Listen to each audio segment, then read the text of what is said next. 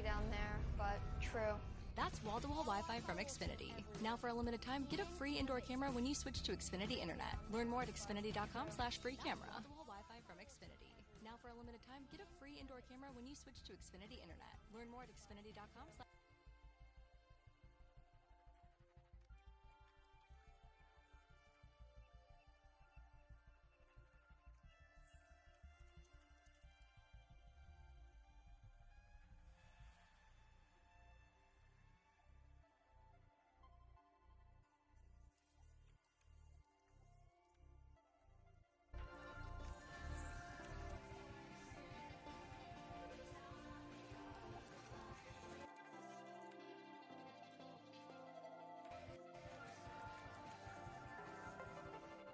Our Wi-Fi works in every room, even the basement. Creepy down there, but true. That's wall-to-wall Wi-Fi from Xfinity. Now for a limited time, get a free indoor camera when you switch to Xfinity Internet. Learn more at xfinity.com/free camera. Wall-to-wall Wi-Fi from Xfinity. Now for a limited time, get a free indoor camera when you switch to Xfinity Internet. Learn more at xfinity.com/.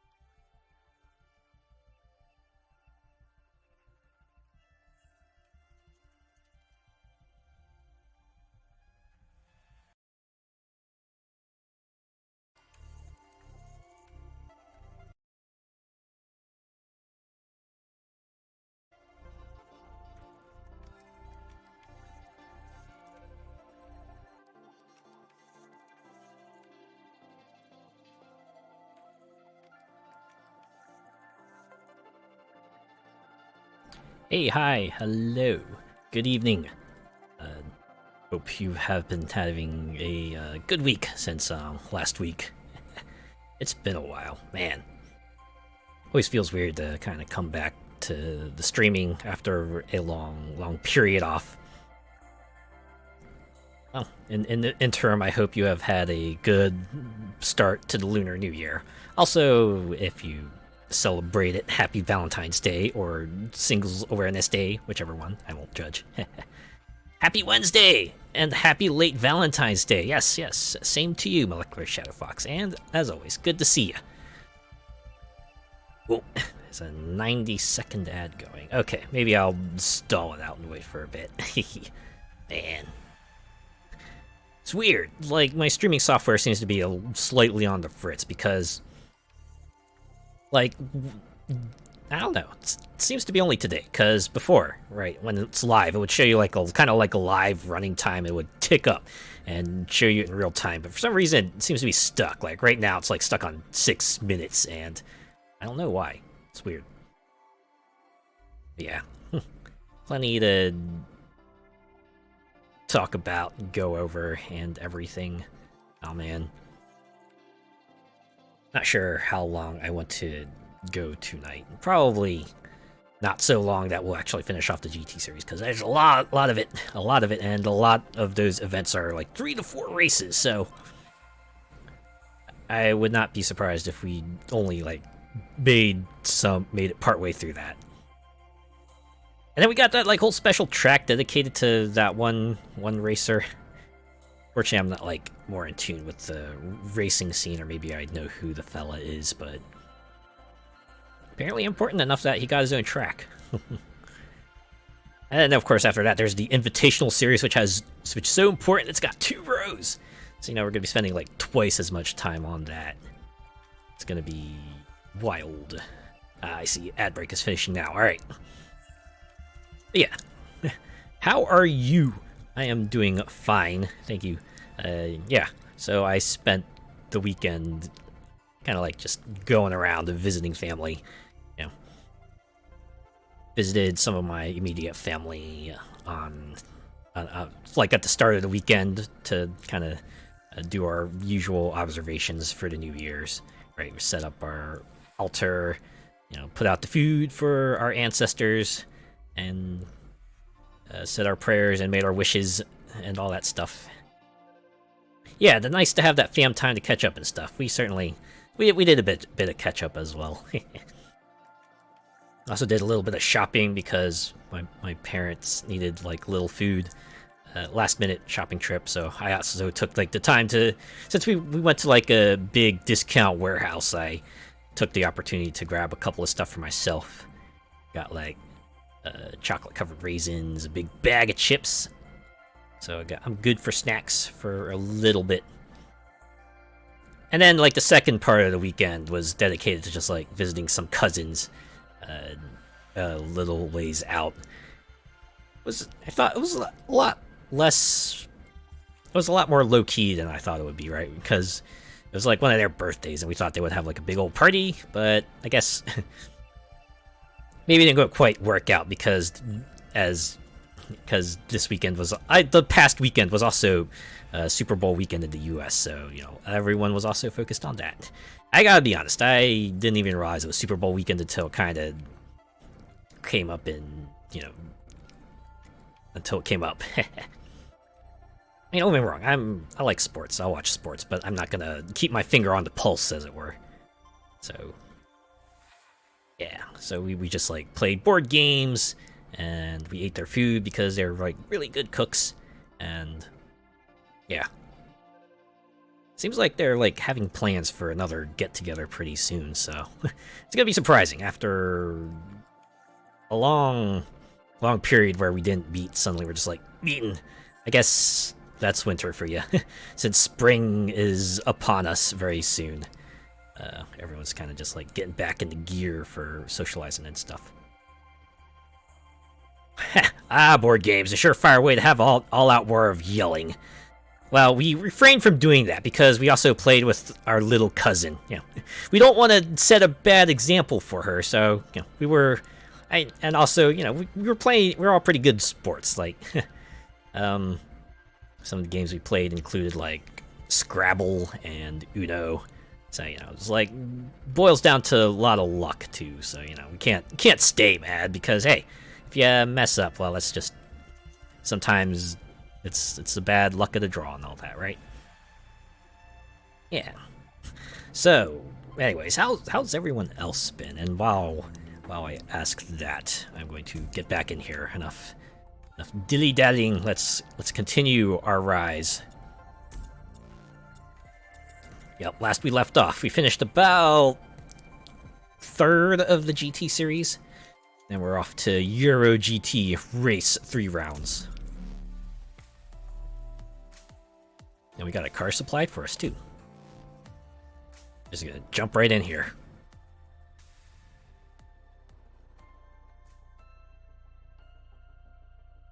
Not bad, really. Worn my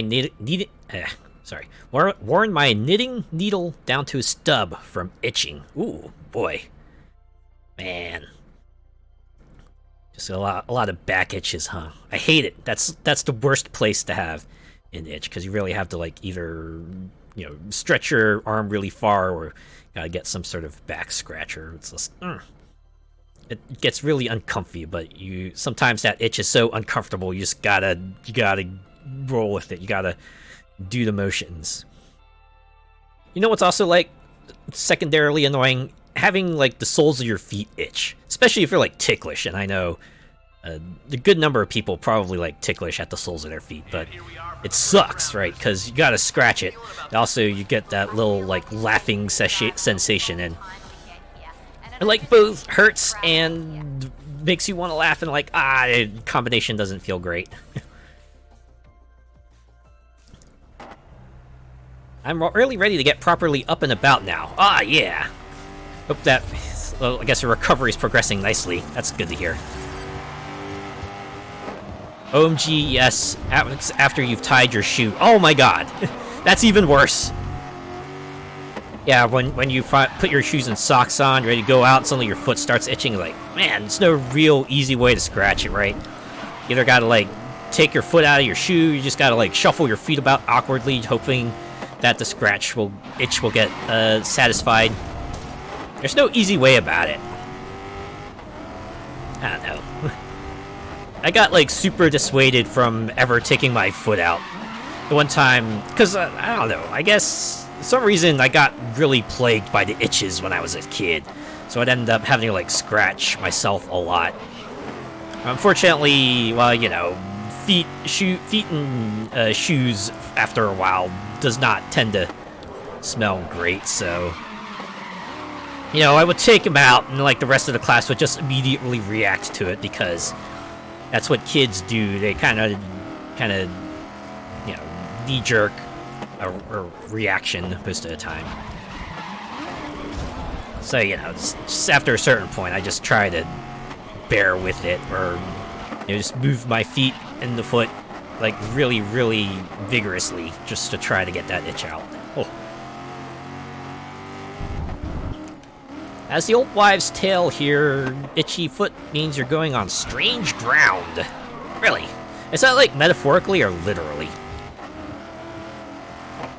Because I could see it going both ways, right? You're like, an itchy foot means you're gonna have some interesting times going up, but it could also mean wherever you're going is gonna be like some really weird terrain.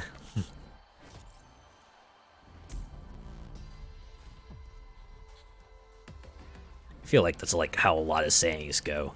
Maybe they had like a literal meaning, but people would just draw parallels to maybe some situation. They're like, yeah, it's kind of like this, right? I feel like that's like a lot of people's nature. They just want to kind of make connections to everything, right? Even if there's like no logical reason for them to be connected, someone's gonna connect things together. It's weird sometimes. I'd rather that than a stone in my shoe. That is true. Imagine, especially since you can imagine like the wrong kind of stone would mess up your foot real good. Certainly not the most pleasant sight, I imagine. Just like bring your foot out and realize, oh, it's been quite wounded by a rock in your foot. And even if it is like, you know, a tiny pebble that otherwise wouldn't harm you, just the fact that there's something in there that's kind of pressing at your foot, just, not a pleasant feeling.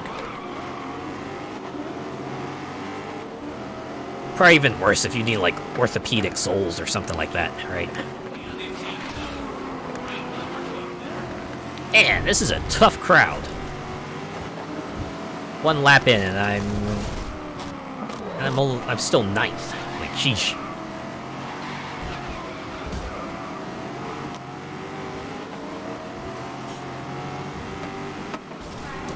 That being said, I guess having a stone in your shoe is probably preferable than, say, having your shoe just, like, straight up stuck in something.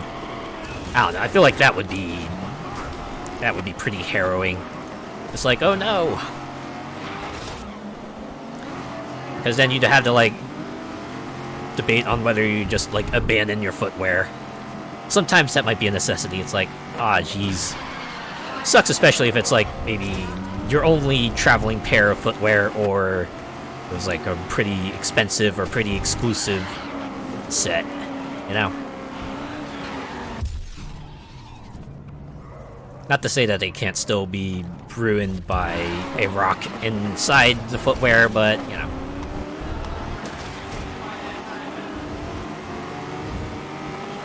Had that before, got my Wellington boots stuck in the mud. Ooh.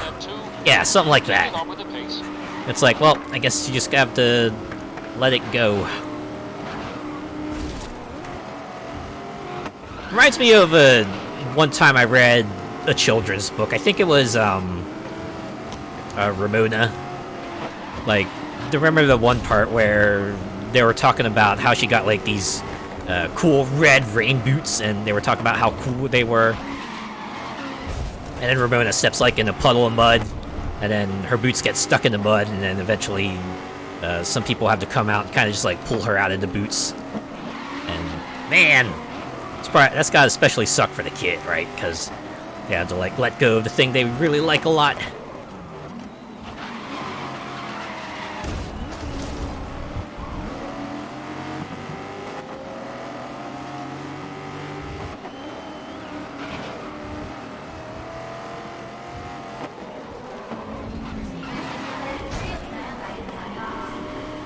Yeah, every kid loves their welly boots. I mean, it's cool, right? You get to go stompy, stompy, and your footwear will stay right on. You know, in rain, they'll also keep them pretty dry if you get, like, a good pair of boots.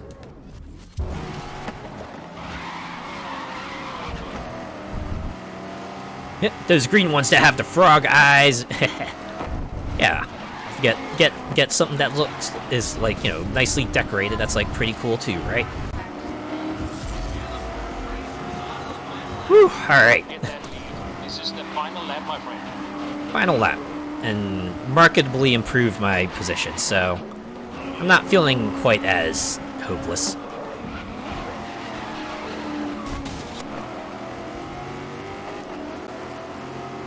That being said, any scrape against a wall would cause me to lose position, so I really need to watch where I'm driving. I should probably, like, drive more responsibly.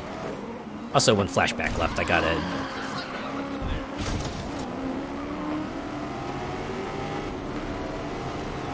They were a godsend as a kid, because I spent a lot of time at my mom's friend's farm. Yeah, that would be a good time for boots when you're out in the wilderness.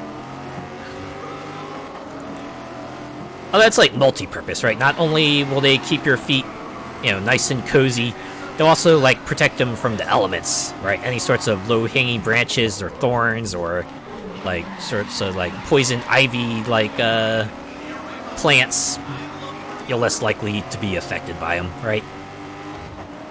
You can safely step through a higher volume of brush and debris, as it were.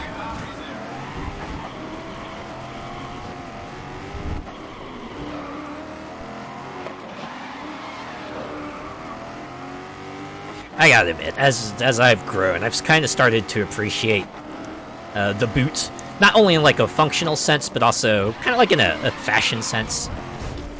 I like a good fashionable boot. I don't know, something about like a taller foot covering. It can look stylish, right? If you get the boot looking right.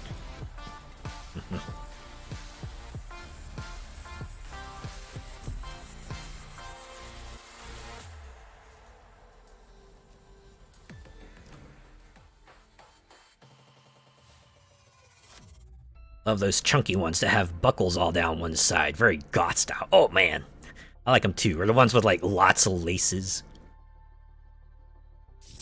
There's like any sorts of boots with like extra decorations on them, right? Could be like a bunch of unnecessary straps, and I'd still be into it.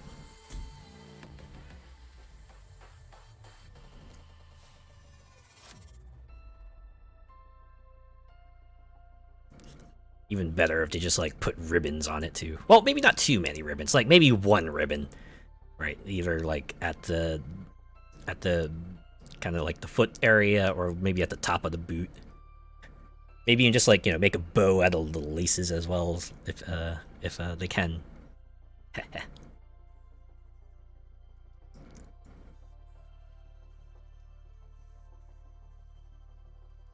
I remember when I was little, I pestered my mom to get me some cowboy boots because I thought they looked super cool. Kind of, they do have an appeal to them, especially if you get like the ones with the like the back things. Okay, maybe not so much, but I always thought of them as like extra support, so if you like almost lose your balance, then you would not anymore.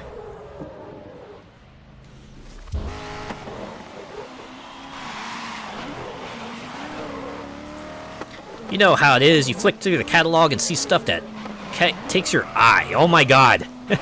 I used to do that so much as a kid.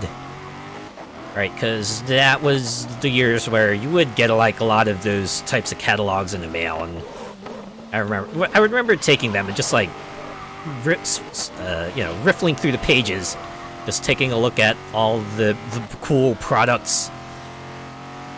I did that with like the newspaper ads as well, right? The ads would be advertising various things they would have on sale, and they'd be like, "Oh man, this looks cool, and this looks cool, and this looks cool."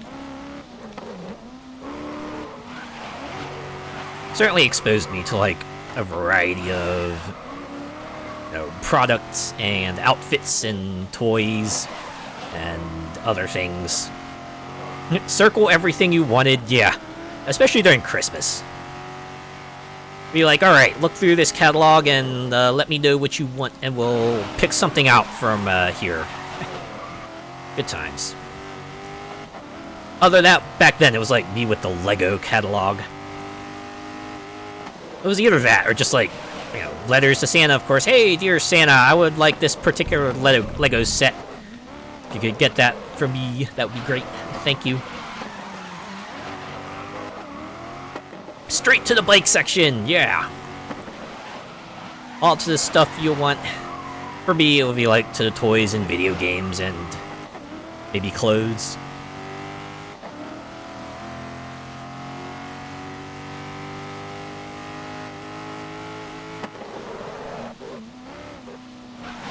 Even funnier is that catalogs still exist, although, you know, it's a very different kind of catalog.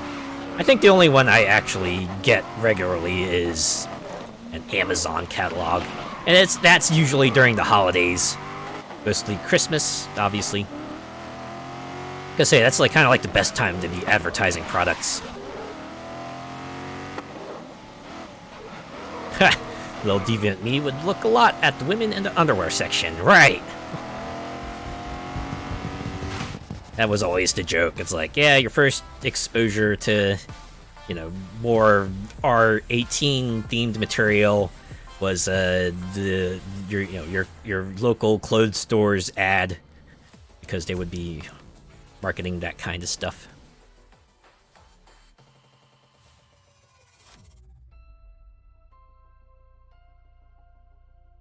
I don't see too many of those kinds of ads anymore. Most of the time it's just like grocery store ads. Of course, that's like a personal thing. I'm sure if I like actually picked up newspapers, I would probably get a good amount of newspaper ads. I don't know. Getting the Sunday paper in my for my family used to be kind of like a big deal.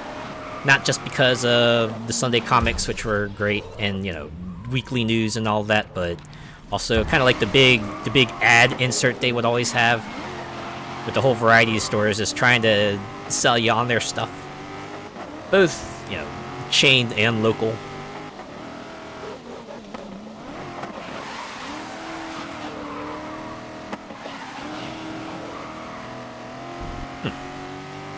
A slightly related note. I'm always getting those ads in the letterbox that supermarket sends out with all the offers and all that. Yeah, I get something like that too. It's like a weekly kind of like ad paper, and sometimes I also get like an envelope that just has a bunch of coupons in it.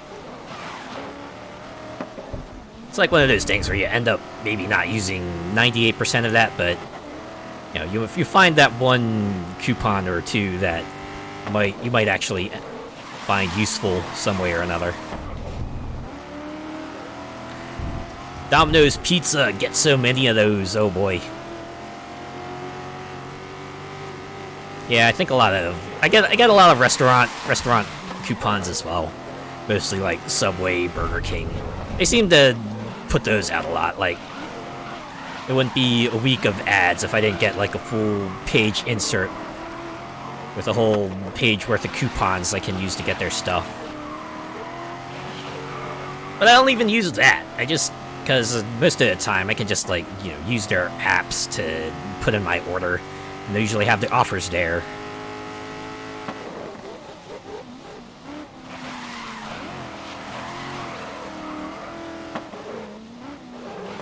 I think for me, I just like mostly get like, well, for what I use, it's the grocery store coupons.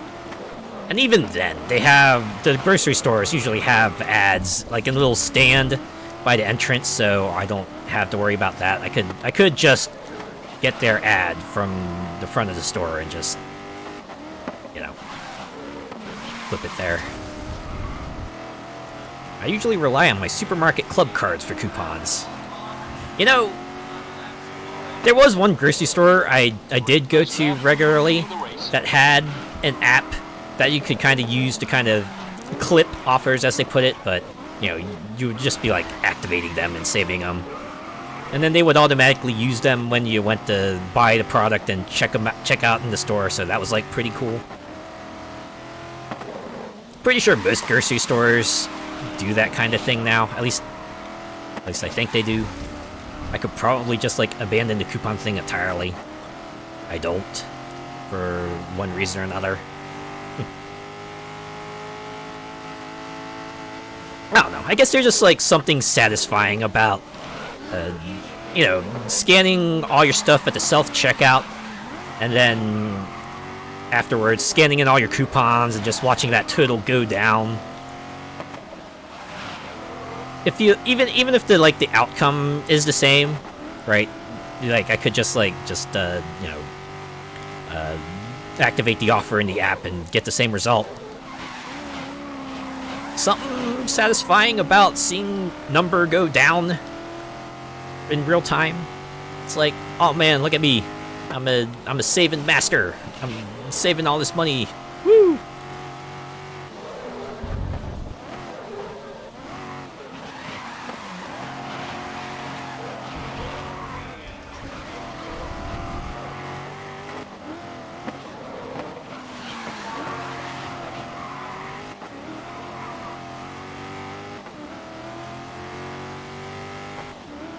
Yeah, how is your saving game? Weird question to ask, I imagine, but I tend to be.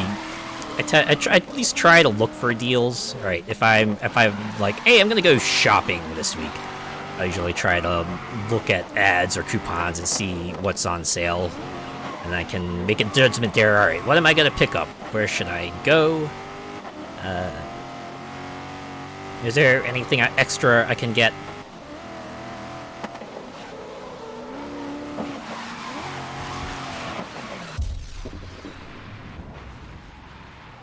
Love the coupons we get in the daily free paper for McDonald's and stuff. Can get a Big Mac for $2.99. Oh man.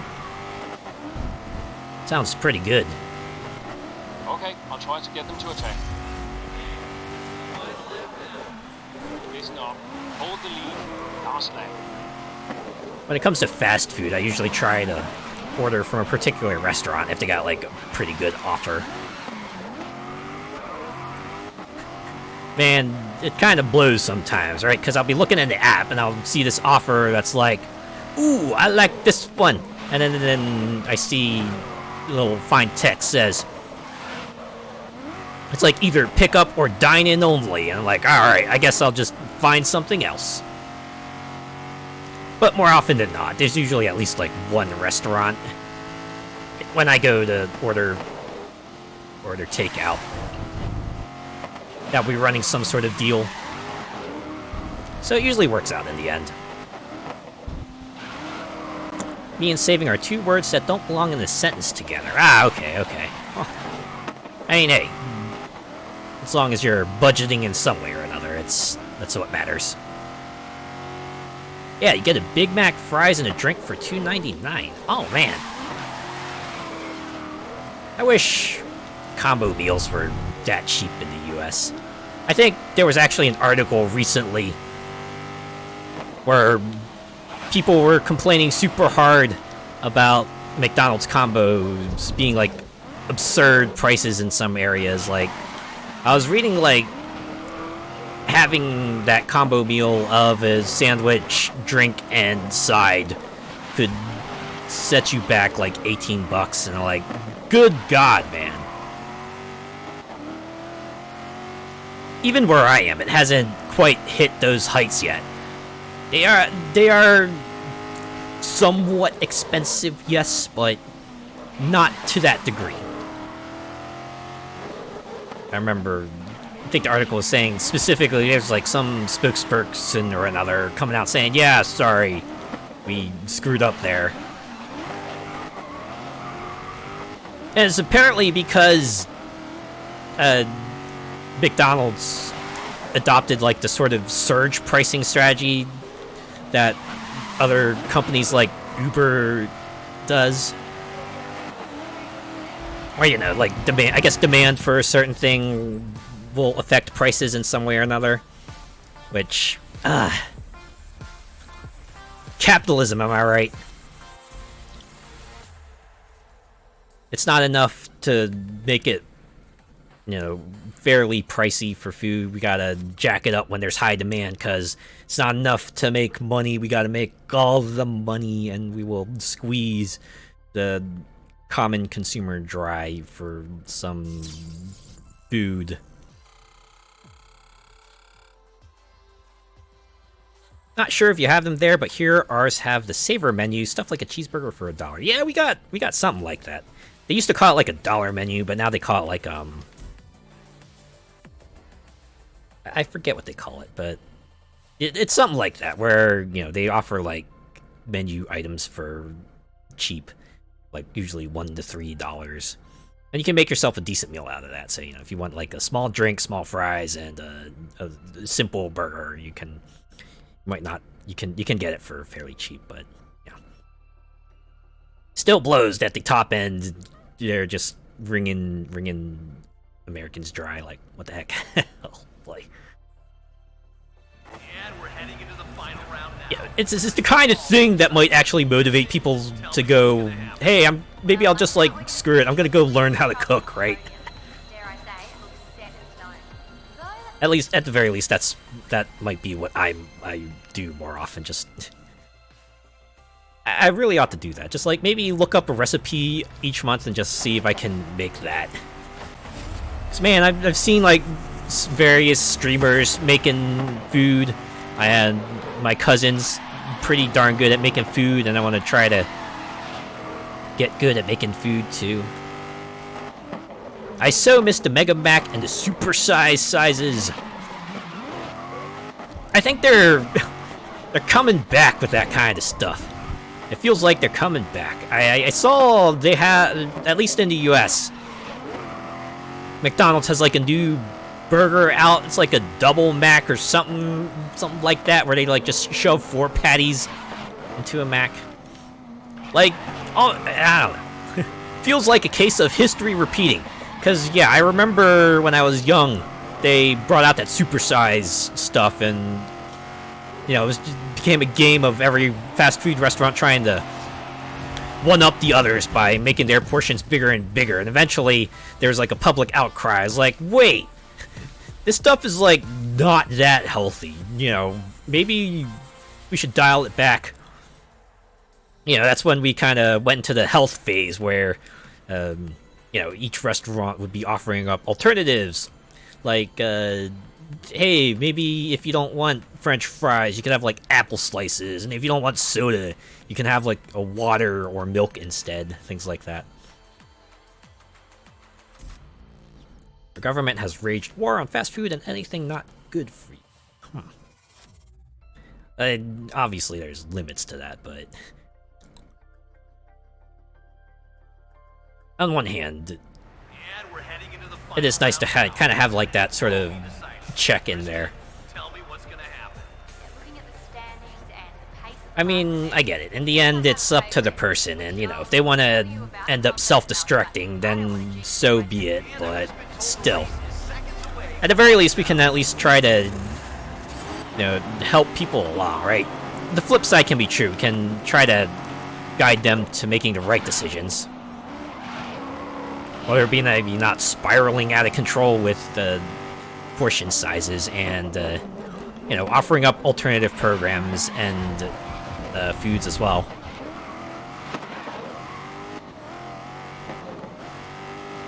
You know it's bad when your teacher, you know it's bad when you get your packed lunch checked at school. Teachers confiscate any junk food. Huh.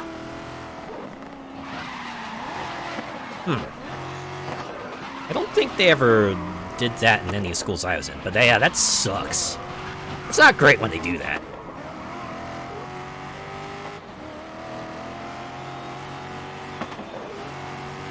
Well, I guess I should amend that. Good start. Hold the lead. Maybe they shouldn't take food, but maybe if they like see, I don't know, lunch bag tends to be nothing but like junk food or something like that. That might be a cause for concern. I don't know. Of course, then the course of action should be maybe just like call up the parents going, hey, did you have like any trouble or anything? And then you can kind of work from there. But yeah, just like confiscating junk food.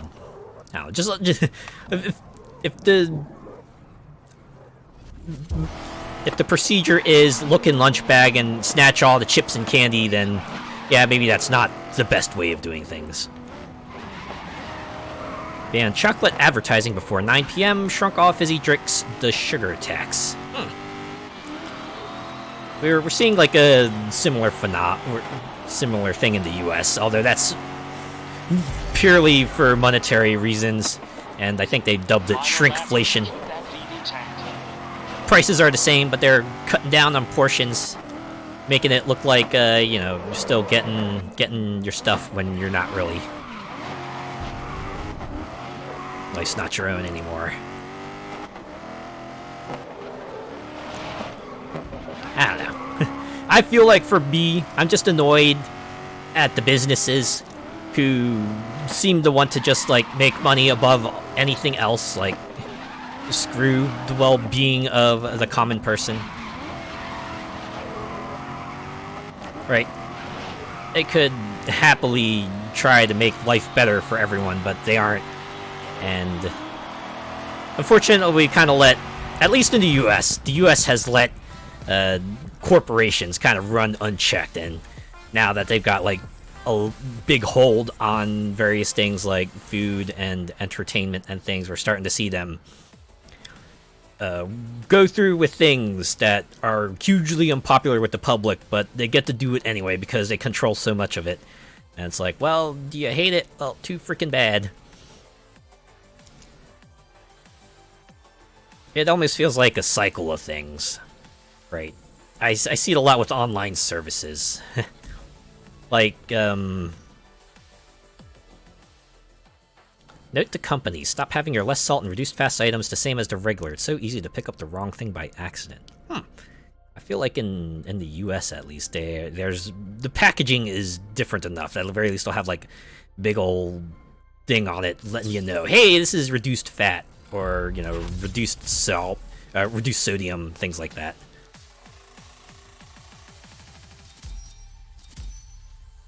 Yeah, as I was saying before, I think actually I was reading recently about Crunchyroll. Somewhat related. I saw they were shutting down Funimation. They're just like straight up closing it. And the thing that people got super annoyed there was that I guess Funimation was letting people like kind of buy series and you know, have them in like a library of sorts. Hi, hello, a smile for happiness. Hey there, welcome. Thanks for checking me out. How are you doing? Alright, while we're here, let's go to Spy Plus GT Super Cup. Go in here, we got our car as usual. Ooh, and thank you for the follow. Yeah, thank you so much. You're doing well. That's good to hear. Good. Give with one hand and they take away with the other. Yeah, because I guess, yeah, Crunchyroll did merge with Funimation like a couple years back, and you were looking around on Twitch. Well, I'm glad you decided to hang around here. What's my favorite car? On a purely design level, I like Lambos. They kind of like that cool sort of angular, sleek design that I like from their cars. Again, stylistic thing. I haven't driven one personally, so I can't say how that is. Found our resident wandering VTuber. Yep, that's me. Yeah, good one. You don't mind me asking, what's your favorite car? You know, brand or specific car, or just like, you know, maybe a general design or anything like that. The Ferrari 488 Pista. Ooh, a Ferrari fan, huh? My brothers are big Ferrari fans. They said that that's like partially because, you know, among the sorts of luxury car brands, that's one of the more affordable. And yes, I know that's in terms of, hey, instead of being like millions of dollars, these are maybe 6 digits in cost, but that's the kind of numbers you're dealing with. Yeah, because I did tell them, hey, I like Lambos, and they told me, yeah, you know, those are like really expensive, right? I'm like, even if they are, right? It's not like I'm ever gonna own one, so I'll just enjoy them from afar, as it were.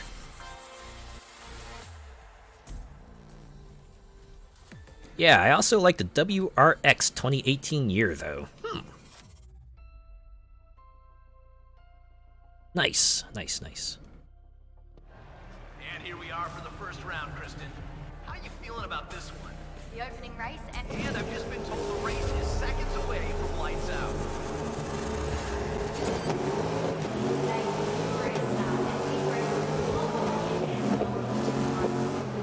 But yeah, as I was saying before, yeah, Funimation is getting shut down, and I guess kind of the thing that's really irritating people is that their purchases aren't getting compensated in any way. It's like, yeah, if you bought some shows from Funimation, well, you're out of luck, right? You're not getting anything back. And then the other thing people got super duper irritated about was that the yearly plan is increasing in price. At least in the US, it was like $60 a year, and they're upping it to like $100 a year. And that super sucks, because you know, if you don't want to go with Crunchyroll, your options for anime are a bit more limited, right? It's like High Dive and the High Seas, and you know, apart from that, that's it. But yeah, that was just like an example of the company, you know, getting like that sort of stranglehold on the market and deciding, yeah, well, we're gonna go screw everyone over now because, haha, we got most of the keys. But yeah, it's gonna be a cycle of that. I imagine maybe enough time, perhaps we'll see a competitor. Maybe High Dive will be the one to kind of start being compared favorably, and people will perhaps start using it more.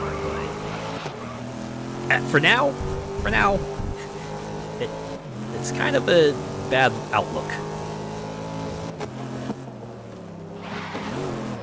My parent is going to get her WRX tuned after February. It's a 2018. Whoa! Nice.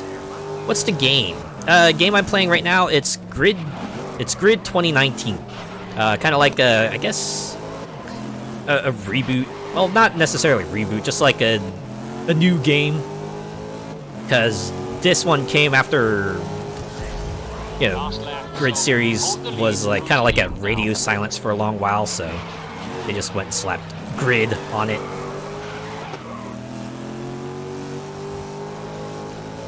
Oof! Always comes down to the money. Yeah.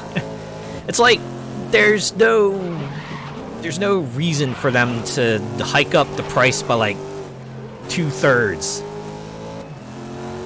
Just feels like they're really just looking at the pure profit standpoint. It's like, oh man, if we increase sub price by 2/3, we're gonna get so much more revenue. Let's do it. Of course, they don't care, right? People might protest, they might cancel their subscriptions and leave, but they don't care. As long as the number go up, even if it don't go up as much. They will sit at the top and just count their stacks.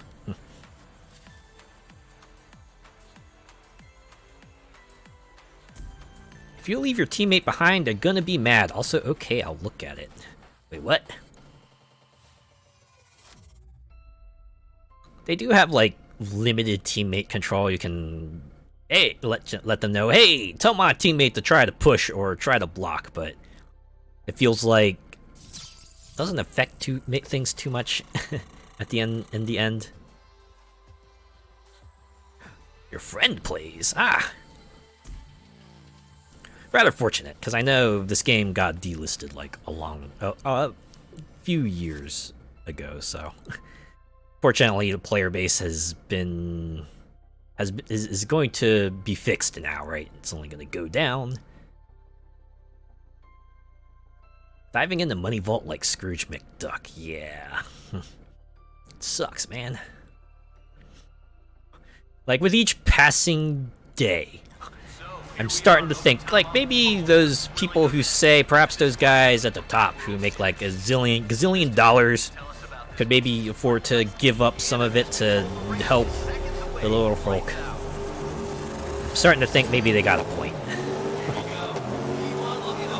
Happy V-Day, by the way. Yeah, happy Valentine's Day to you too. Hope it went well, right?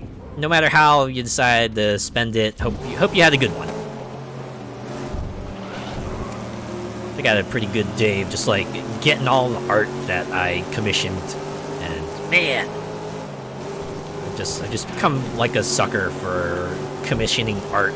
Like, boy, something real satisfying about Okay, don't be surprised if they're gunning for you. giving a person some money and going, hey, think you could like maybe give me a drawing that looks like that has my character, like, you know, doing this and dressed like this and looking like this with this.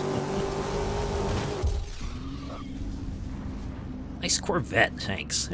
Send some money this Foxy's way. Lol, I don't get anything but some gifts from my mom, but it's all good. Hey, you know what? It's the thought that matters, right? And you know, as long as you had a good one, that's in the end, that's what matters. Don't get me started on commissions. I gotta admit, I'm still trying to, you know, rein myself in when it comes to things like that. It's like, whew. You know, I don't want to go too hog wild, but there are some folks out there, you know, who got like some pretty cool things out there, and oh man, they just said they're taking people in now. Better apply because they only got so many slots open.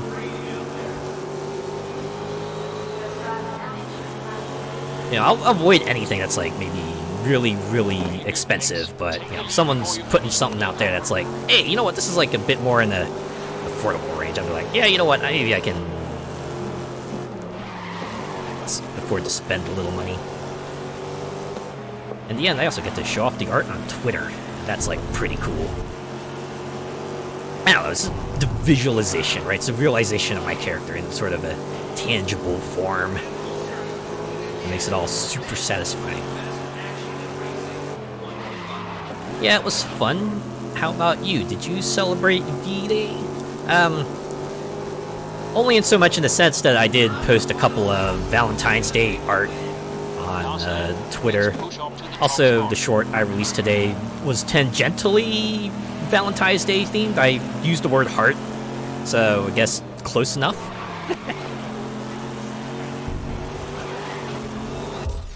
Nice!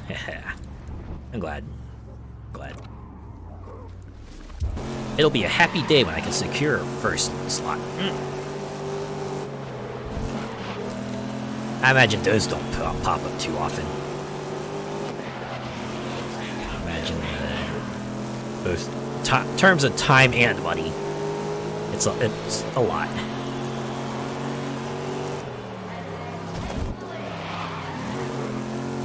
Like, when I was kind of hunting around, finding someone to, you know, make a VTuber model, they're all pretty busy because, you know, everyone out there wants to be a VTuber, so.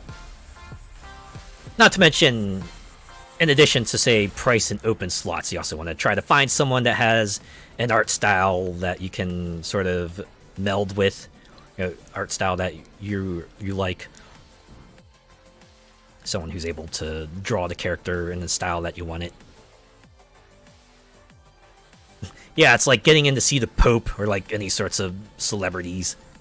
Like, you go to a con and like, oh yeah, we got you know, a signing session with this famous fella, and they're going to be available for an hour.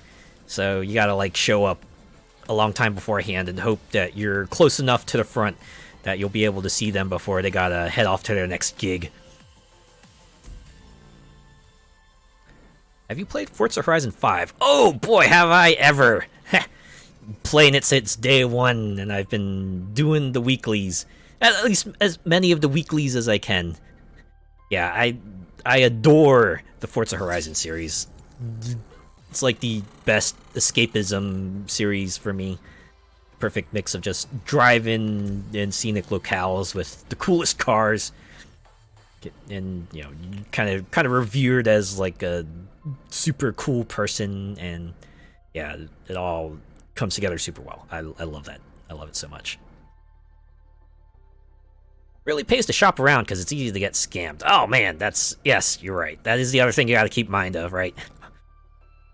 Gotta pay real close attention to the people you might be interested in. Just, you know, look at reviews, look at feedback they've gotten, maybe look at their stuff, make sure that everything's on the up and up. I mean, thankfully, I think I've managed to find someone who's done pretty well. Like, I got the model, I got some details of my model back from them, and it's like, oh boy, loving this so much. I think at this point, I'm kind of waiting for the rigging to finish, right? They're in the process of getting it rigged, so yeah, once that's done, I'm like, oh boy, it's all gonna pop off from there. Yep, that's how I was with the artist who did my profile pic. I love her style, and it stuck with me. Yep. You know, sometimes you just find that one, it's like, oh boy. Right, just everything clicks about it, right? The style, the other works they've done, the kinds of characters they're willing to do. When you get it all, when it all falls into place, it feels real good. Yeah, I love that game. I sold a whole bunch of my cars, got 2 houses, and a whole bunch of cars. Yeah, I love that they added properties that you could buy in 4 and 5. A bit more important than 4 and 5. Yeah, it was alright, but those feel like they scaled it back. Forza veteran here. Been playing since the very first Motorsport, way back when. Ooh, a long runner. Yeah, that moment. It's like when you see the work in progress and it's happy squeaks and noises. Oh man, I actually had that recently. Like, person I commissioned was going like, yeah, here's the sketch. How's it look? I'm like, oh my god, you've done so well. This is exactly how I've envisioned it, right? From all the references I gave them, and they were like, yes, I will put this together, and you just come back and like, yes, exactly how I wanted it. Oh man, did so well.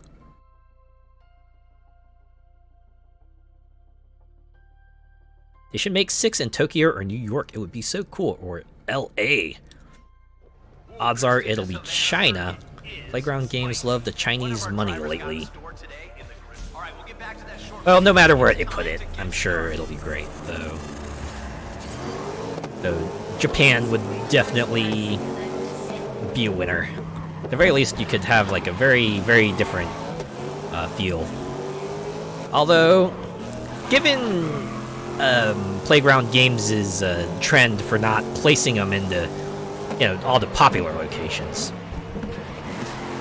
I imagine if they were to place it, like, you know, in a Southeast Asian country, they would pick one a bit more out of the way. It's like, yeah, every Forza Horizon they've picked, right? You know, they have them set in certain countries, but it's like the specific ones they pick. They aren't the ones that first come to mind. Right? When you think about it, it's like, yeah, the most popular areas in, say, France, Italy, Australia, UK. They didn't pick those. They picked different ones. Still model them accurately and put in all the important landmarks and stuff, but I can respect them for that. Yeah, imagine if they did, you know, place Horizon 6 somewhere, they would continue that trend. Couldn't say specifically where, but I imagine Horizon Japan would not be in Tokyo at the very least. Ooh, hydrate. Yes, thank you. I will get to that as soon as I can. They should add cops and blinkers too. I feel like that would be something for like another Forza spin-off. I'm not sure if Horizon might be the spot for that. It's like more of an escapism series. I know they did Forza Street, but if I remember correctly, that was like just a reskinned version of another game. But if they did something like, say, a Forza Street, right, a proper Forza Street, like a Need for Speed style game, that might be the place to add a police aspect. Either way, 5 is my last Forza. I'm retiring from the competitive racing in Forza. I never started. I feel like that's like a thing I probably wouldn't do too well in anyway. Especially after playing multiplayer sessions with my friends. It's like, yeah, everyone else online is way better than I am, so you know what, I'll just leave the competitive scene to the pros. I'll just enjoy my cathartic release of driving around. What do I play on? I play on Xbox. I play on PC, actually. I used to play on Xbox until, like, very recently. Because up until, like, maybe 2 years ago, my PC was an absolute potato. Like, even a small game would, like, take a little bit to load on my computer. Like, I remember starting Killing Floor 2 on my old computer, and it would take maybe a minute or two to, you know, get to the main menu and stuff. But since I got a new computer, I've been playing primarily on the computer, mostly because the computer I have right now can actually run, you know, the higher end games at a decent rate. So yeah. Yeah, Forza Horizon 5, I've primarily played on the PC. Even, although, you know, 4 and before, I actually played on Xbox One a lot.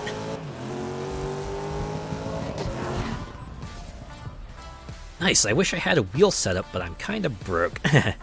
Yeah, I know, I imagine those wheels, especially if you want, like, some good ones, pretty expensive.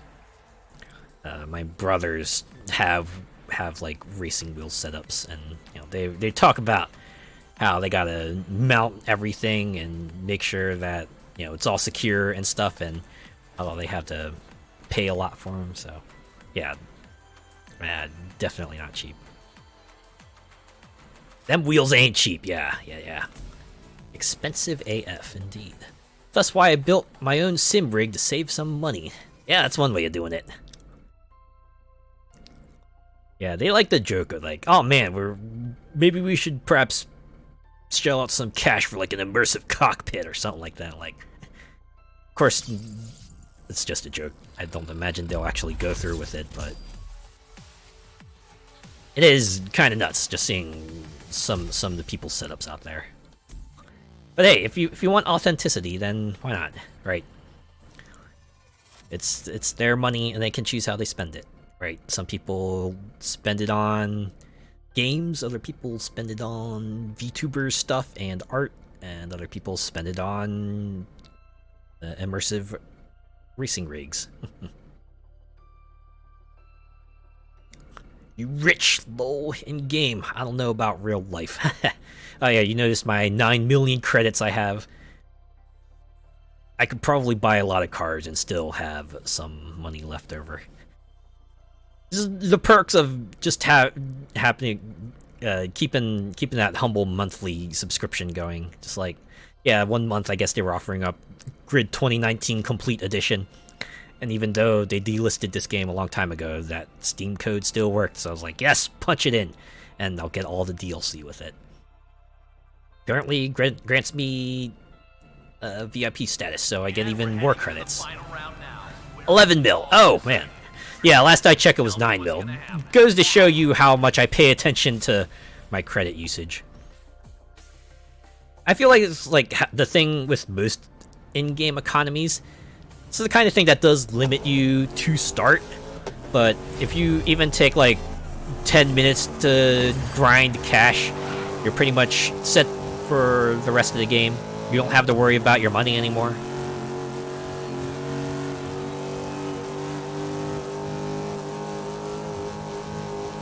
Think of all the cute outfits you could buy with that 11 mil. Ah, man, if only. Could you imagine? Just a character customization shop. You like Forza Horizon style, just choose an outfit for your driver.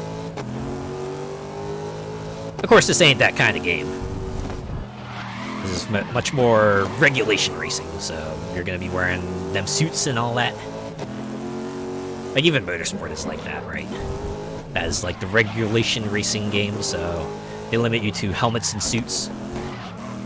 Although I do remember 7 does offer up like full coverage Santa suits and things like that, so yeah. They aren't afraid to get a little silly. What's my favorite food?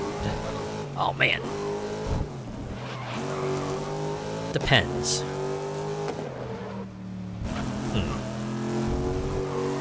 I think in general, I like sweet things, like candy, baked confections, and fruit. Like, give me like a good ice cream, or a cake, or cookies, or chocolate, or donuts. I'll probably eat it, and especially if it's like strawberry flavored. I like strawberry flavored things the best. I also like regular strawberry fruits, nice and tart, and especially if you could combine with bananas or stick them in a milkshake, that's when it gets real good.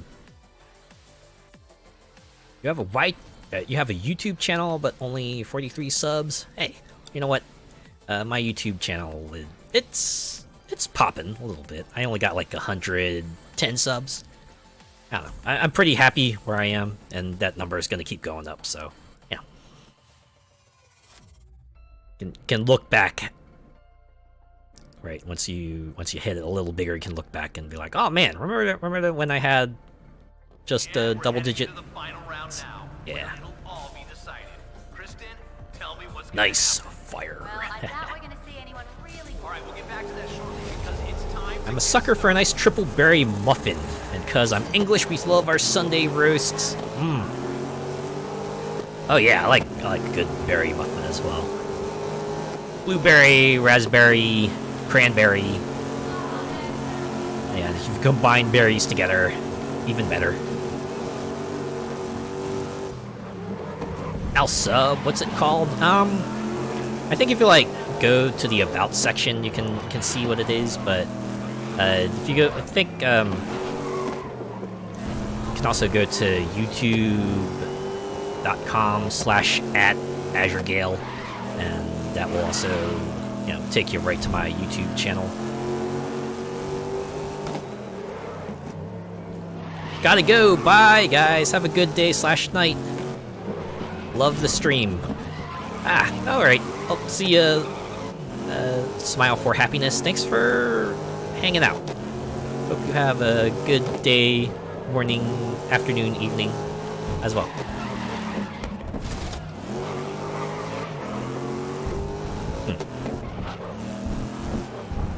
When it comes to more savory foods, I got a couple favorites there too. Like a good chicken fettuccine alfredo. It's got all the things I like in there. Pasta, chicken, and a good dairy-based sauce. And you combine them together, and it's like real delicious. I also like New England clam chowder for sort of the same reason. It's like seafood and sometimes potatoes. And a good cream-based broth. And, it all comes together pretty well there. I saw on Twitter someone recently shared their clam chowder they had, and it was also in a bread bowl. It's like the perfect combo right there, right? Finish eating your soup, and then you can eat the bowl. Super economical. Or if you want, you could break off parts of the bowl and dip them in the soup and have it that way. And that's also good.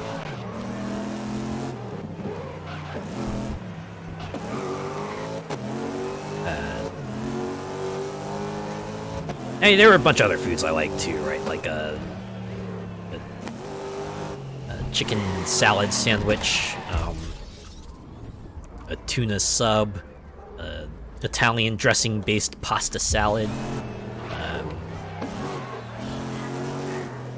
like bacon cheeseburgers, pepperoni and sausage pizza, hot dogs. Yeah, I could be here all night if we wanted to talk about food. Food, it's like a pretty good topic to go on, because, people will love talking about food. Like, several streams I frequent, the streamer loves talking about food. It's just a good conversation piece. Talk about the stuff you like and how you cook them, and maybe pick up some techniques on how to make your food even better. It all works well together. Take a baguette, take out the middle, and fill it with fries. That's good eats right there. Oh man, I think we have something like that. Like one of the places I go to, one of the things they offer is a sandwich. Right, it's like a club sandwich, and they just put fries in the middle. Works pretty well. Or you could also do it on your own, but the fact that they specifically offer it as a menu item is pretty fun. A famous one here is fish finger sandwiches. Ooh! Imagine, that's like when you take those sorts of fish sticks and then you lay them in a row on a piece of bread. Right, put another bread on top. Have it that way. Probably put a spread on it too, whether it be like mayo or anything else on it.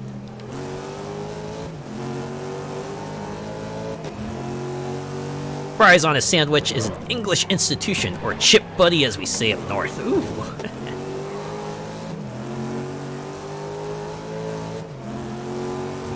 It's just like one of those things that makes sense, and I guess if you want to consume your food in a quicker manner, it's probably a good way to do it. Personally, I like to dip my fries into some sort of condiment. 9 times out of 10, ketchup, but I can also do barbecue sauce, so... But yeah, I've done something like fries in the sandwich. It works out pretty well. I've also done like a similar thing with chips or crisps in a sandwich as well. Adds a nice crunch to your sandwich. And again, lets you efficiently consume your meal. You won't have to worry about eating your sandwich and then your chips. You can just eat them both at the same time. And it goes well together.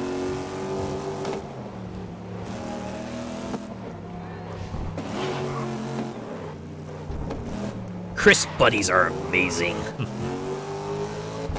You always see that as like a life hack of some sort. Yeah, if you put chips in the sandwich, you'll get that nice crunch, and it's amazing. Ham and some ready salted crisps is amazing. I bet it is. I remember long ago. I think I was reading. Forget where, but like, there's like a sandwich recipe I read about that. One of the ingredients was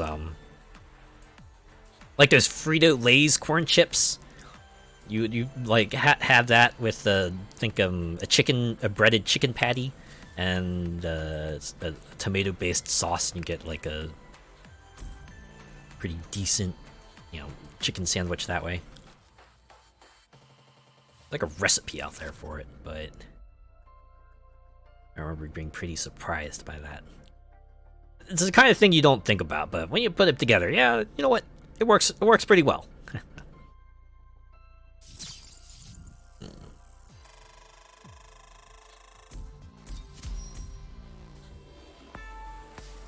Hey, there we go. Another event in the bag.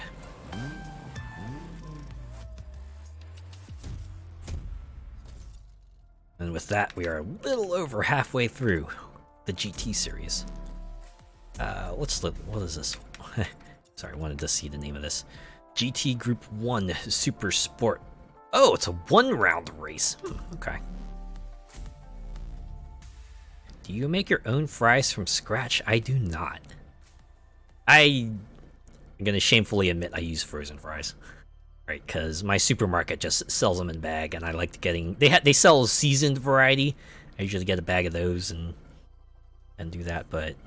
It's the kind of thing that probably wouldn't be too hard to make yourself, right? It's like, make sure you get the right oil and you fry them well and all that stuff, and... I imagine even if I have just like a pan or something, I could probably make some decent fries. Super easy, yeah. It's just the act of doing it. Maybe I'll do that. It's just peeling spuds and chuck them in a chip pan. Right. It's like one of those things where even if I look up a recipe online, there's probably few enough steps that I could reasonably get them done.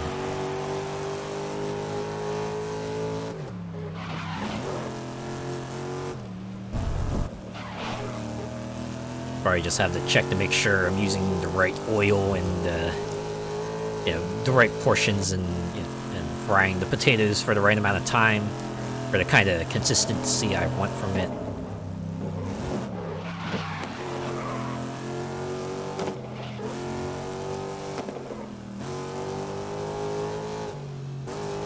I like to watch my tablet while I'm peeling the spuds. I do have my own tablet, and I have used it before. When I was like making other foods, I would just like queue up a video or a stream and just have that playing in the background. Actually, I had like USB speakers for my computer for that purpose, so that when I go and cook something, I could just like fire up a stream and have that playing in the background. Passes the time because it's such a mundane thing indeed. That way you're just not like sitting with your own thoughts. You kind of have like some sort of background thing going on. I'm sure there's a paper on it, but it kind of just like helps you focus on your task. Although I know for some people, you know, they have to just like put up music because any sort of spoken thing will distract them. Right? Anything with like, say, sung lyrics would throw them, which I get. We all have our ways to kind of, you know, manage things. I personally do well enough with even like a small conversation in the background, but I know other people prefer, you know, just sounds or music, and that's perfectly fine.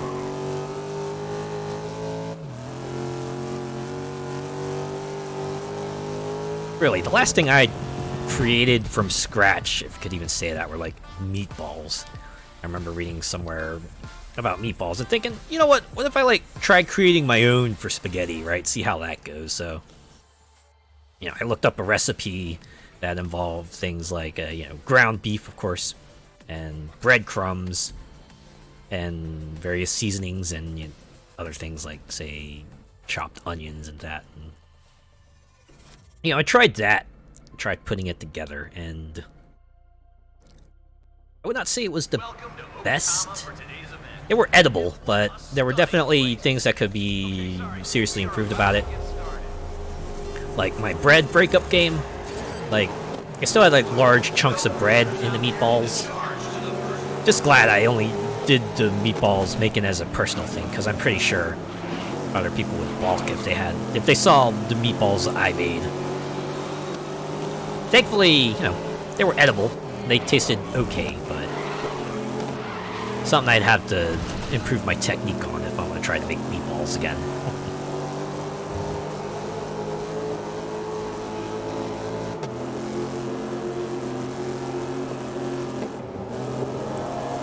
I end up dancing and doing air drums and stuff. I have a music on while preparing food. Ah, yeah. Sometimes you just can't resist, right? You gotta try to accompany it. I get it. I find myself, like, doing air drum and guitar strumming as well if I listen to certain songs, and it's like, gotta watch myself, right?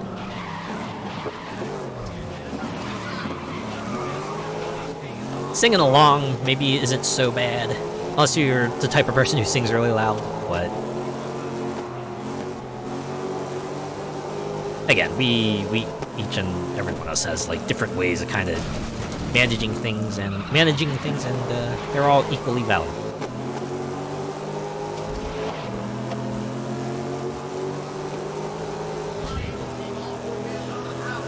Yeah, before meatballs, the other thing I tried preparing from scratch was like a chicken soup, and of course it's chicken soup, right? Hard to mess that up. And if you would believe it or not, I still messed it up.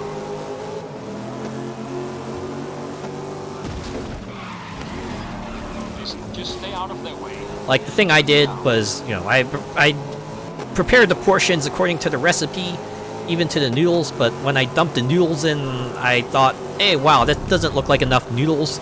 So I put in more noodles.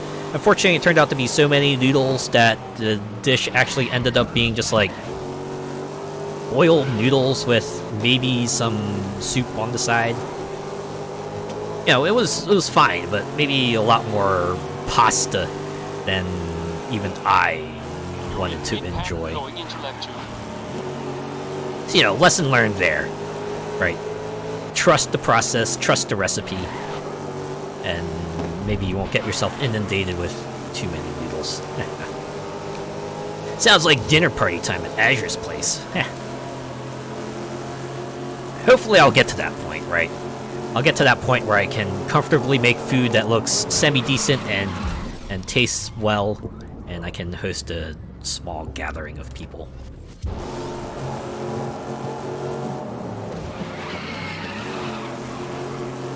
I think my favorite recipe I've done pseudo from scratch actually was the one Easter.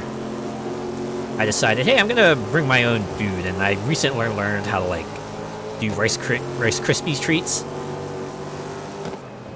So what I did was, just do the recipe as usual, right? Add the crisp rice cereal and the marshmallows.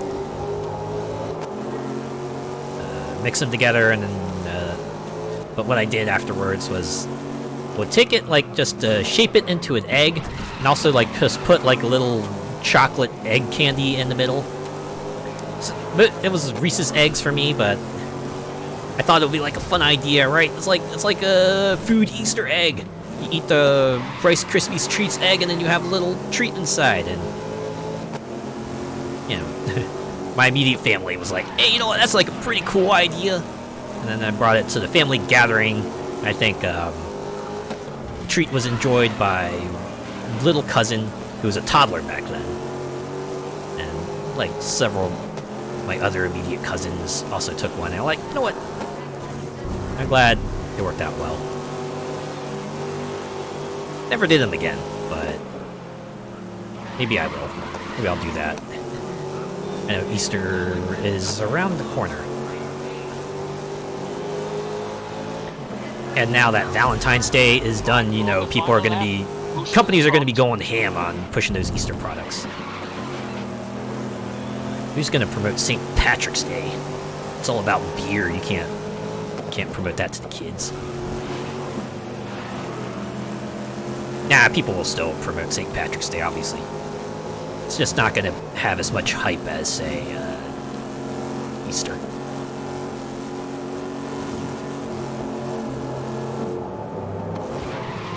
Can't go wrong with those, yeah, exactly.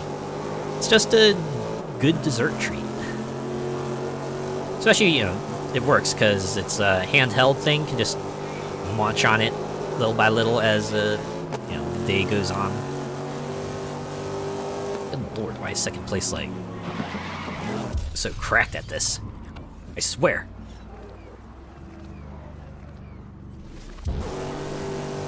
Even driving okay seems to only get me close to them. The heck, track limits exceeded? Alright. Yeah, I can see where they would kind of ding me for it.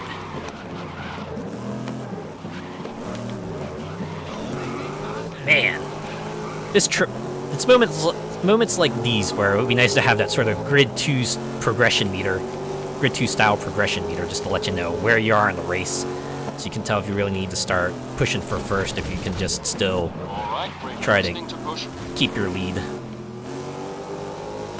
Right, they can't attack at the moment. For Easter, you could put Peeps in the middle. I considered that too, actually, but I figured, since the Rice Krispies treats already has a lot of marshmallow as it is, figured I'd do something else. Right, because, like, one of the variants of Rice Krispies treats you see does have, like, chocolate and peanut butter, so it's like, hey, why not put a chocolate peanut butter egg in the middle? But yeah, I could see a case for Peeps. It's like having that, like, super sweet marshmallowy center, with a little bit of sugar in there, too.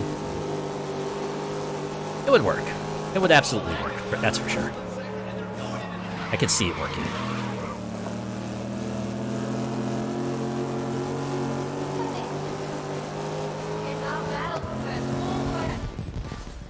Man, I am super looking forward to tomorrow, because, boy, the post-Valentine's Day sales are going to be so sweet.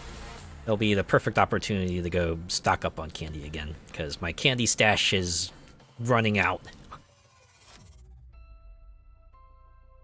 Right, I got it, like, post-Christmas. And I got enough candy to last me these 2 months, and now I gotta restock. Gotta tide me over until 2 months, and then Easter will come and go, and then I can go for the post-Easter sales. And just like that, another trophy for the books.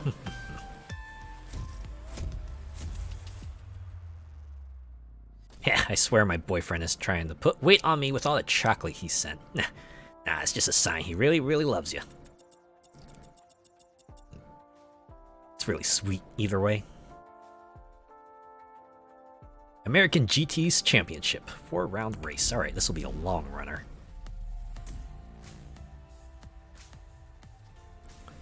But yeah, I know what I'm doing tomorrow. Once lunch break hits, I'm going to be hitting up all the local stores and seeing what sorts of discounts they have on their candy. I'm like, yep, I'll take one of these and one of these and one of these and just pick up whatever bags they might have left over.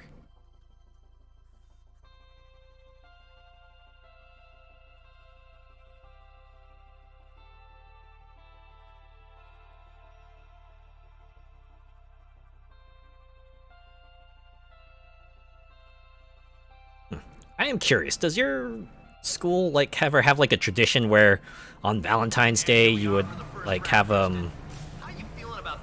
like sorts of little cubby hole style box where you would put little cards in for your classmates? Because I used to do that in elementary school, right? It'll be like you go out to a store, you get like one of those boxes that has you know, like 30 sorted Valentines or whatever. You know, you'd give them to all your classmates. Some, of course, would be more sought after than others because they might have candy or fast food coupons or things like that. Something that might have some sort of tangible benefit. And you, of course, you could also get the ones that are like super duper crafty and look real cool, but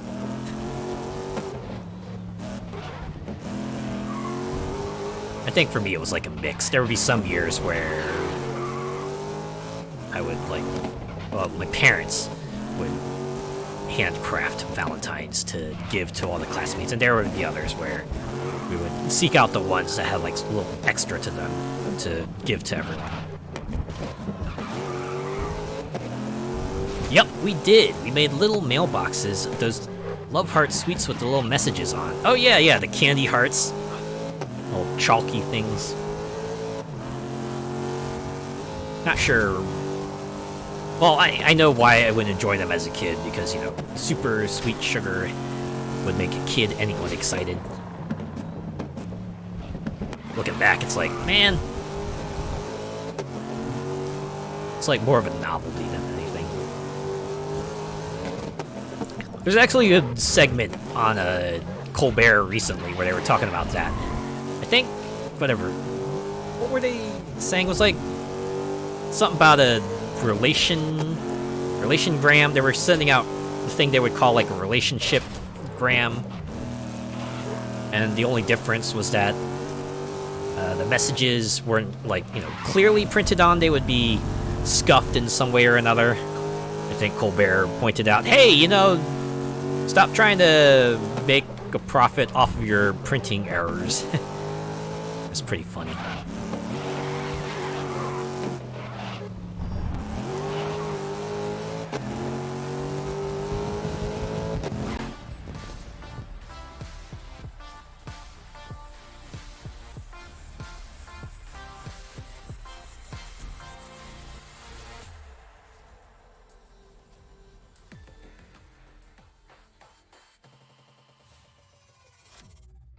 Yeah, it's like the one thing I like about holidays, the candy. This is fun seeing the kinds of variants companies will make, like everyone, like every season you see, right, Reese's coming out with their seasonal thing, right? Valentine's Day, it's like, hey, we got like Reese's Hearts, and then Easter will be, of course, Reese's Eggs, and then Christmas you'd have like, you know, Reese's Christmas things, Reese's Tree. And Halloween with like Reese's Pumpkin. Can't tell, I love Reese's peanut butter stuff. Back then, everyone assumed everyone is straight. Yeah. It's rather unfortunate. Still got a ways to go there, but at the very least, you know, sections of people understand that there is a spectrum to sexuality and gender.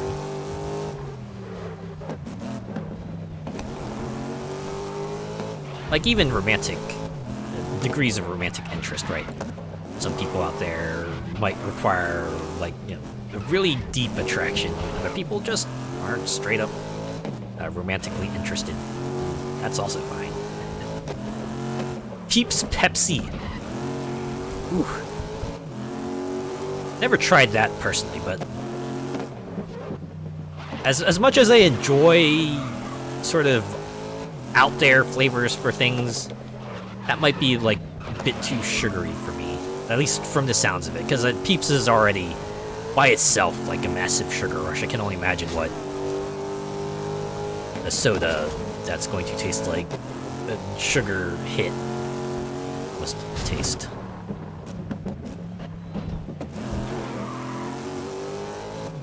Diabetes in tin, exactly.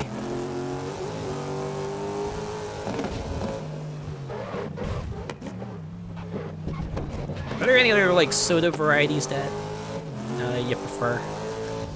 I think for me it has to be like cherry colas. Give me a cherry Coke and I will happily gulp that down. I like a good cherry Coke. Apart from that, it's like lemon lime sodas, so Sprite in general. I really like Sprite. I think it's mostly because it does not feel overly flavorful. I know it's lemon lime, so clearly there's flavor, but you know, as far as sodas go, it's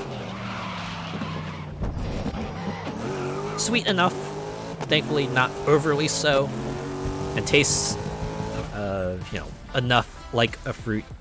At least my mind says it tastes enough like a fruit soda. Honestly, most of the sodas I like have like some sort of fruit flavoring to them. Like I liked when Coke had the orange vanilla flavor for a little while there.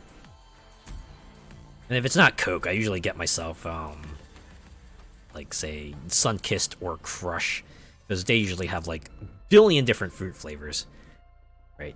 It could be orange, it could be grape. I've also seen pineapple, blue raspberry, strawberry lemonade, cherry, peach, did I say pineapple? Well, I'm saying pineapple again, among other things. So yeah, all that to say, I like fruit sodas. I also like fruit juice. Fruit juice is good too. I like a good apple juice or grape juice or lemonade or fruit punch or tropical fruit punch.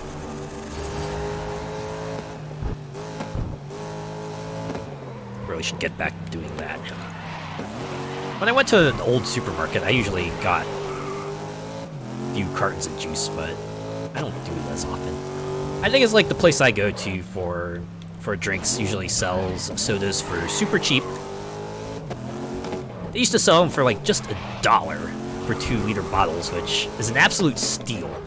And recently they've upped it to like $1.30, but even that is still fairly cheap, all things considered, so I still get my sodas from them.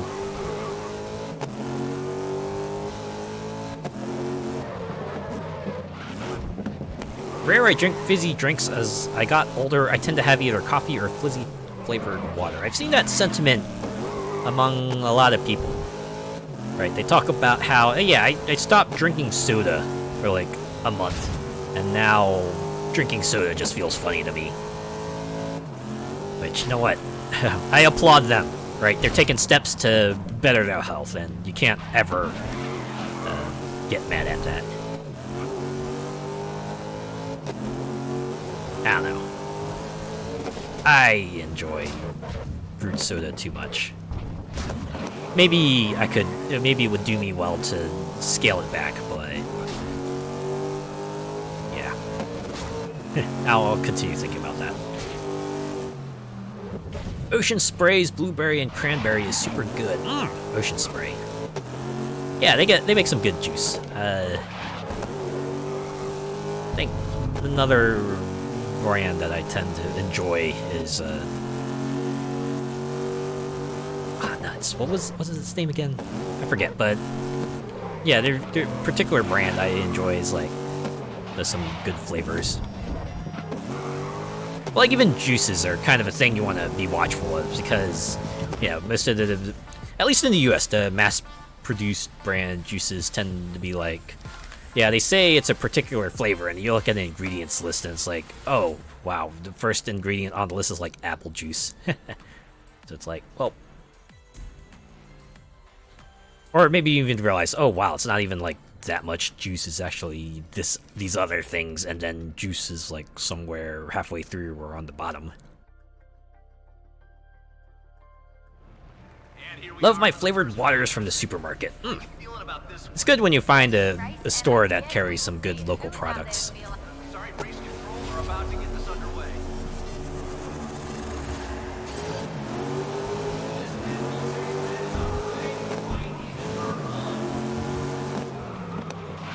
I think it was like a few months back where I did take a trip to a corner of town I normally don't go to, and I decided to just like maybe hop into a local store there because it would be my one opportunity to do so.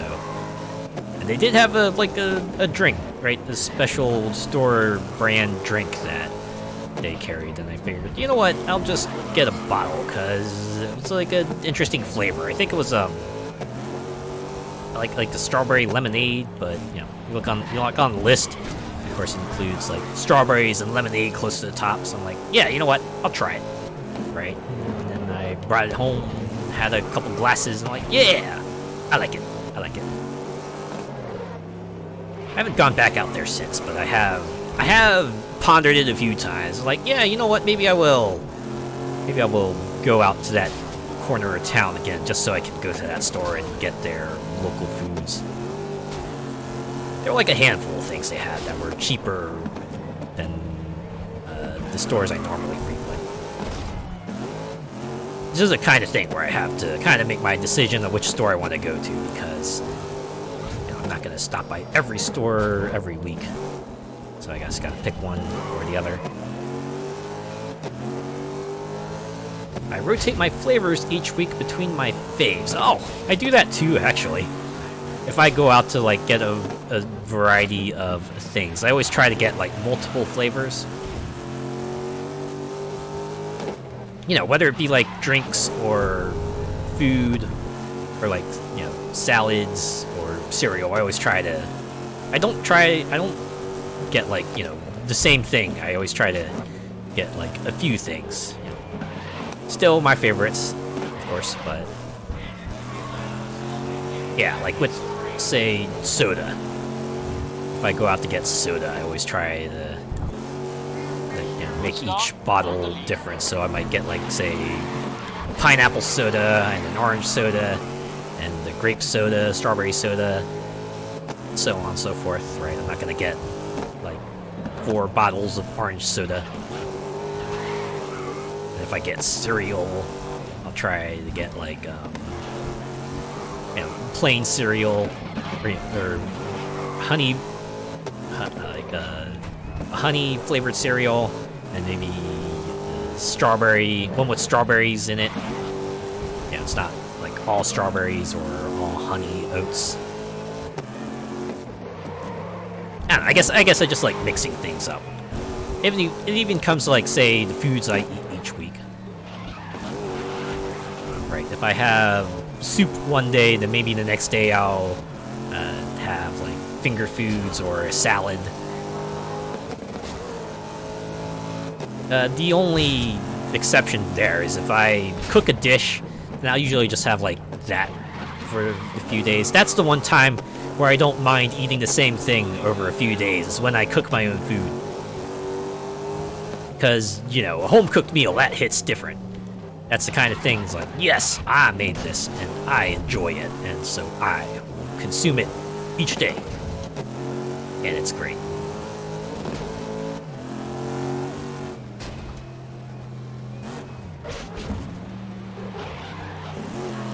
I rotate between strawberry, blackberry, and grape, apple, and raspberry, and lemon and lime. The lemon lime one tastes like Sprite. Ooh.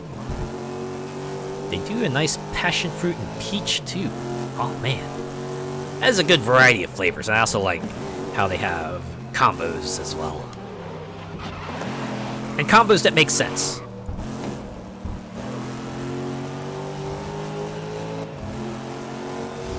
Like, man, I would enjoy good raspberry, lemon, lime, Hold the lead through to the end now. fizzy water.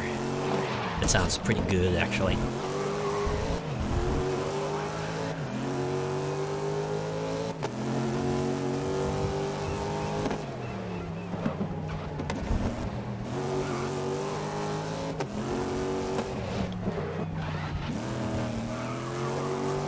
Some are bland as hell, like orange and elderflower.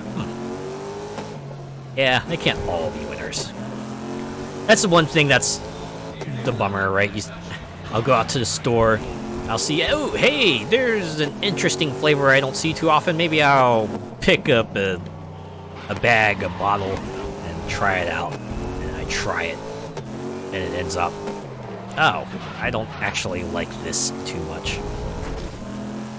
But I guess that's the kind of risk you take, right? It's like, hey, you know what? Maybe I'll give this a go. And sometimes it works out, sometimes it doesn't.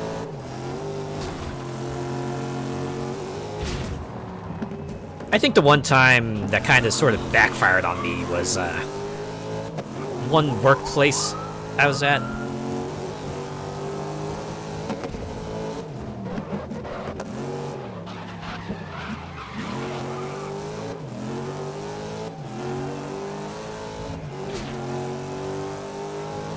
The one workplace I was at had a vending machine. I was like looking through it, man. It's like thinking, hey, I'll get a quick snack. I'll get a quick snack to eat. One of the options I saw in there was horseradish chips, and this was before I knew what horseradish was. And I thought, hey, you know what? That doesn't sound like that's not something I see too often. Maybe I'll get a bag. Got a bag. And then I, decided, I put the first chip on my mouth, and I realized, oh my god, holy cow, my sinuses, my eyes! I ended up scarfing down the entire bag because, hey, I'm not gonna let food go to waste, especially that I paid for, but now I know what horseradish is, and I will make sure to maybe not consume it in large quantities. Yeah, you see new on it, and it's like, oh, I'll try that. Instant regret. That was me with the horseradish chips. Spending the next 3 hours eye streaming and nose running. I mean, give it credit. It's a really freaking good sinus clearer, but yeah. I definitely was feeling the burn for a while there.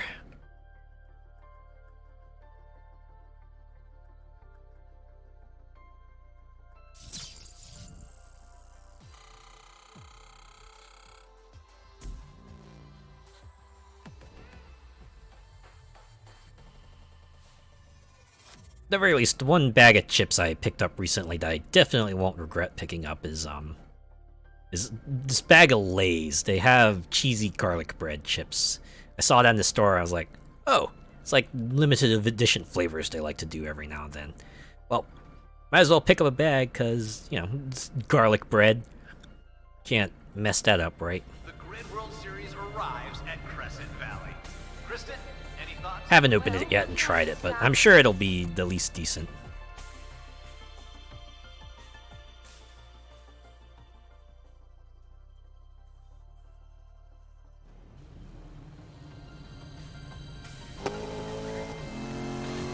Some of those limited flavors need to be a regular thing. That's what a lot of people say, right?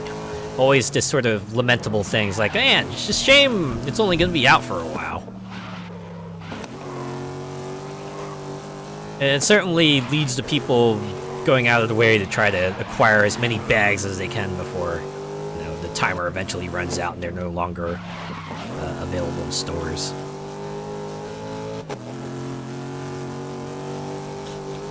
I think that actually happened a while back when Lay's was offering up like a biscuits and gravy flavor. I think I had like some friends that were super into that. And we could only find it in like a particular region, so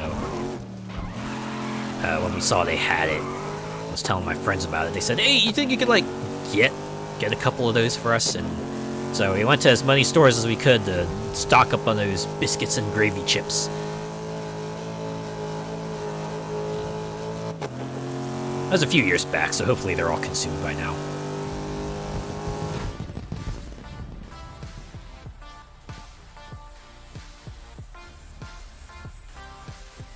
We had one a few years ago, Coronation chicken flavor. They were so good, but only lasted a couple of weeks. Haha.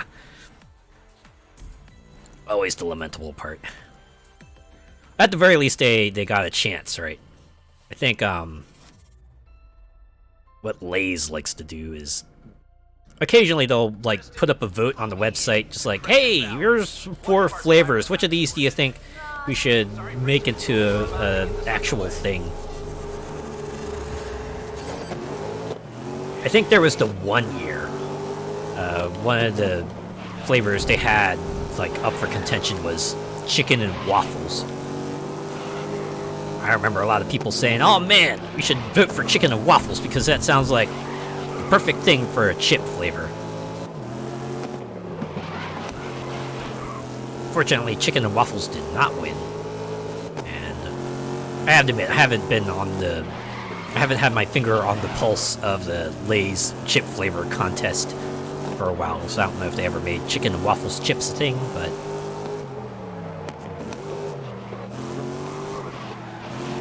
that would be like one of those things that would have been pretty good, because chicken and waffles is a surprisingly decent dish.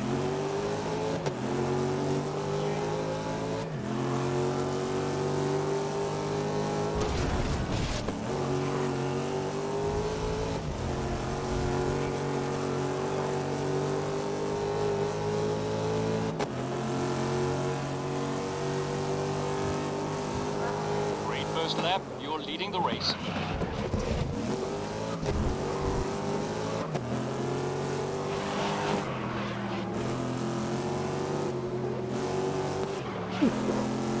Sorry, I had something in my mouth there. Makes a change from the usual cheese and onion, salt and vinegar, etc. That's true.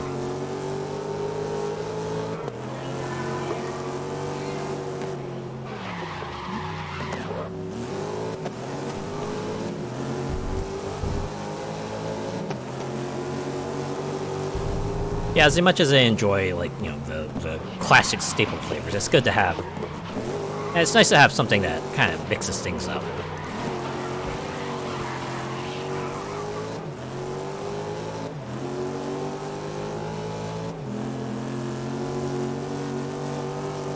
Like, don't get me wrong, I enjoy my good sour cream and cheese chips like any other person, but sometimes I want something different, you know? Sometimes I want maybe a smoked honey barbecue or ketchup or pizza even. Prawn cocktail is a very popular flavor here. Seafood chips.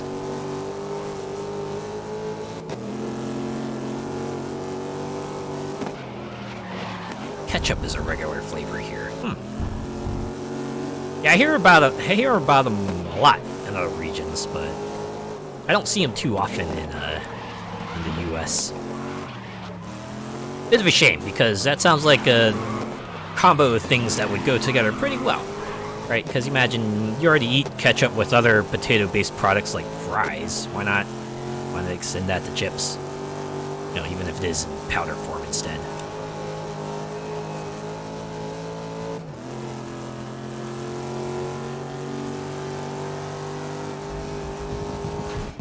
Oh, first place. Let's go.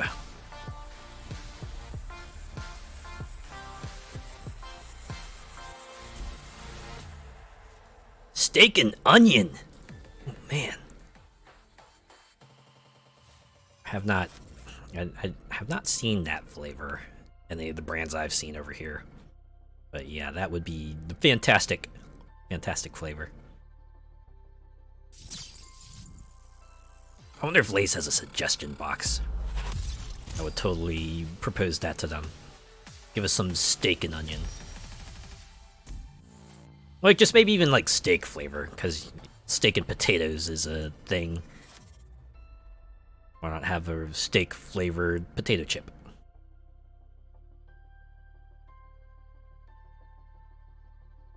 Yeah, hit up that contact us section. Right, even if it ends up in a bin somewhere, at the very least, you'll make your voice heard. Somewhat. Maybe a little bit. This is Indianapolis, the pride of the Midwest. Kristen, any thoughts before we get underway?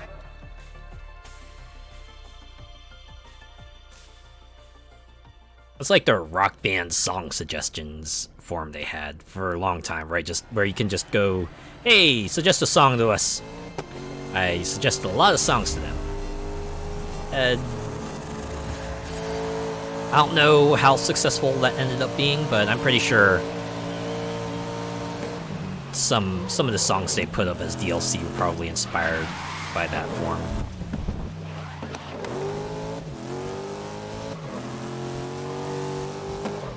I suggested so many Weird Al songs to them. And now with their DLC run all done, we only have one Weird Al song in Rock Band. And that is a bummer. Because boy, howdy, I could. So many other Weird Al songs I think would have been fantastic in a rhythm game. Wait, really? Oh, right. The left side must not be part of the track.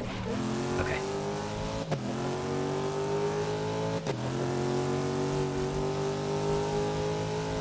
Ah, well.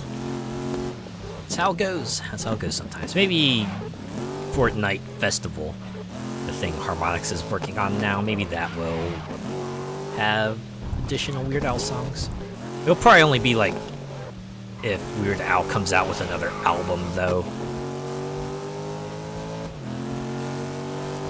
No way they're gonna rifle through the back catalog for songs to put on there. We even get a Marmite flavor. Whoa! Marmite flavored chips.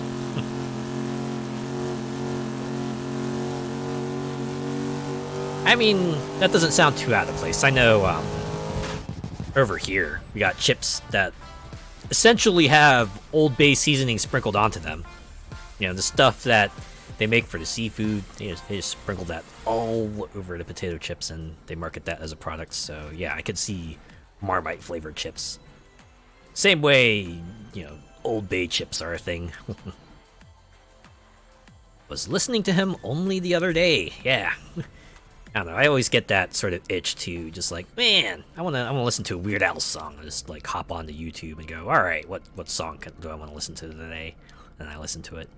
And the Grid World Series comes to a town that is no stranger to motorsport.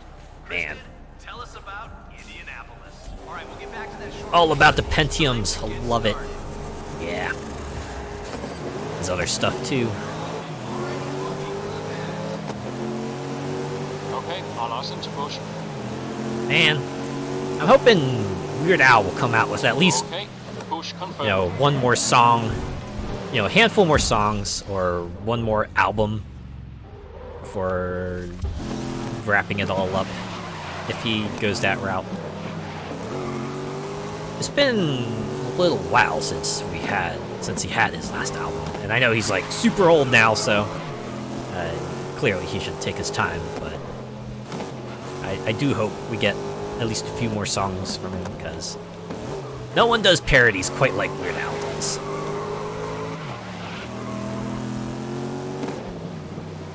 Man is a class act through and through.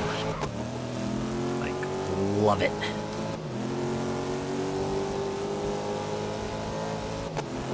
I'll Sue Ya needs to be the Karen anthem. Ha! It's kind of funny how well that song resonates, even to this day. So, you know, the super litigious fella still exists. So having a song that kind of just, you know, pokes fun at that sort of person, man, still resonates super well.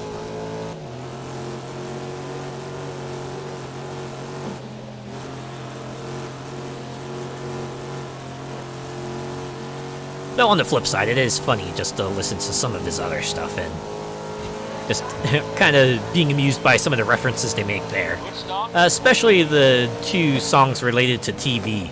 I Can't Watch This and Couch Potato. It's like some of the shows that Weird Al mentions there. It's like, oh, yeah. Not quite as much of a thing as they used to be. Like, I think it was I Can't Watch This makes a mention of America's Funniest Home Videos, which, you know, big deal back then, and maybe not so much these days. Because, hey, who needs to wait for a TV program to watch all your funny home videos when you can just jump onto YouTube and see all of it immediately? Like, American's Funniest Home Videos still exists to this day, and I did catch an episode a while back, but they definitely source their stuff from YouTube now.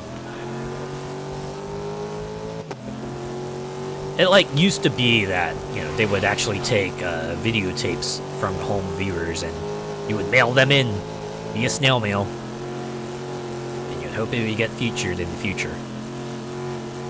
But now it's just like, yeah, you just go up to YouTube and hit it. Like, even other shows have kind of started incorporating that sort of stuff into, you know, their programming. I know Jimmy Kimmel Live always likes to open with some sort of unrelated internet video for each of their shows.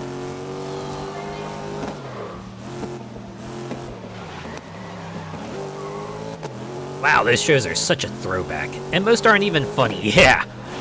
Yeah, when you look at it these days, it's like, ooh, boy, how did I ever find that funny? Especially since a lot of those videos tend to depend on, like, sort of physical humor, right? They end up with some person, you know, getting hit or taking a really big fall. And these days, I can't look at it without wincing, because I was like, oh, ooh, jeez, I hope they're okay.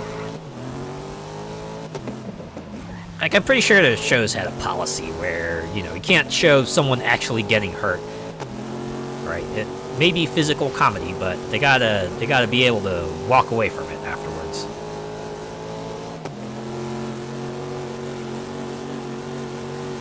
Our equivalent was "You've Been Framed."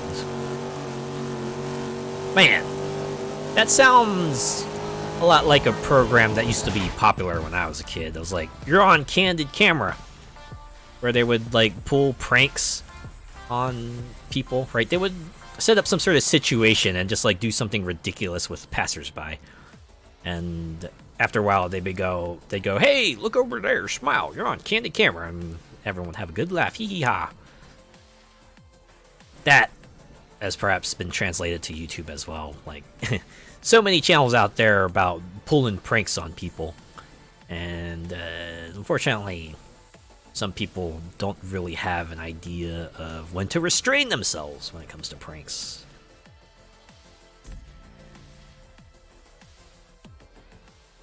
How many of those fail vids and try not to laugh do you see on YouTube, and people streaming to them too, right?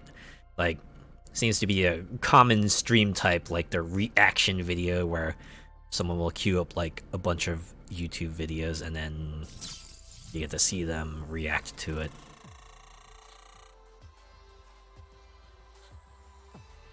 Or, like, clips of streams, too, where something funny will happen, or someone will say something funny, and you just see it get clipped.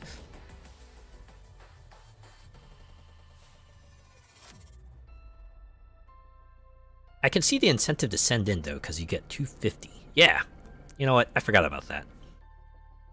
The monetary compensation bit for your 15 seconds of fame. And hey, money is money, right? Probably wasn't as bad back then, because it being the TV, and since, at the very least, for America's Funniest Home Videos, they had the wherewithal to not really say anything else about the person. They'll just, like, react to what happens in the video. They might not say anything about the people in there. Certainly been an exciting event, hasn't it? And to win, they are gonna have to leave nothing on the table. Okay, sorry. We are Although, now that I think about it,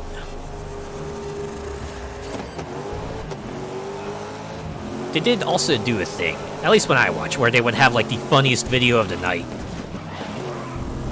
Or, you know, they would like have the people featured in the videos, at least 3 of them, and then you could do like a phone vote of which video you think would be the funniest video of the night, and those folks would get like a little bit of a cash prize. But even then, it's not like they ever, you know, gave their full names or addresses or anything like that. They just... I imagine they would get featured on the local news maybe, but other than that, the avenues for kind of, you know, interacting with everyone on the internet was much more limited back then, so, you know, people would have a good laugh about it, and eventually the fame would fade over time, and you could go about your normal life. These days, that might not be as easy.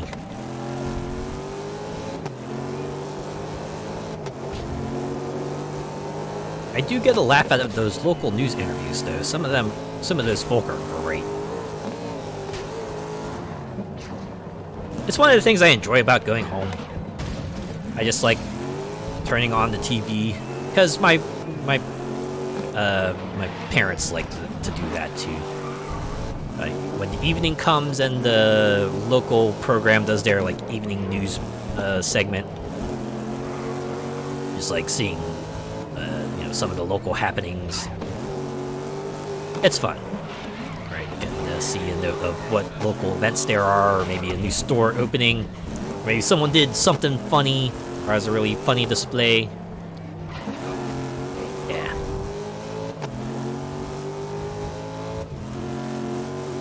Like, it's as fun as it is to learn about things around the world. Sometimes it's fun to see what's happening in your neck of the woods, right?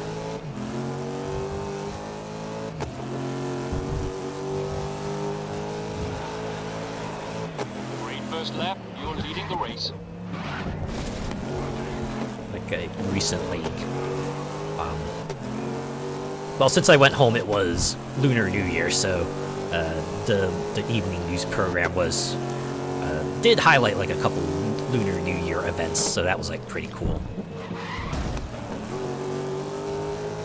Right, they were talking about how like the local club was holding their New Year's event, and you know, talk about traditions and food they had there and some other things. You know, always bring up the red envelopes, like, oh man, the kids, they always get the red envelopes full of money. I'm like, yeah.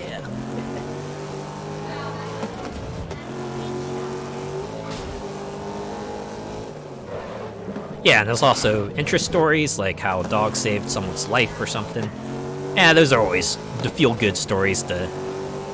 Right, it's like the final story that that they'll talk about before going off the air.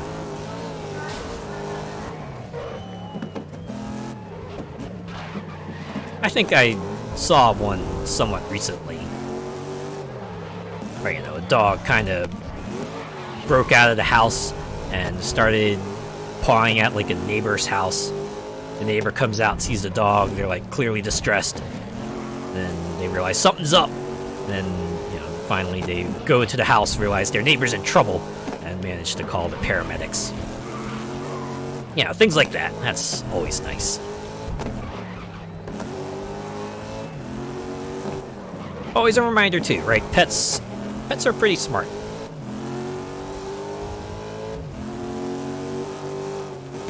If they need to do something out of their way, they'll usually find some way to do it. Yeah, what is it, Lassie? Timmy's trapped in a well? Bark, bark. Last lap, so hold the lead through to the end now. You know, I remember reading somewhere, like, forget where, like, even though Lassie, I think, is canonically, a female dog, they always used, male dogs to portray Lassie because, I think the species of dog Lassie is, the male dogs of the species have, like, fuller coats, so they would actually be like, you know, more prominent, especially since like most of Lassie was like a black and white show, so it stands out more.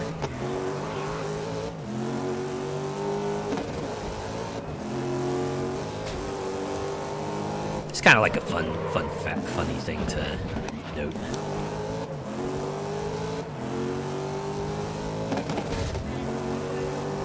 And then we had Flipper the Dolphin. Oh yeah.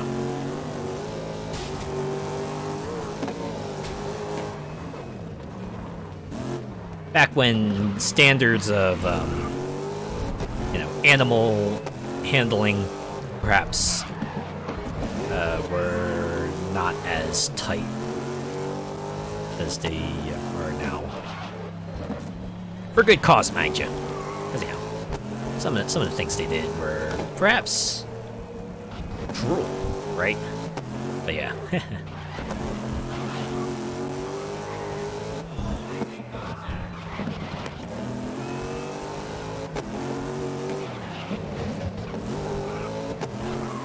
The Littlest Hobo. I used to watch that a lot. Yeah, something about shows that have like animal companions that really hooks you. Or even animal lead. I think there was a show that I used to watch it as a kid. I think it was called like Rin Tin Tin, and it, you know, the show kind of like focusing on two police people and their police dog. And of course, the dog got a lot of screen time, but you know, I enjoyed it because dog.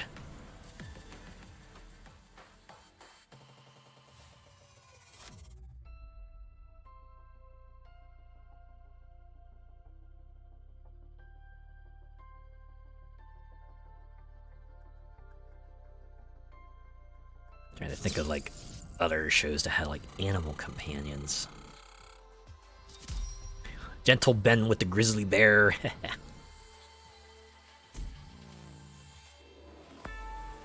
Oh hey, another one done. Look at that.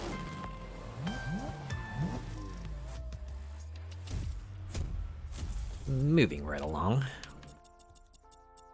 Oh man, we're going to the prototypes. The super sprint. Oh. Oh boy, okay. Okay. Here's where some of my money is going to get spent. This is going to put an actual very slight dent into my savings. Look at that, 1.2 million credits. Wow, and their stats are like actually the same. I guess that makes sense. I imagine at this sort of class in racing, you do want to have like a standardized performance specs that everyone would have to follow, but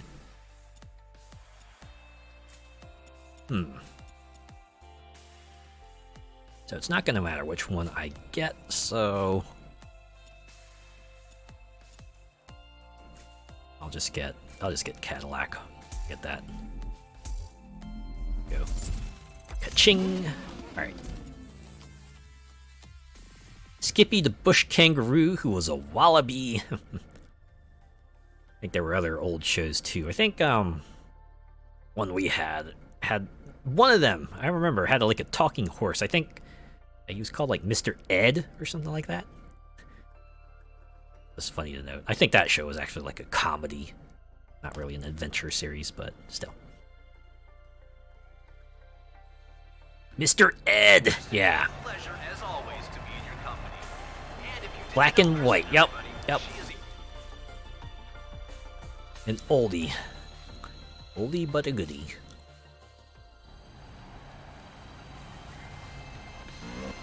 I saw that as a kid. I think my grandparents were like pretty into that show. They were into a lot of old-timey shows though. Anything from like the 1960s to the 70s, they were pretty invested in.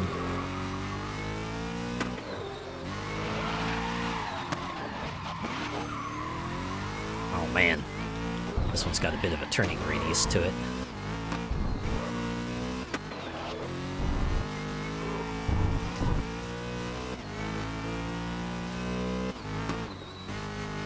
Got a lot of reruns from the old days when I was growing up. Yeah. Me too. I think we still have them. We actually have like several channels dedicated to rerunning old shows. For various decades too, right? You'll have like one channel focused on like say the 50s, 60s era, and you'll have another channel that's like focused from like 70s, 80s era, and then another channel focused on the 90s and aughts era of shows.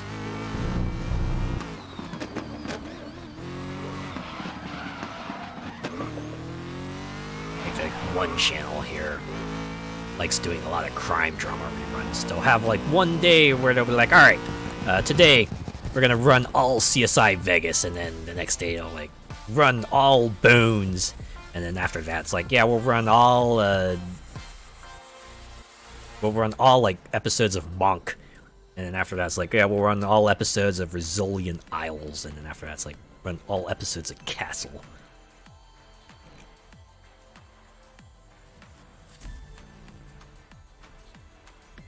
I got really into some of the older shows. I think my parents and my younger sibling for a little while there also got into like an old show as well.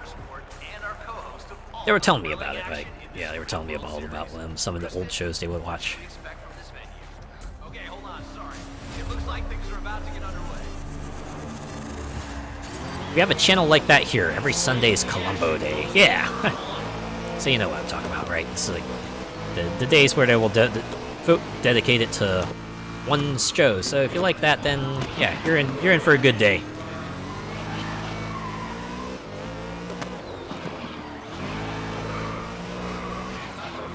I'm sure given enough time, I'll start seeing like channels that like offer up a whole day of say NCIS or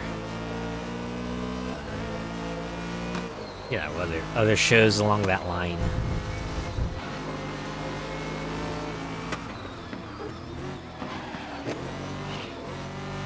Saturday is all murder, she wrote. Oh man. I wish we had more shows like that. Shows with just like some sort of every person just stumbling upon a crime and then figuring it out. Or maybe we have too many of those, I don't know.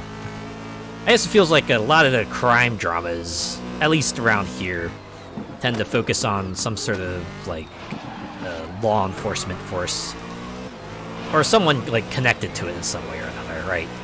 Like even something like say Castle, whose main character is an author, still works with the police in some manner or another.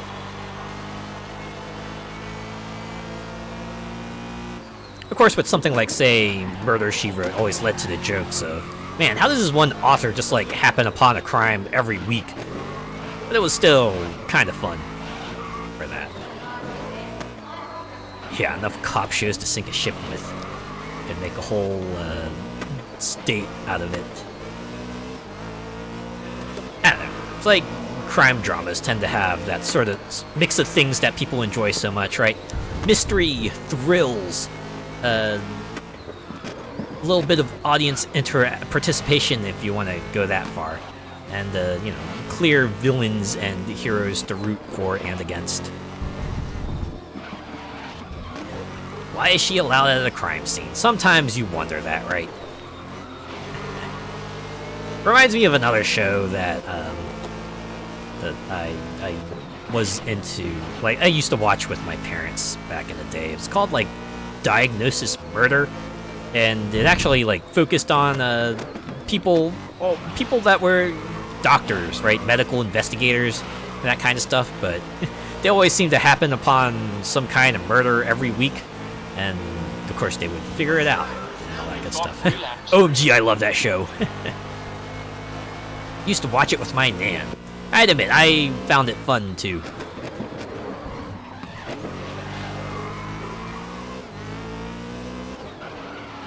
I think they tried to bring those kinds of shows back in some form, right? That used to be like maybe not so serious crime dramas, but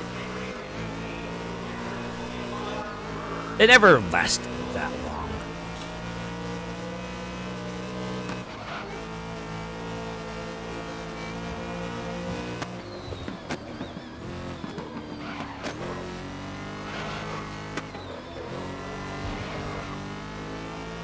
Like, even shows like Castle, they have their moments of fun, but...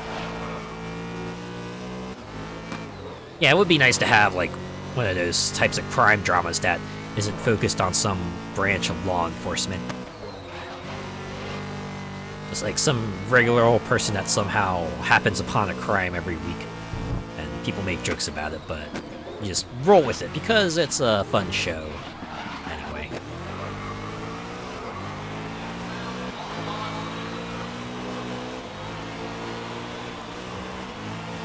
Quincy, the medical examiner that solved murders like a detective. Not heard of that. Sounds like it would be fun, though.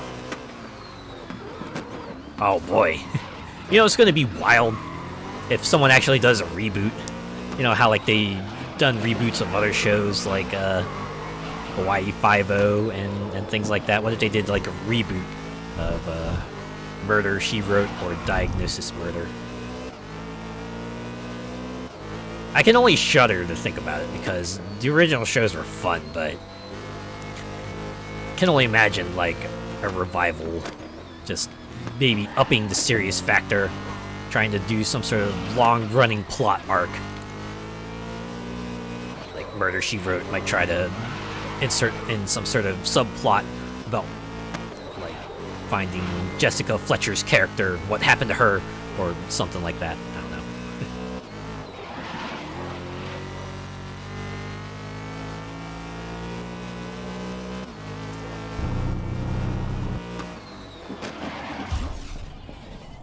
A remake really wouldn't work like the OG.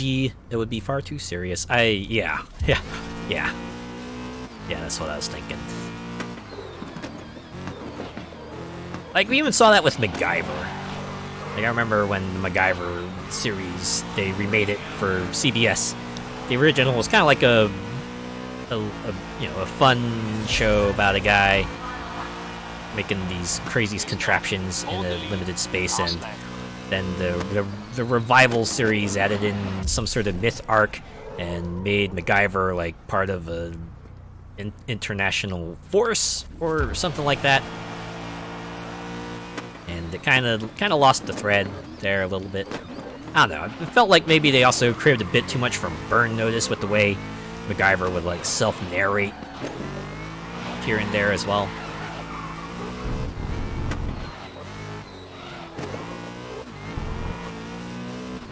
Yeah, I mean, I get how you would want the remake to kind of have its own identity and maybe not live in the shadow of the original too much, but yeah, I guess there's a way to kind of like understand what made the original so great and focus on that while also trying to give it its own identity. Remember the abomination that was Team Knight Rider? I do not. Maybe I am better for that? I do remember they did a Knight Rider revival series, but... yeah, that was like back in the day. You know, the idea of a computerized talking car was kind of like one of those far future things and really fun and novel to have. And these days, it's like, yeah, most cars have things like computers and GPS and, the ability to pull up other apps and stuff, so something like Knight Rider maybe wouldn't quite hit it off quite as well. Yeah, you're far better off was a slap in the face to the OG fans who knew and loved the Hoff version. That's a shame. Yeah. Fortunately, not everything can be a hit. It is funny, though, when you see, like, the one reboot maybe pop off, and then suddenly, like, every channel wants in on it, and they're just, like, bringing back all these other old series.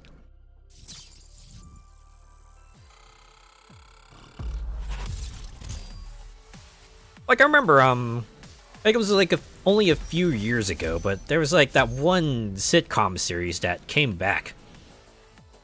Right, they just like came back after a long time off, and people loved it. And suddenly you just see like all the syndicated channels bringing back old sitcoms and seeing what sticks. Frasier?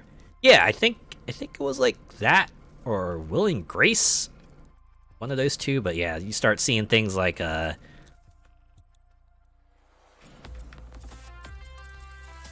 like every channel's like bringing back the old sitcoms and seeing which one hits and which one doesn't. Alright, we're going back to GT Group 2 for this one. Because that's come back. Yeah, Frasier, that's an old series. It's even funnier when you see it these days, and man, the actors, they've aged up also, right? They're way older, and sometimes it's like different. You watch it and you're like, wow, they all look so old now. I think especially and other things changed too. I think it was like with Will and Grace. I remember correctly, some of the actors there came out as gay, and they incorporated that into the show, and things were like it was a markedly different vibe, and one was like pretty cool too. I think that's like part of the reason why Will and Grace also landed pretty well, because they took into account the changing times, and kind of incorporated the actors' stories into their own too. And that was like pretty cool.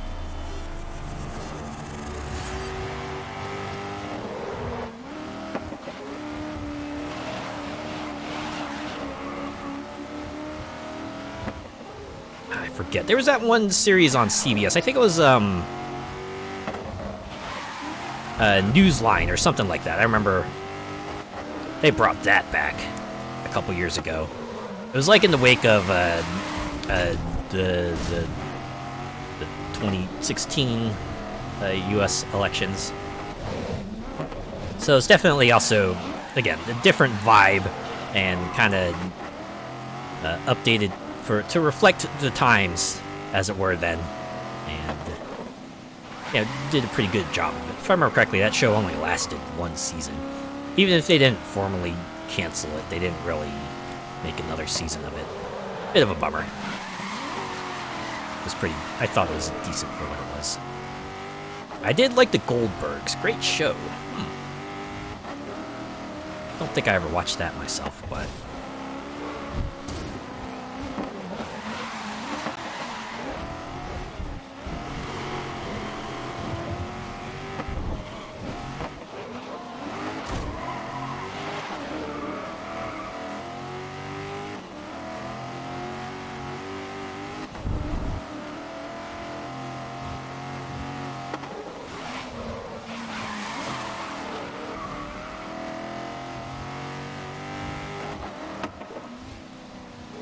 Yeah, it's like the very rare occasion I'll like maybe catch a modern sitcom.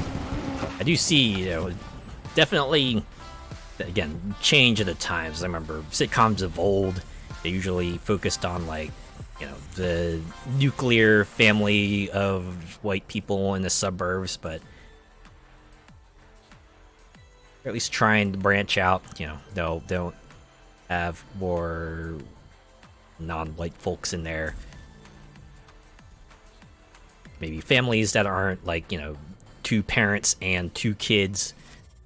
There was actually a sitcom on ABC, I remember, actually did something like that, where it was Modern Family, right? They did have the one family that was your stereotypical mom, dad, 3 kids, but they also had like 2 other families. One of them was 2 gay guys, and that one other family was a mixed race family. So that was like pretty cool, right? And I think they both adopted. So that's like nice too. I like Modern Family. Cam is a legend. Yeah, he was. Surprised that show went as long as it did. Don't get me wrong, they had some really great episodes, but I suppose sitcoms of that type go, you know, the longer it goes, the more it starts spinning its wheels. Like I remember, right, one of the kids in Modern Family was supposed to go off to college at the end of one season, but you know, they wanted to keep her on the show too. So next season rolls around and you had to think of some elements like, oh yeah, she got kicked out of college, and that's how she stayed on the show. It's like, oof. Sort of desire to kind of maintain the status quo even as everyone ages up, man.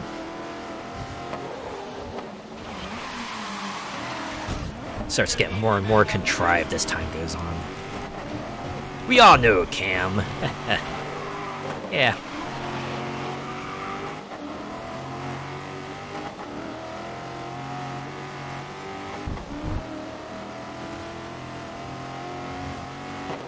Certainly had my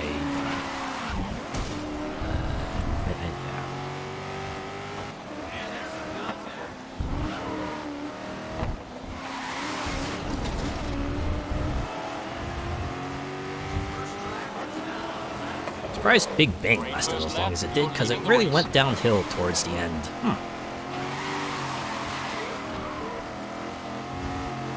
Gotta admit, I can see the appeal of Big Bang, because it definitely is like a show filled with, you know, show about smart people and they say smart things. But I don't know. I guess it kind of got annoyed by some of the character archetypes they had there. Like Sheldon was that kind of, I don't know, a bit too much of an abrasive smart fella for my liking. Like, I don't know.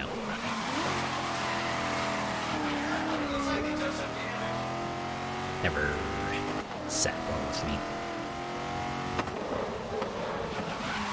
And it felt like a good number of their episodes were just kind of like, you know, they were kind of just like touching the surface of certain topics, right? They never really got too in depth, you know, just filled with pop culture references galore,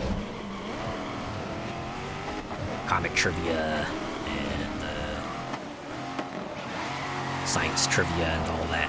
It's like, yeah, point. I can see why it has a following, but you know, I wouldn't go out of my way to watch it. But, you know, it's definitely, you know, definitely hit the crowd in the right spot when they make a whole spin-off based off of it. Young Sheldon, man. That was the show where they could kind of put in all of the 80s pop culture references there. Final lap. Keep that lead intact. Earlier series were great. I hated Bernadette with a passion.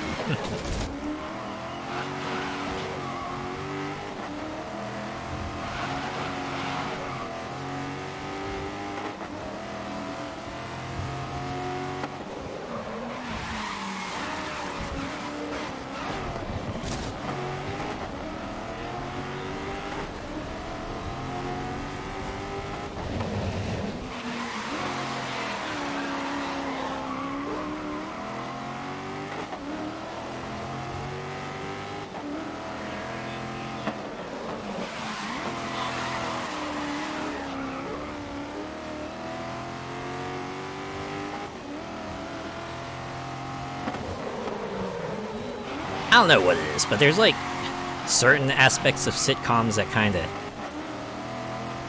maybe I don't quite enjoy as much as some other people do. Like the one that kind of really gets me is the laugh track. Always feels weird, right? When you like see someone on sitcom, they say something and suddenly you just hear all the laughter, like ah, like yeah, or you know what? That was like mildly amusing. And then the show would pause, right, to kind of let everyone get their laughs in. But sometimes there were like moments where that felt weirdly forced. I don't know. But that's just me. I don't know. I think my sense of humor is just like really different from a lot of other people's, because when I watch a movie with my cousins, right, there'll be like the moments where someone says a joke, my cousins will like completely lose it, right? They'll laugh uproariously, and I'm like, yeah, you know what, that was pretty amusing. And then there would be like the rare moment too where I find something like super duper funny and they're just like stone cold silent, like right. So we just keep watching from there, and like, yeah, everyone has a different sense of humor, I guess. There needs to be a sitcom about furries. They all go through the old tropes. Yeah.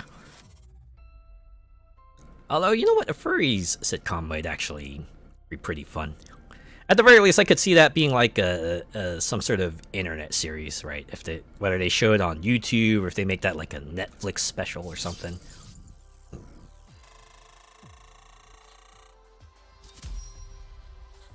As long as they, respect the sort of the scene, right? Don't do like the CSI did.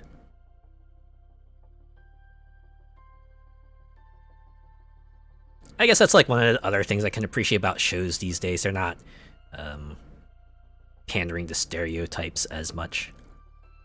Unfortunately, there are some that still do, but you get a lot more shows that at least try to give the characters more depth in particular events, right? They don't just like do all the low-hanging fruit aspects of it. They try to at least flesh it out and give everyone a fair shake. Right, don't make anyone an obvious villain or hero or things like that. Because, that always sucks. OMG, that erg, yeah! It ain't great. I can understand, I imagine, yeah, I can understand a lot of people probably not happy with it. Oh, dang. I know certainly I roll my eyes anytime there's like some mention of, gamers or comic book fans, and they talk about, oh man, do they ever go out? Do they even have a partner? I'm like, bro, those jokes, they've been done so many times. So it's always refreshing when you get like that sort of nerd character that's portrayed, more positively. They're not seen as just like a complete loser. People don't make fun of them for that. That's always welcome. Soon after that, they had that chlorine attack at that con. Oh god. Yeah.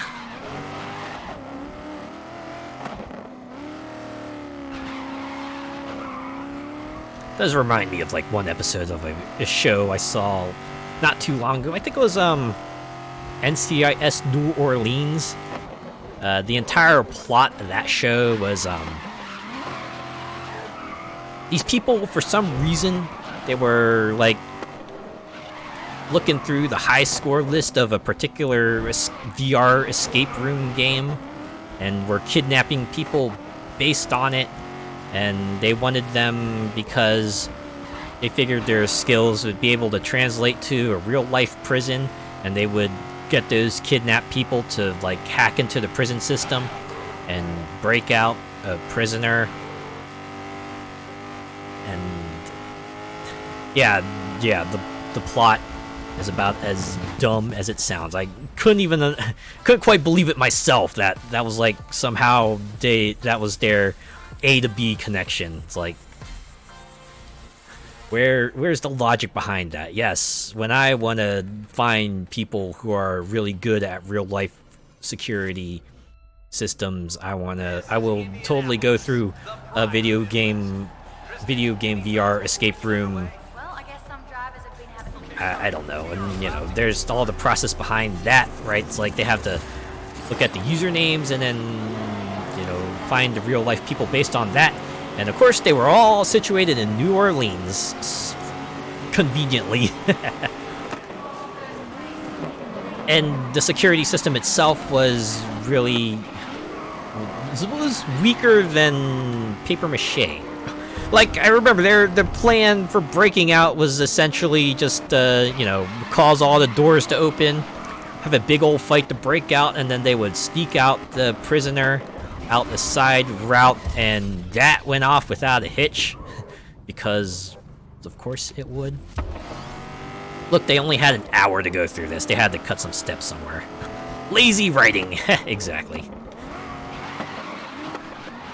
It's like, man, just seeing it all play out, I was like, boy.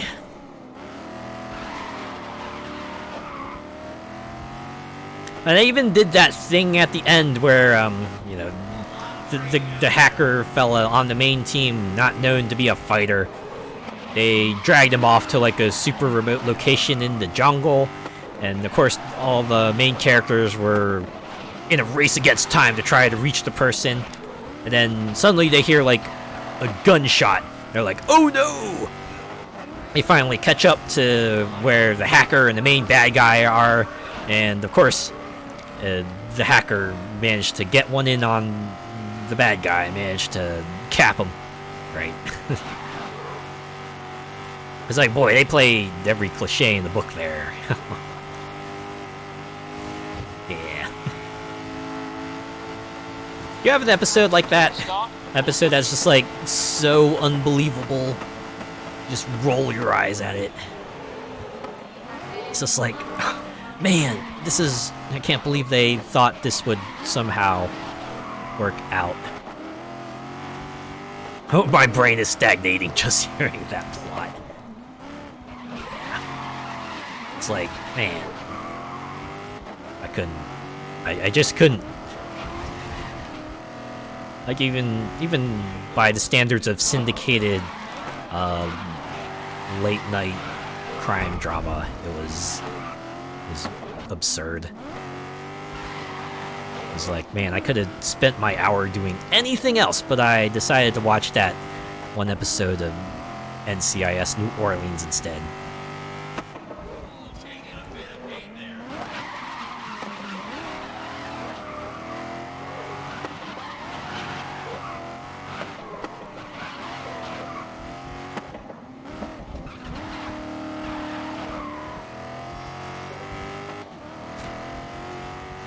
I can't quite remember any other television show episodes that haven't quite had the mind-bending impact that that one had on me.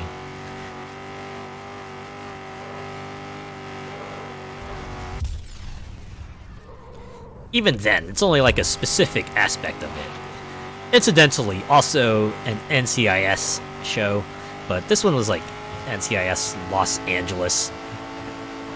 And the big thing I remember about that was So hold the lead through to the end now. about a guy wearing super armor. It's like, man,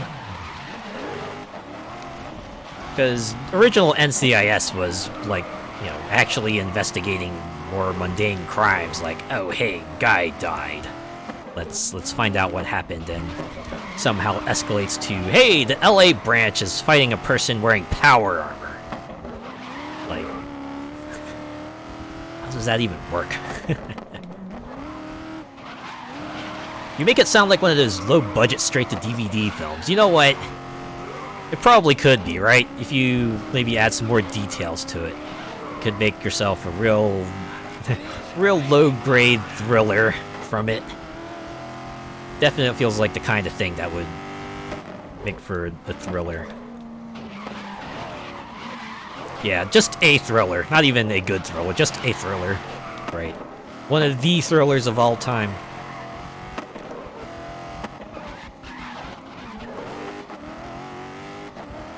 That reminds me of a movie. Like, this was in the 90s, so, you know, back then it was all about the artistic license and stuff like that. It was called The Net, starring Sandra Bullock. And, you know, she's your everyday woman doing her everyday stuff, and then one day she just gets, like, mega arrested by the police, and they're telling her, oh, we know who you are this person. And she, of course, is like, no, I'm not that person. And they're like, no, look, it's where you gotta believe me, I'm this other person. Of course, it turns out someone has swapped identities with her, so it becomes a race to find the person responsible for ruining her life like this. And of course, it relies on a lot of artistic license because, computers maybe don't quite have that kind of capability even back then. Or at the very least, identity theft is like it's a completely different form, right? It's more about like using it to kind of get credit cards in someone else's name and, drive up their bills instead of yours, more so than it is like pinning them for a bunch of crimes or something like that. But yeah, it was definitely one of those usual like, the internet is a scary place kind of films.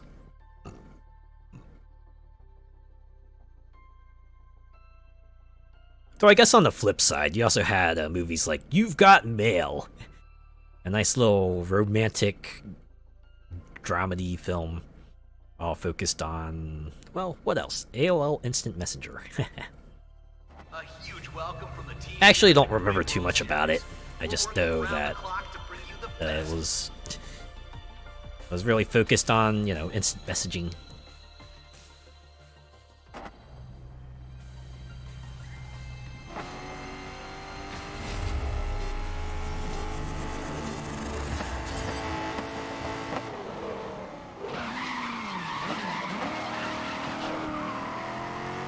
Yeah, we were talking about earlier about, it's kind of funny going back to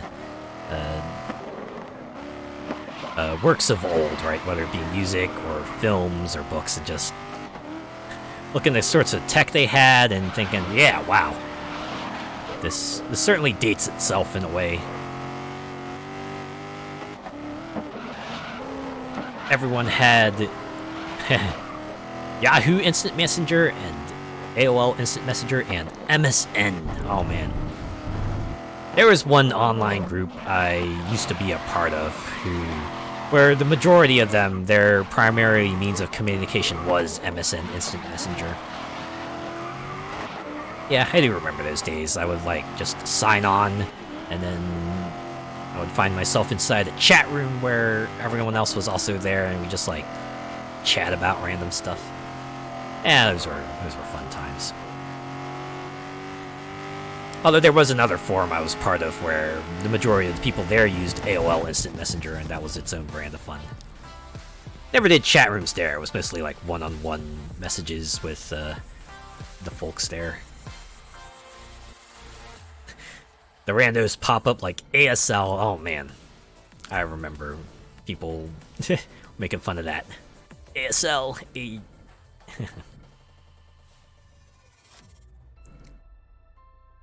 People would put in the most ridiculous of ones, like, yes, I am 99 male, location, none your business. Well, I guess I'm... Okay, sorry. We are about to get started. And that was always my favorite comeback to anything. Right, it's like, hey, where are you at? I'm from this place called Nunya. Nunya what? Nunya business! Boom! Got him.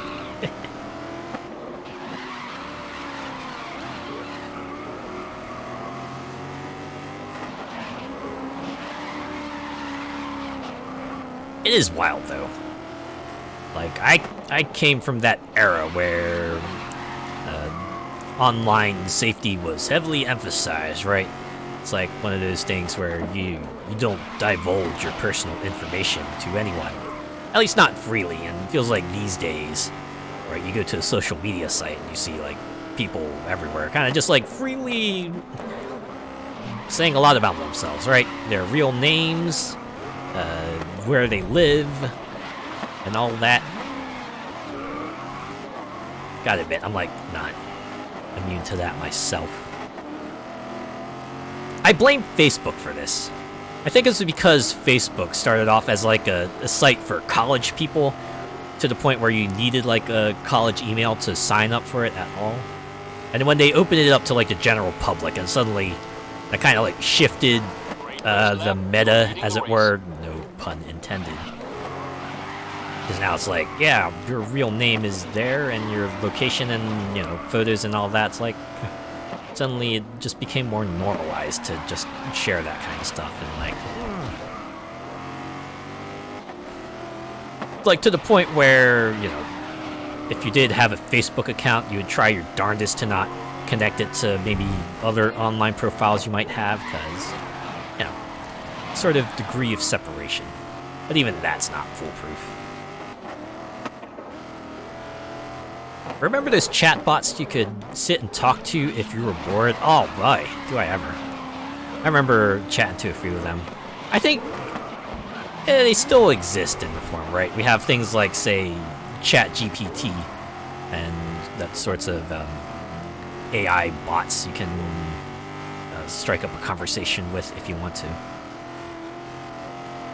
Like, they even have, like, you know, sorts of chatbots based off of famous personalities, and you can have some fun talking to them. Listen up. Hold the lead. Fast lap. Like, I do know there's like a few of the streams where, like, you know, the popular streamers will go to a chatbot site and then go talk to various ones, even ones like based off of them. They're like, oh man, look, I'm talking to me, or at least a AI version of me. Ain't that hilarious? Hashtag content.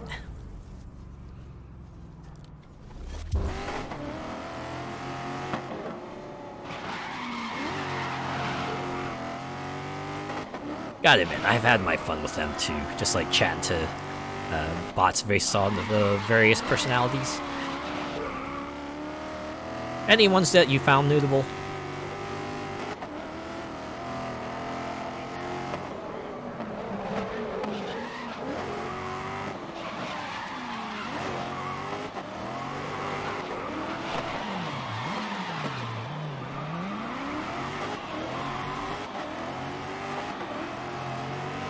Been a long time since I used them.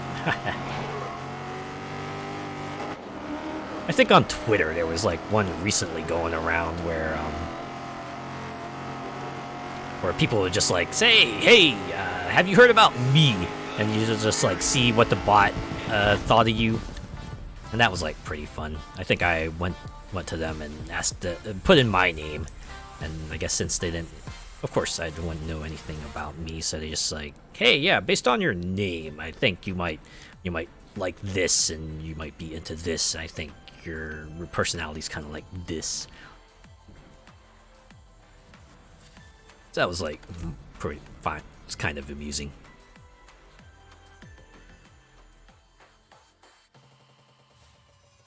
I tend to stick to Discord. Seems to be what a lot of people do. Discord is like the community site. Or not site, because it's not really a site, it's an app.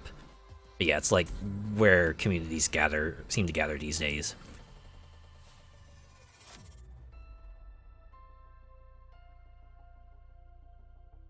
Man, I remember when it used to be like Facebook groups, forums, or like, say, Twitter circles.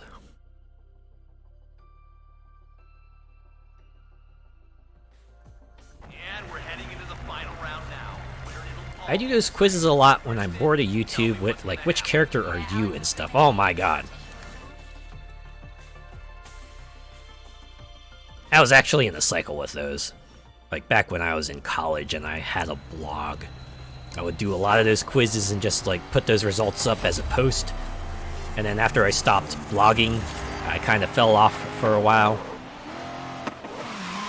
And now that I'm doing things like posting on Twitter, I'm back to doing various quizzes when they become trendy.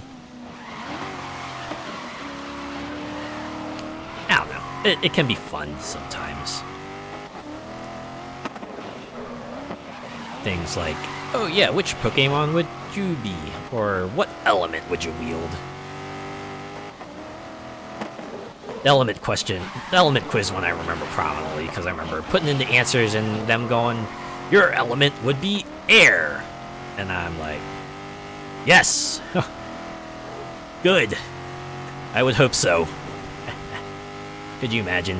Could you imagine if the quiz said something like, your element would be like, I don't know, fire. Oh man. I might have to change my name. Oh boy.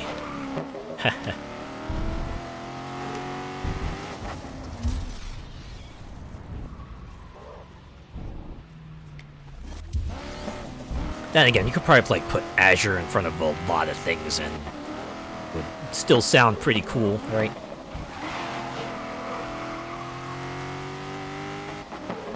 Like you can imagine Azure Blaze or Azure Wave or like even, oh, I guess Azure Earth might not flow quite as well as the others, but yeah.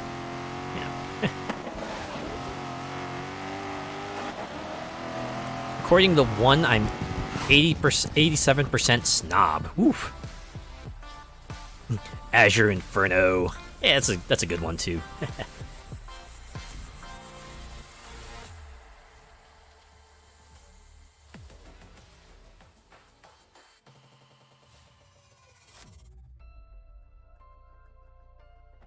And we're heading into the final round now, where it'll all be decided. Okay, sorry, we are about to get started. Interrupting the announcer will never get old.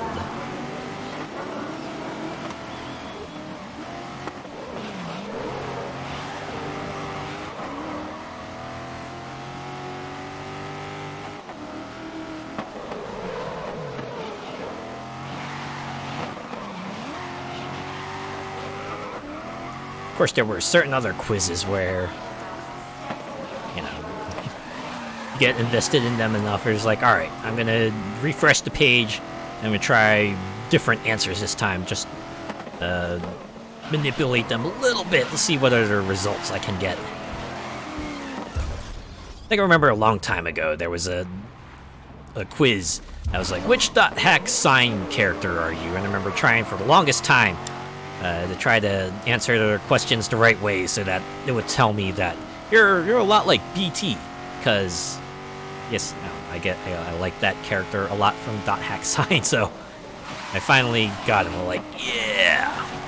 And of course I then moved on after screenshotting the results. Do you have any quizzes like that? Any quizzes that are like, oh boy, I want to see what the results there are, and you just like messed with the answers, see what else you could get. You could get like maybe a more desirable outcome, as it were.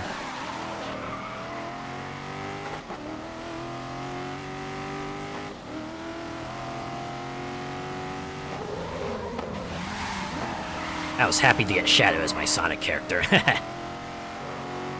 Yeah, it would be something like that, right? Just, which character are you quizzing? Like, oh yeah, there's this one character I want to get the results. Good start. Or just try your hardest, right? Just try to start analyzing the answers. You're like, okay, so which one would be most likely to get me the results I want?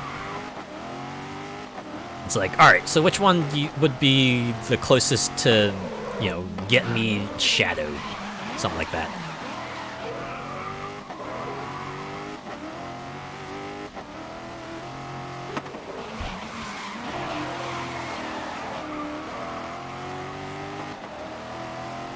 I also like the other kind of quiz they have, I guess, if you could even call it that. It's like the one where you say, enter in the username and maybe other assorted details, and then they would just like gin up something for you, like here are your RPG stats, or these are your top 5 things, or this is what's going to happen to you in, like, say, the next year, and 2 years from now, and 3 years from now, and so on and so forth. That was just like more fun in its own way. Also highly manipulative. It was like, oh boy, so how can I try to fudge the results to how I want them? Alright, maybe I'll try a different capitalization. Maybe I'll try having a different number of spaces. Maybe I'll try variant. Maybe I'll try putting in answers for different answers for the other questions. Fun stuff.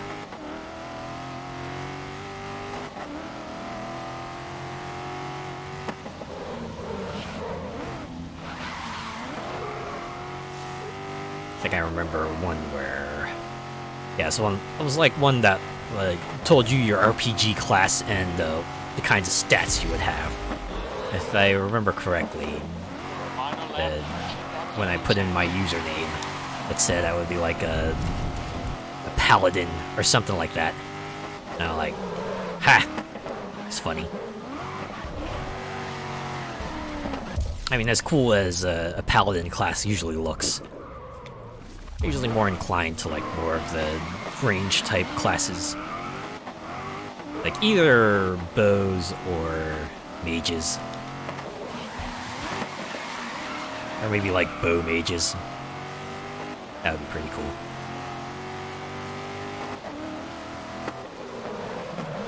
Yeah, that would be like the kind of thing I try to manipulate. Try to get the results I want. Because again, it's like super easy to do, right? You just change up a thing here and there and see what changes.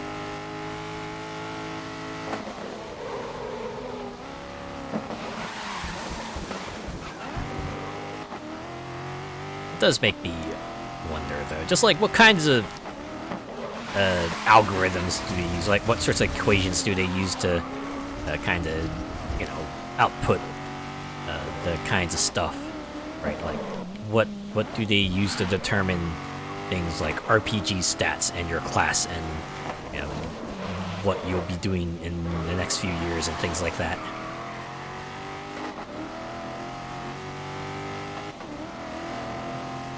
Yeah, time fillers when they're out of vids to watch. It's like either that or you're queuing up for a match and it's like, all right, I got a little bit of time to fill.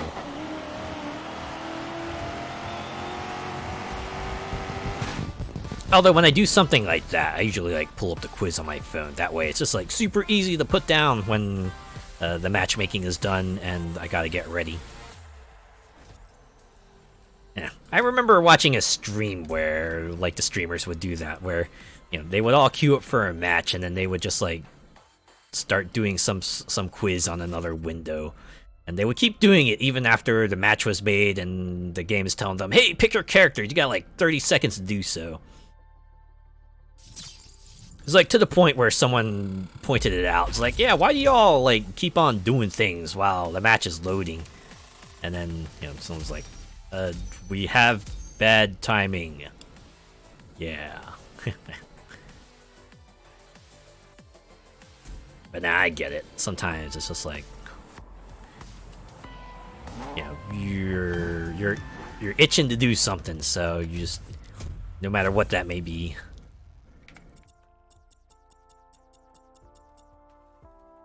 Hey, you know, it's all in fun anyway. It's not like it affects anything too much in the long run.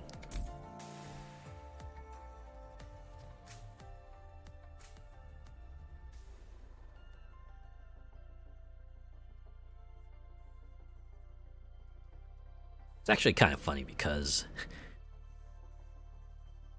usually when I pull up like a video or a stream, it's because I want to do something else on the other window, right? It's like the stream is just tends to be like, you know, background music or background noise while I'm like going and surfing sites and whatever. I find myself like diving down a bunch of rabbit holes, like either wiki dives or just like looking up articles for doing other stuff or what have you.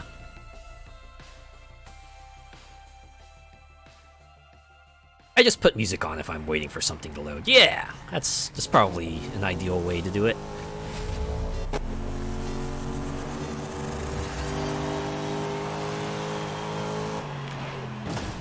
It's a good way to keep yourself occupied. So admittedly, if you're like streaming, then maybe that's not an option. At the very least, it's like less of an option. Who knows?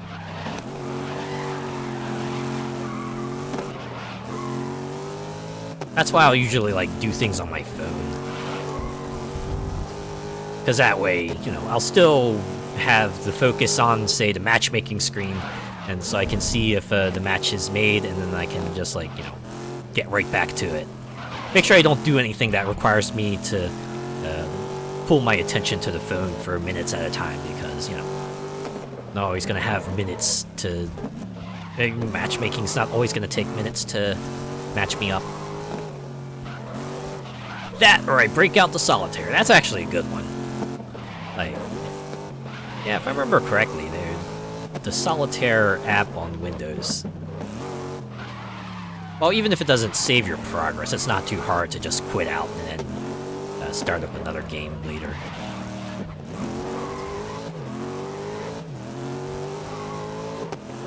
I could see people making a case for Minesweeper as well. That's the kind of game you could just, like, get in, get out, complete stuff real quick, like...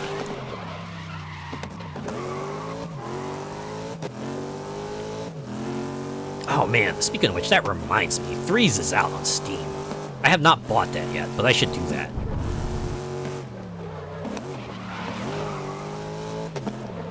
I keep talking about Threes because, you know, that's like the original mash numbers together game, right?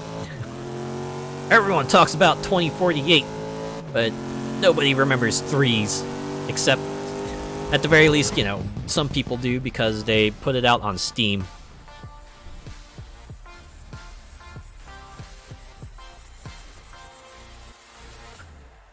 We need Space Cadet back as part of MS Games. Oh man. Could you imagine? Just make a remake of a 3D Space Cadet Pinball? That would be something. Or, you know, if they don't do that, just like go to one of those other 3D pinball games that are out there and just bring in like a HD version of Space Cadet Pinball and that. I'm sure people will be amused by that.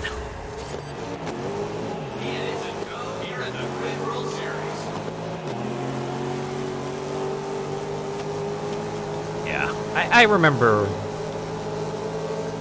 spending a lot of time on that game.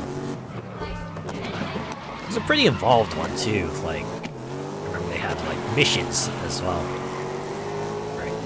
You're like a regular pinball game, but they also have things you can do to get bonus points, like hitting the back targets or making that spinner spin a certain number of times.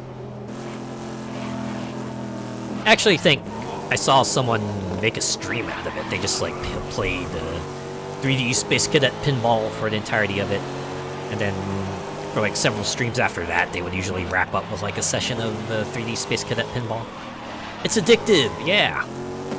It was nice too, because, you know, it came pre-packaged with PCs back in the day, or Windows PCs, I should say. So it was like it was a game that was like right there. You don't have to worry about paying money for it or anything.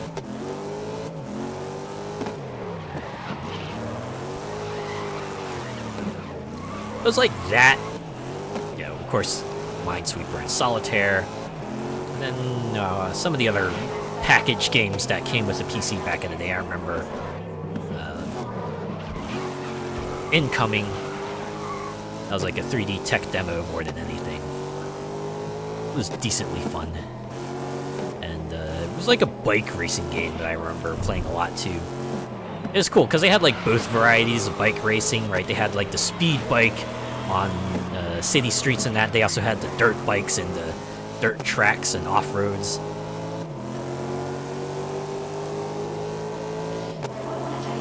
Even with their limited track selection, I still spent a lot of time on that. Great first lap, you're leading the race.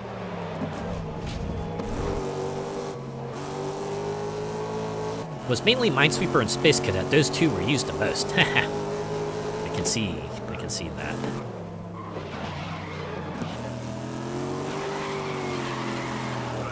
Ooh, and there was this other game I remember.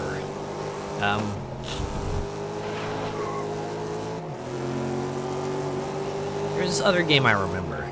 It was called Hover 3D, I think. It was like a first-person hovercraft game.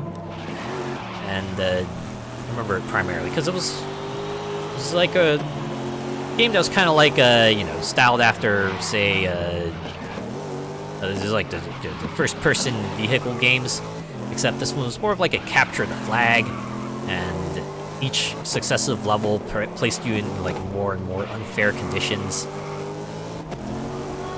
You know, they would increase the number of opponents you had to contend against, and you know, their base would be a lot more fortified than yours, and I remember losing a lot of time to that too. Right, they would have like elements in their arena, like magnet panels that if you hovered over them, they would cause you to stick to the ground for a bit, and jump panels you could use to get over walls. And looking back, I can't remember why I would spend a lot of time on it, because that seems like the kind of thing that would get frustrating fast. But I guess, you know, when you're a kid and your parents tend to be fairly stingy with what kinds of games you get to play, you'll take whatever you can get.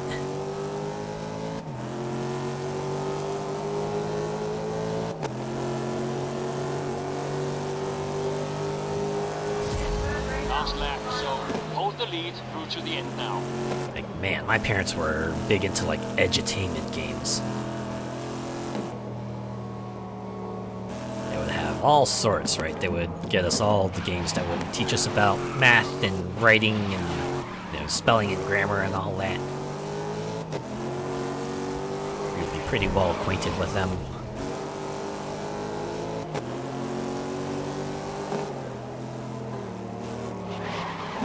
The one I remember the most, you know, at least personally, was like the Super Solver series. I remember that, the Super Solver series. You know, they would feature like, you know, kids like you and me just fighting off against I think his name was actually like Dr. Moriarty or something like that. But he would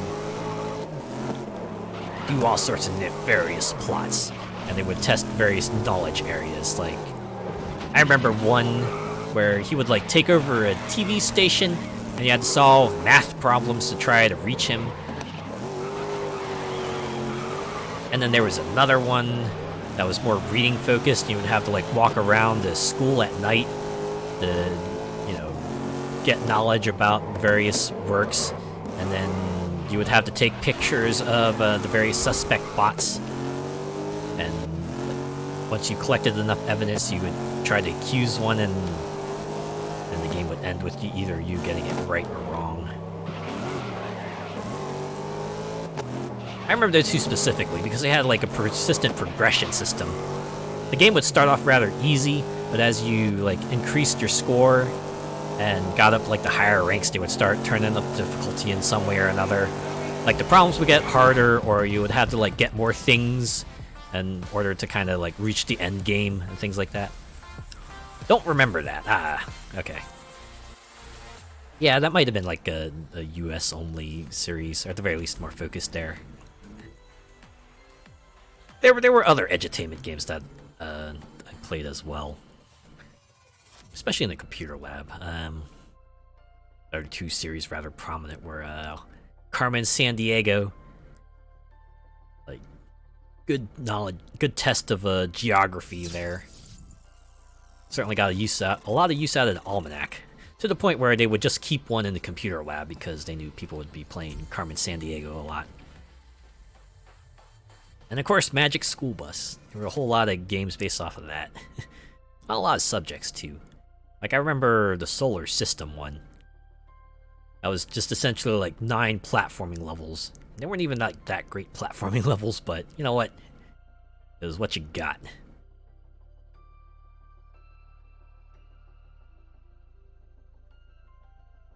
And I also vaguely remember one that was like about the digestive system. The only the biggest things I remember about that was that they would let you like be the bus driver, and you could enter in whatever name you want. And of course, me being kid me, I when I played through one of the games, I named the bus driver like Butthead, and then the other game I named the bus driver Beavis. And my headcanon was that Beavis and Butthead just like kidnapped a class and they found themselves in this crazy situation. And you know what? I was a kid. I really didn't think it through. So that was like the extent of the plot I was thinking of, right? I don't know.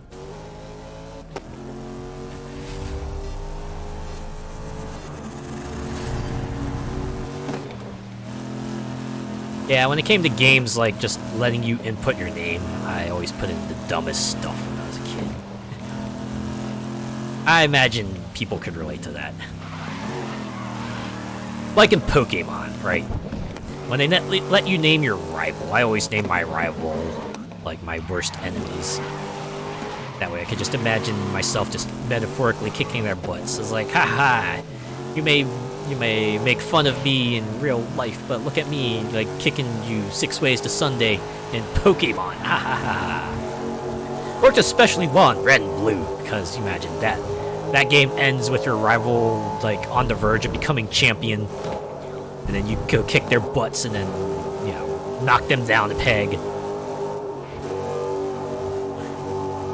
Or it's like the Gold Silver Crystal rival, where your rival is actually a straight up big old jerk, right? Even more of a jerk than Red Blue rival.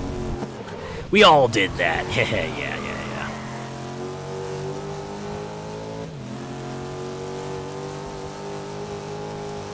There you go. You name your main character something dumb like idiot or fool.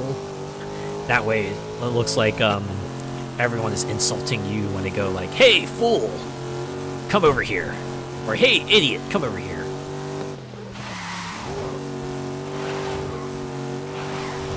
Or I guess if people remember that far, like when arcades will let you input your name. I would always have fun putting in ass or sex. I have to admit, I still do that as an adult. Like a few years back when my cousins and I visited our barcade, they had arcade games there, and I would get a high score, and I would be practically beside myself as I put in ASS on the high scores. Like, hey. Of course, my cousins would catch a glimpse of it, like, ah, yeah, you still do that, huh? Yep.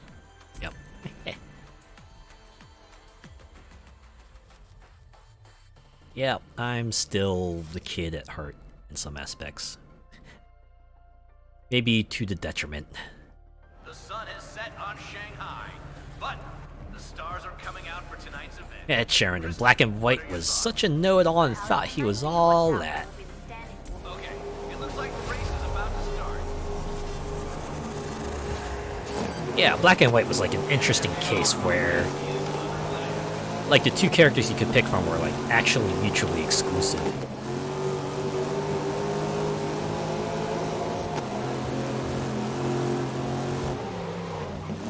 Right, it was definitely not like Ruby, Emerald, Sapphire, or what was the other one? Diamond, Pearl, Platinum, where the one you didn't pick became your rival and they were like super duper friendly.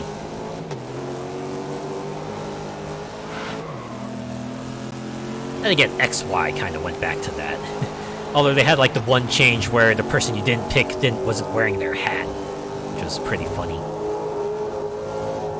I guess Sun Moon, if I remember correctly, went back to like mutually exclusive characters.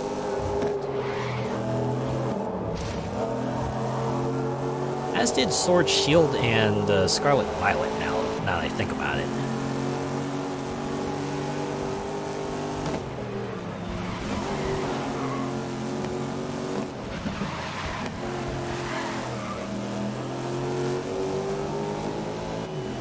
I guess I like it when, you know, games give you like a selection of playable characters, but the characters you don't pick still appear in the story in some form or another.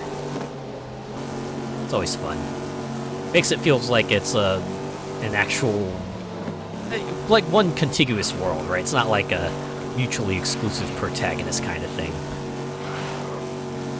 It's not like there's an alternate timeline where, say, this other character exists, but these others don't.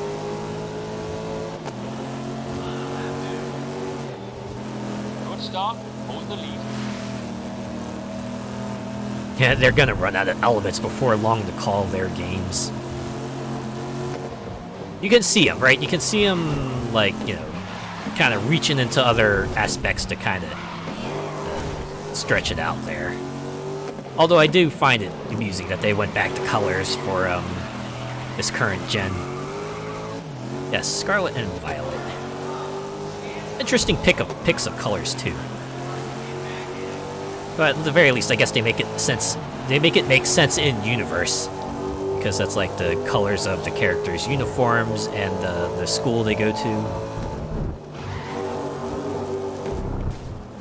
Man, I wish I got more into Scarlet and Violet, because there are a lot of things about that game that would totally get me in. Right, I like the kind of open world direction they've taken it, and the way you have like 3 storylines you can kind of progress at your own pace.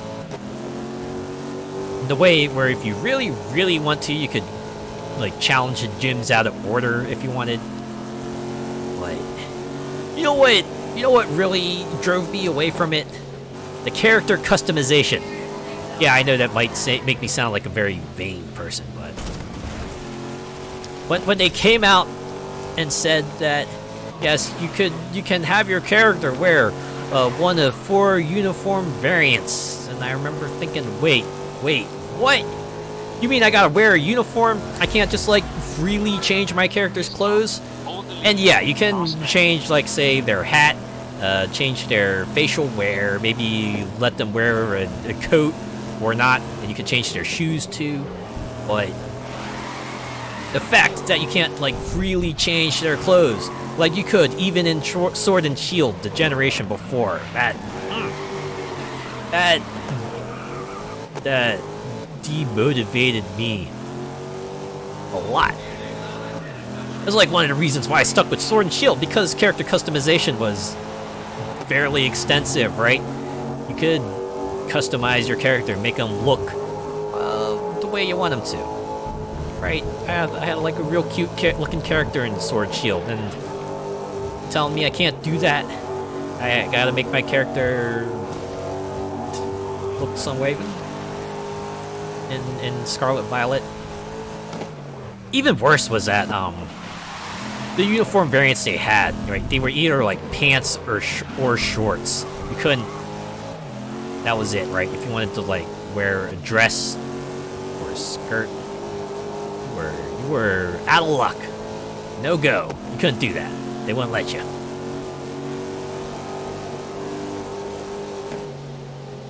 Yeah, no, if you're gonna have customization, go all out. Like, right? Like, ever since they added in the X and Y. It was like one of the things that actually brought me back to Pokemon, was because X and Y started with character customization. I was like, yes! And I played through it because of that. I was like, yes, having a character I can call my own was a great draw.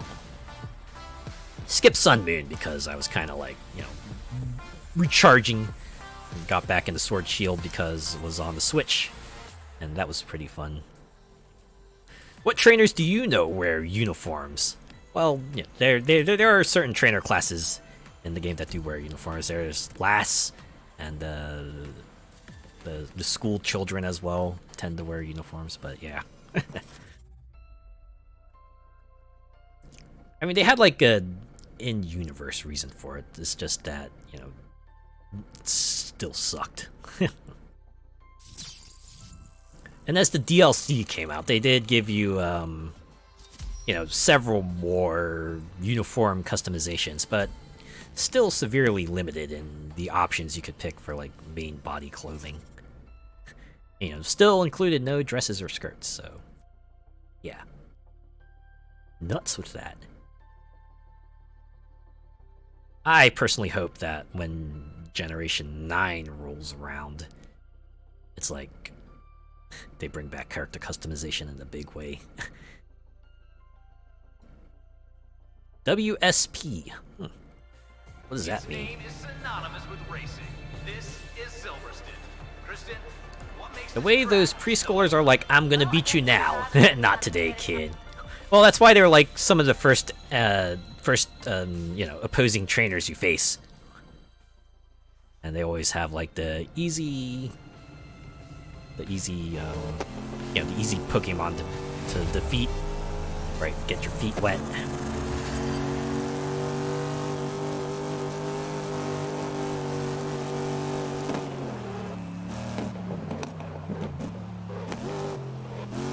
Good night, guys. Have a good stream. Also, it means what's up. Ah, okay. Yeah, and you have a good night. Yeah, it's been a good stream so far. We made good progress, actually. Got through a lot more of GT than I thought we would. Bye. Bye.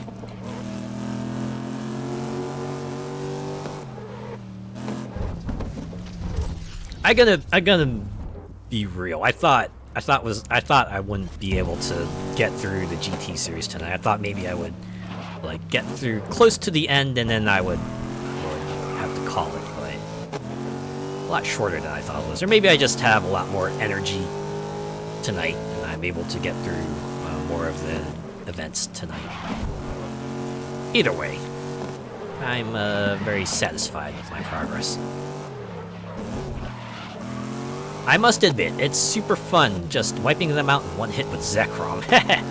That's always a good bit of catharsis. Just, once you're tired of everyone's stuff, just bring in the mythics and have them lay waste. Or the legendaries, right? Yeah, Dragon Breath game over. Just bring them in, make them use their signature move, and just watch them lay waste. Especially in the Sword Shield Battle Tower. Since that one, maybe a bit easier on the restrictions. I always like bringing in, like, Mars Shadow, Zeraora, and Keldeo in and just having them wipe the floor. It was great. It was real great, I'll tell you.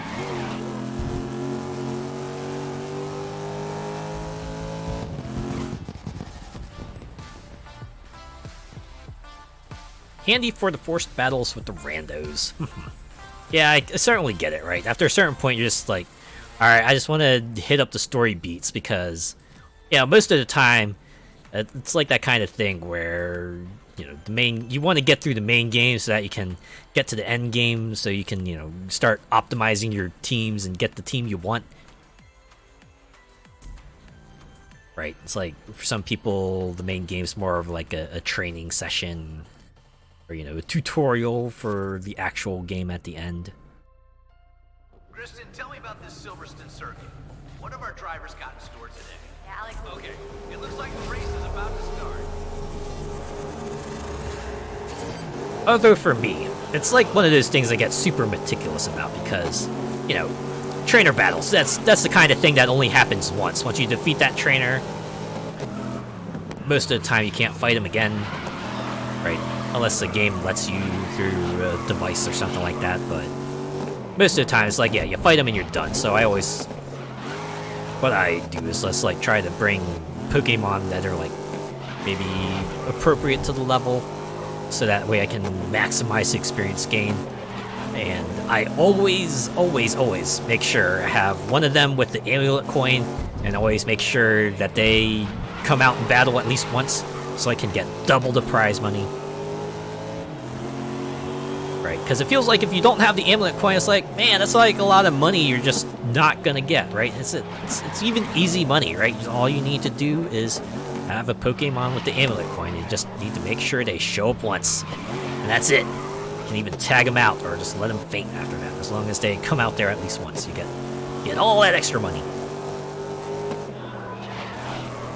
Right, even after you reach the point where money's really not too useful anymore unless you want to buy a lot of vitamins.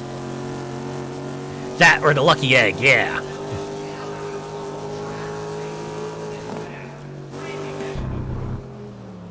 Any other item that helps boost your money rate.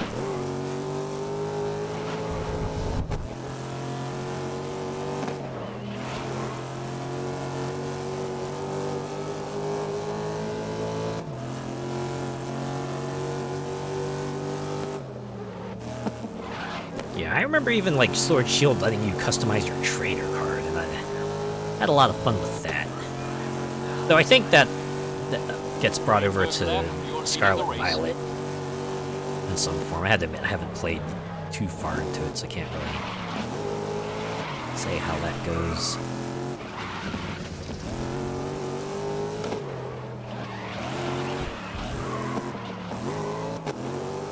I don't know. It seems like the Pokemon development cycle at the moment appears to be put out mainline game 1 year, and then the year after that, put out DLC for that mainline game, and then the year after that, do a remake, and then, you know, repeat the cycle anew.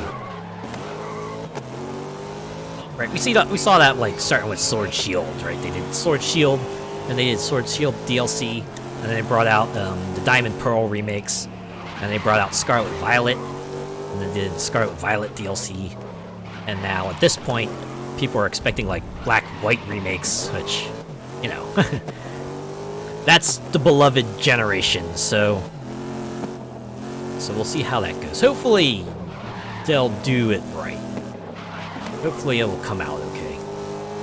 Because I know people weren't too keen on it, too keen on the Diamond Pearl remakes. Like, I know people said that was, like, faithful to a fault. Also, because they remade it based off of Diamond Pearl, not Platinum, which had a number of extra improvements to it.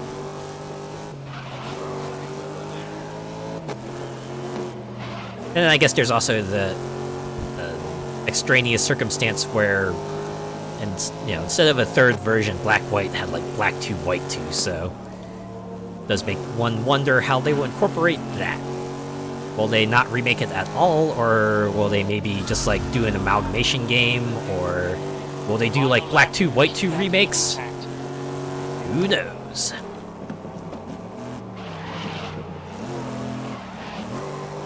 I'd love to live in the Pokemon world. Free healthcare, no fees at Pokemon centers and stuff, and all the cute floofs. Yeah, it's a very adventure-friendly world, isn't it, right? Just like, you know, you're a kid, you hit that right age, and just go, yeah, I want to travel the world, and you get to do so with a bunch of cute animal companions who will evolve into even cuter animal companions, or cool animal companions, or beautiful animal companions.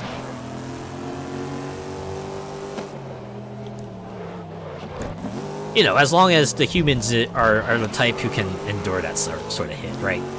Could you imagine, like, the humans of our world living in the Pokemon world? That would be downright scary, right? If I was in a world where creatures could just, like, emit electricity, or fire, or poison, or, like, mind crush me if I looked at them funny, I wouldn't go outside at all. I'd just stay inside my town. I'd stay in my safe little space. Like, no way I'd go out there. Not when there's, like, 70 ways I could, like, you know, eat it from the flora and fauna out there.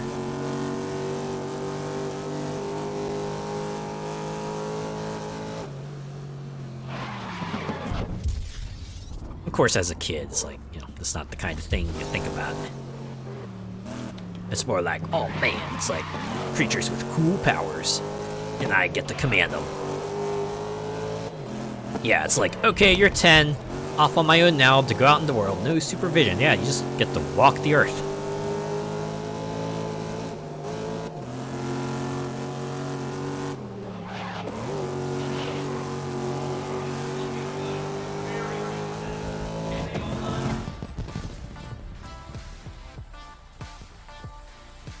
You know, depending on where you are, you even get to go walk the earth in style as well, right?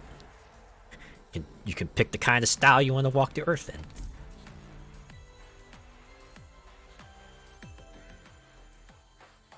You know, for all the things I say about Scarlet and Violet, I guess the one thing I can appreciate about it at least is that they made, like, everything gender neutral there. Right, it's no longer like, you know, are you a boy or are you a girl? They're just like, yeah, here, pick like a character from one of these lineups, and then you can just like pick hairstyles and eyes and mouths, like just, you know, freely, right? You can mix and match as you wish. Which makes it all the more of a bummer that they would restrict your main body clothes to, you know, pants or shorts, uniforms. Get a dragon type so you can ride on their back, right? Or, you know, get Lapras and then you can ride on them in the water. or you get like a big, strong Pokemon, so you can get them like push boulders around in a cave. And we're heading into the final round now, where it'll all be decided. It is funny though, just imagine that sort of universe. They use Pokemon for a lot of things. It's like, yes, we will totally have electric-type Pokemon at this power plant. We'll have the fire-type Pokemon doing the cooking stuff. And, of course, you know, the big, strong fighting-type Pokemon doing all the big manual labor and all that good stuff.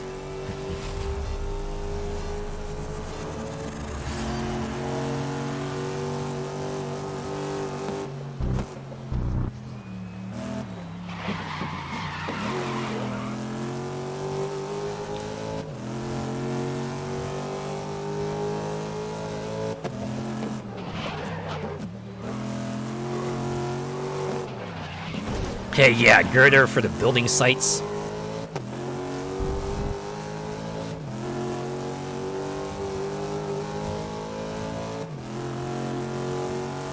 I do remember was the sword Pokemon. I remember specifically them actually having like one of its flavor texts being like, yeah, if someone actually tried to wield it like a sword, they'll make them feel like super duper funny.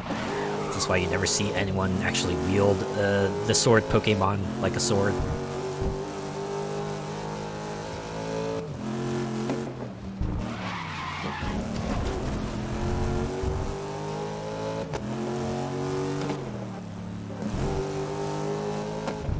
That's one of the things I started seeing pushback on.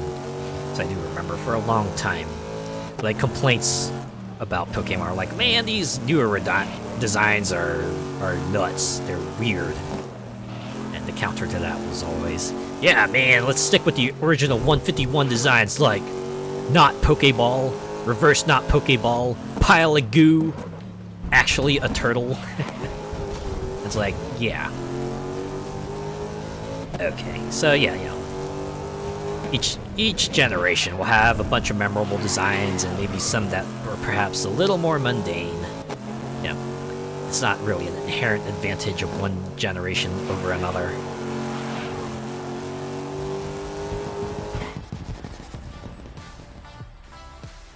I'd be like, take me to the Arcanines. I need one in my life. I can imagine. That would be a very cuddleable Pokemon.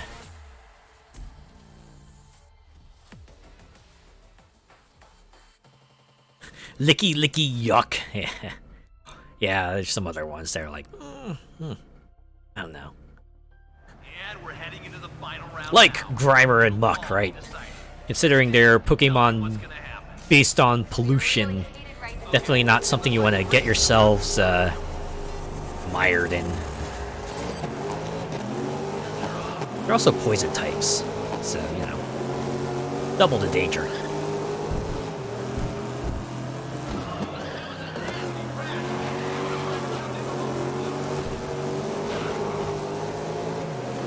Snugglefloof for winter. That's like a lot of them. Like, boy, wouldn't mind cuddling a Mareep for that purpose, right? You can imagine that Floof would probably be pretty nice. Maybe a little shocking at times, but it's something I'd put up with. Isn't there one that looks like a Jello cube? There might be. I do remember there was one introduced in Sword Shield that is like essentially whipped cream, and then it evolves into a Pokemon that's like you know, more whipped cream, and it has like a Dynamax evolution that just turns it into a multi-tiered cake. So that's fun. Some are just far too ugly. Well, you know, that's at least equivalent to real life, right? Not every animal in real life is a looker, for that matter. You know, some are cool, some are pretty, some are cute, and some are just gruesome in a way. You know, everyone has their preference. Garbodor, Trubbish, etc.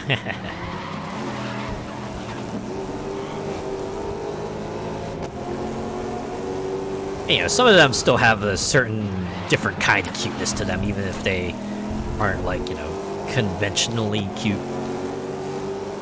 Coughing and wheezing, yeah. I guess Grimer and Muck too. Good start. Hold the lead.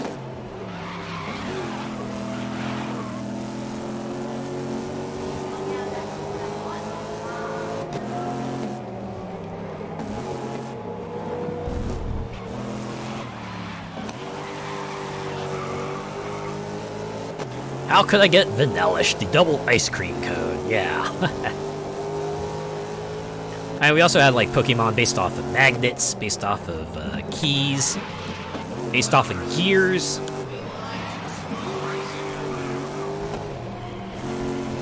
You know, we have a Pokemon that's like essentially Armored Crow, and another Pokemon's like Rock Snake.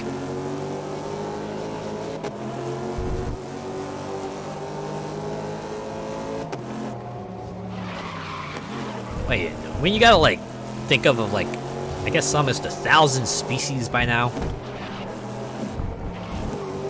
you're gonna start drawing from like all sorts of sources. Oh, it's like reminds me of another thing that amused me when people would. Well, one of the criticisms people had that was essentially like, "Oh my God, is that another cat Pokemon? How dare they?" And then the counter to that would be, yeah, it's almost as if there are different kinds of cats in real life, too, right? It's not like the Pokemon world only has one species of cat, and it's not like real life only has, like, one species of cat. Certainly is room in the world for, say, Meowth and Litten and Skitty, you know, other cat-like Pokemon.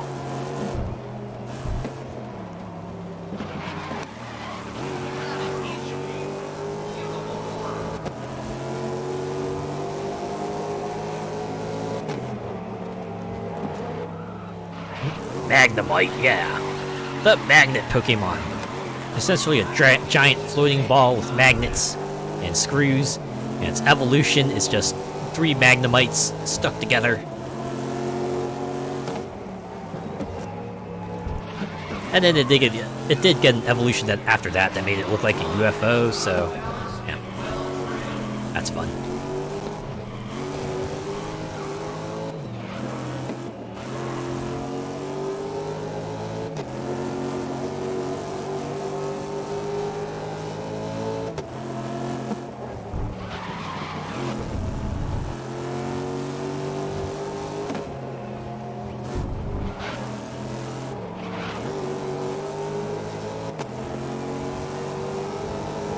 Blue was creepy, luring away children. Oh yeah, Drifloon. Yeah, it's like when you read like the flavor text related to the Pokemon, at least, you know, certain ones. Man, it gets it's a little weird. Like Cubone, right? Cubone's the classic. Where's the skull of its dead parents? Like, wait, what? Hey, the skull looks like a really, really huge helmet on the pre-evolved version, but then it evolves into Marowak, and then that skull looks like a more fitted helmet. It's like, oh boy.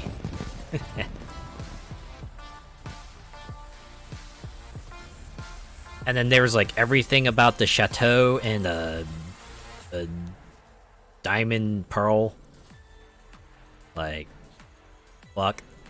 That's all I have to say about that.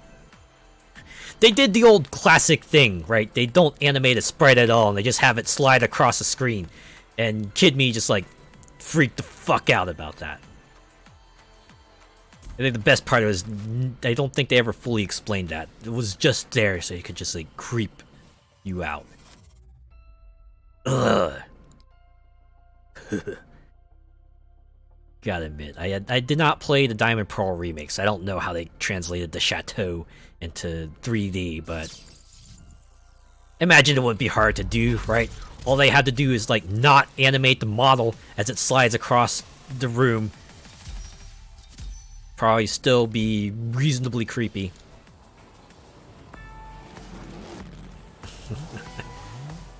Ugh.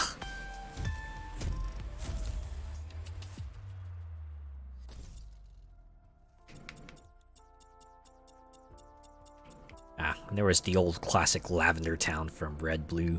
You ascend the tower the first time, get to the top, and you just face Ghost Apparition. You couldn't even fight. Your Pokemon were just too scared to fight.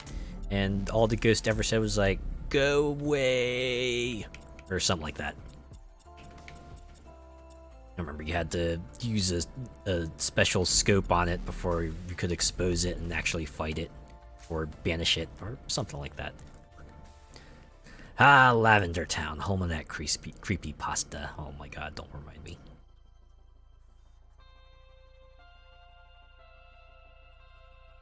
Even then, it was still less creepy than the chateau from Diamond Pearl. You know what was real satisfying? When they had like that custom map of Lavender Town Killing Floor 2, and I downloaded it, and it felt immensely cathartic, right? Even if I was fighting like Killing Floor 2 zombies in a Lavender Town, just still felt nice to be able to like bring out the guns and just like shoot everything there. I guess I was just like thinking of creepy Lavender Town stuff by proxy, and was like, ah. Man, now I want to see if they have like a Diamond Pearl Chateau map in Killing Floor 2, because that would be like the ultimate catharsis.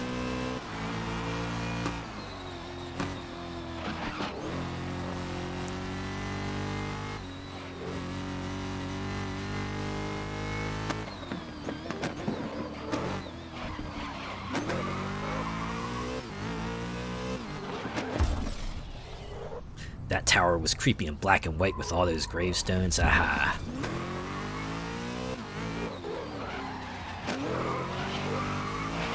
Felt like a series staple. They always had that one location that just unsettled you.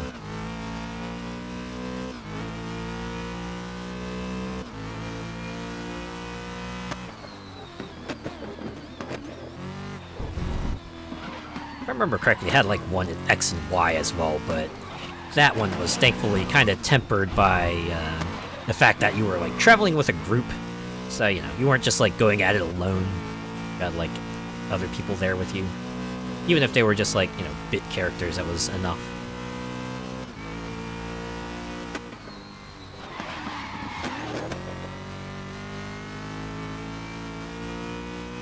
Man, I wish XY got more support. It was like the one generation that didn't have any sorts of alternate version. It was just like XY, that was it. It was even funny because they had like a legendary Mon that would lend itself well to a third version, but they never made a Pokemon Z. It was always just XY, and the region itself only ever got featured once. Kind of a bummer, because I liked that one quite a bit, and the social features were pretty alright. Right? They incorporated Street Pass and the sort of online connectivity feature pretty well.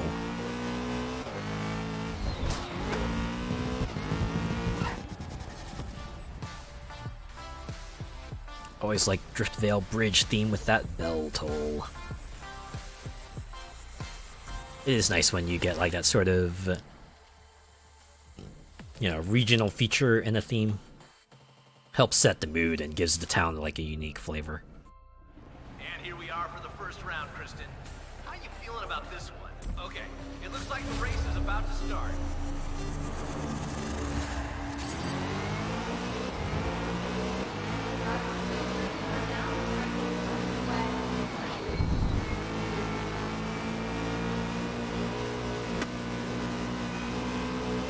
Gotta admit,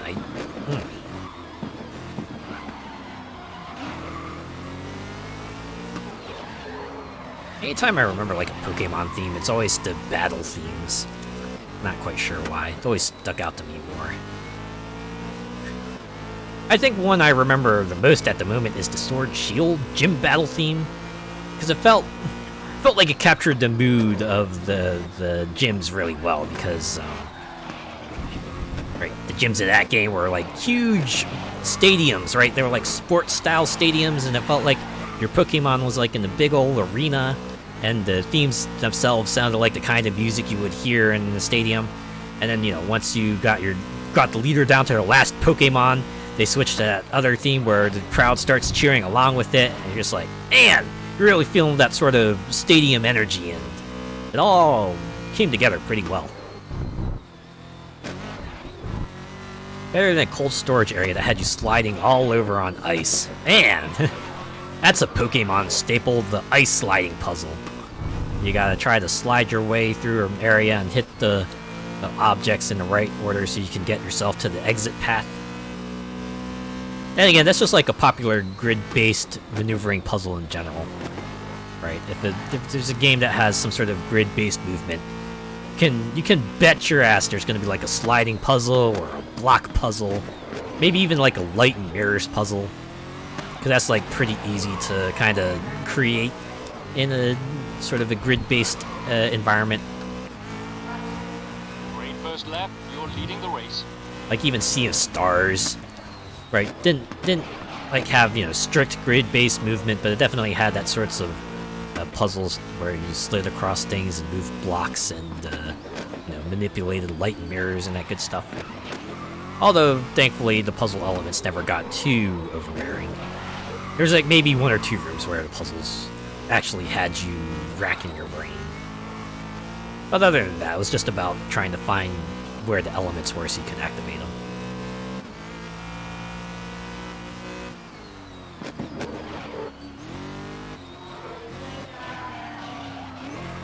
Oh, and going back to the topic of battle themes, I remember the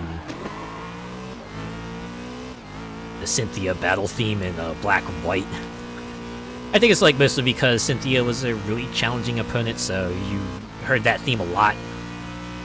So it started feeling like pretty appropriate to, you know, the kind of battle you'd be facing off against Cynthia. Because she'd definitely be keeping you on your toes. Unless you decide to power level your mons. Then again, a lot of areas in Pokemon, they could be defeated especially well if you just took a little bit of time to grind. OMG light mirrors. I hated those in Sonic Adventure in that temple. Oh man. There's any game that probably didn't need puzzles, or at least, you know, intense puzzles, it's Sonic Adventure. Or just like Sonic in general.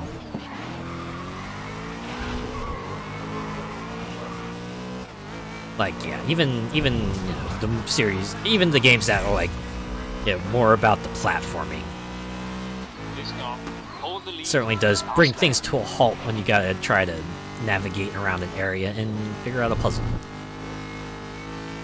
It's like, oh man, all this momentum, it kind of came to a halt.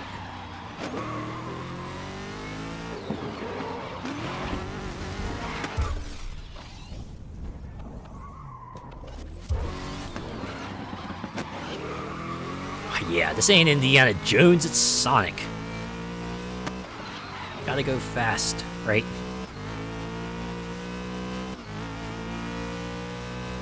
Like, yeah, I get it. Right, people kinda maybe connected Sonic with speed maybe a bit too much. But, I mean, it is one of his things, right? He is a speedy fella. So you gotta at least have some semblance of speed.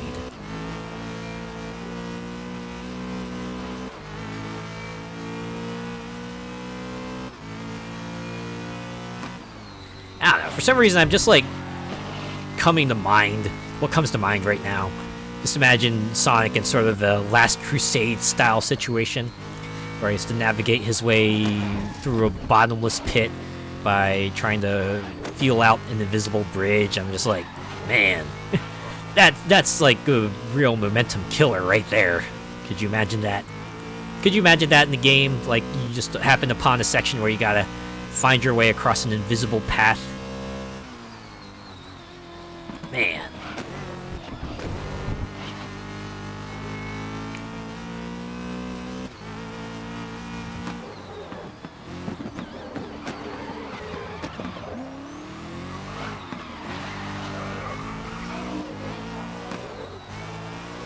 Yeah, be like that leap of faith in Last Crusade.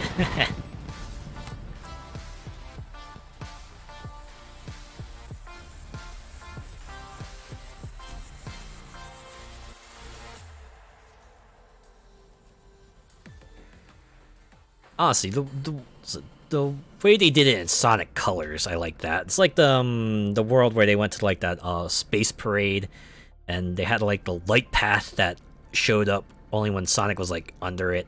That was like a pretty cool visual effect, right? It's like, oh man, it's like the path you don't see, so you're always guessing, oh man, which direction is the path gonna take us? So you get to see him like go every which way. That was like pretty neat. No, even that wasn't a purely invisible path. It was just a path that wasn't completely visible. Which I know sounds like a weird distinction to make, but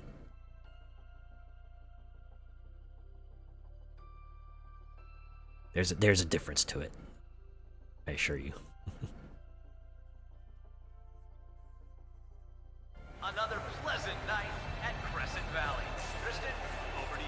Yeah, this is a very disciplined and You know, I still haven't completed like the Sonic Colors remastered game. I know people aren't too hot on it, and it's like got a bevy of performance issues, but as someone who did not play Sonic Colors on the Wii, that's probably like my next best choice to play Sonic Colors. And I know people adored Sonic Colors, right? That was sort of like the turning point in public opinion of Sonic. That was the point at which people were like, hey, you know what? Maybe they have a shot at saving this series. And then, you know, they managed to kind of continue that momentum with Generations. And then they completely lost it after that. Bit of a bummer. But, you know, we had so much faith in them back then. Yeah, he spent 10 years in mediocrity before that. Yeah. The long shadow of 06. It's still something he hasn't escaped from. Although people have gotten real sick of hearing other people still cracking those kinds of jokes. If, you know, the corners of the internet I hang out are accurate.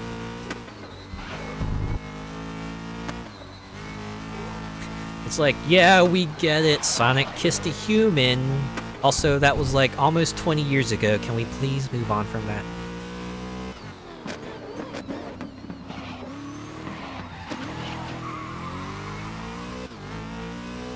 The eternal black mark on the franchise. Yeah, sadly. I think people have said that was also like the rise of the kind of the sort of the caustic critic internet persona. When you got such a convenient target like Sonic 06, it's pretty easy to just meme that one into oblivion. Fortunately, it had sorts of long-running consequences. Because that was also like the point at which Sega took big changes with the franchise, you know. Reduced the number of playable characters, perhaps took the focus off of long-running, serious stories. And those are the criticisms that started popping up since then, right? You see people wanting to play more as just Sonic, more than just Sonic and classic Sonic, and wanting to have, you know, more serious stories. Which is a thing they kind of sort of remedied with Frontiers. I know people kind of like Frontiers.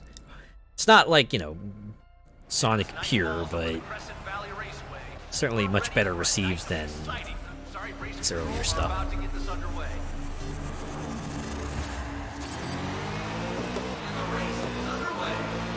Yeah, no, I guess there's a reason why people put a lot of stock in Colors, right? They had a lot of hope regained after Colors.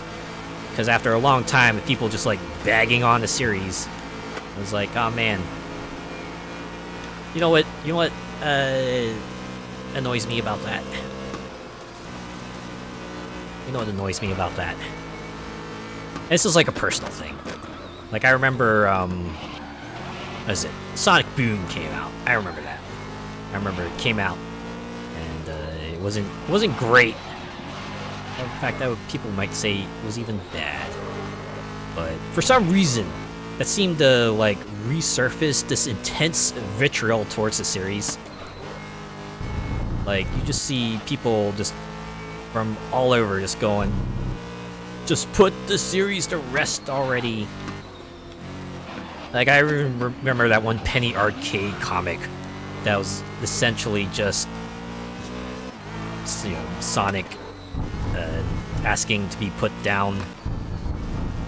Like, man, it was like all the goodwill from that they built up, right, with Colors and Generations, just seemed to vanish in an instant. Like, even Lost World, you know, as maybe mediocre as it was, didn't invite that sort of vitriol that Boom did. It was kind of funny, right? Because amongst, like, the mainstream audience, they didn't like it because, you know, it was just a bad Sonic game. And then, like, amongst the Sonic fandom, it was because that series took it in a direction that maybe they weren't a fan of, which I get it. The Boom game didn't help. No, it really didn't. For a multitude of reasons. And it, like, wasn't until Mania, I think, that, you know, people started being okay on it again. Even then, the reception around that was like, man, they should just, like, go back to making 2D Sonic games. Like, just forget about all this 3D stuff.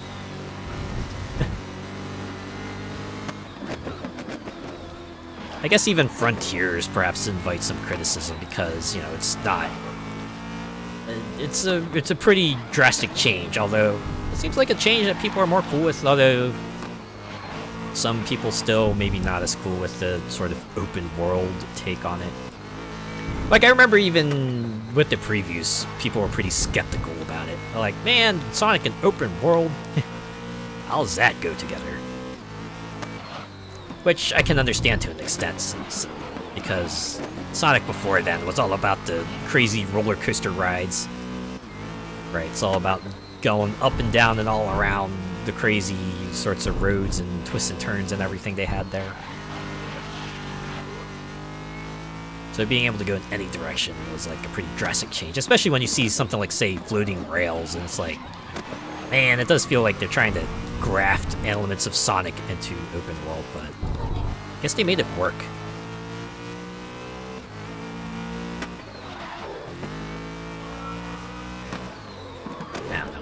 I brought Sonic Frontiers on sale because it was like 50% off, so maybe I'll get to it one of these days, see what it's all about.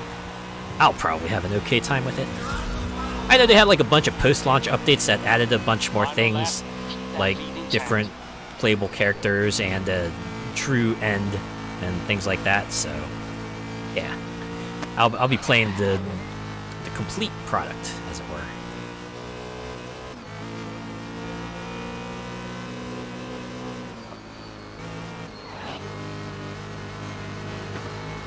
Like SNK and Capcom know how to make 2D fighters, Sega are good at 2D Sonic platformers. To an extent. Like, you remember Sonic the Hedgehog 4? That was like their sort of first attempt at making a 2.5D Sonic the Hedgehog game. People were not very receptive to that. I remember that specifically because, what is it? Sonic the Hedgehog 4 was the downloadable game they released for Xbox and PlayStation systems back in the day. And I remember the expectation there was that that would be the game that people would be into and would be the mainline game, and Sonic Colors, which was released on the Wii, would be intended to be like, you know, the sort of spin-off product. But turns out the exact opposite happened. Sonic Colors was like the game that was super praised and seen as a return to form, and Sonic the Hedgehog 4 was the sort of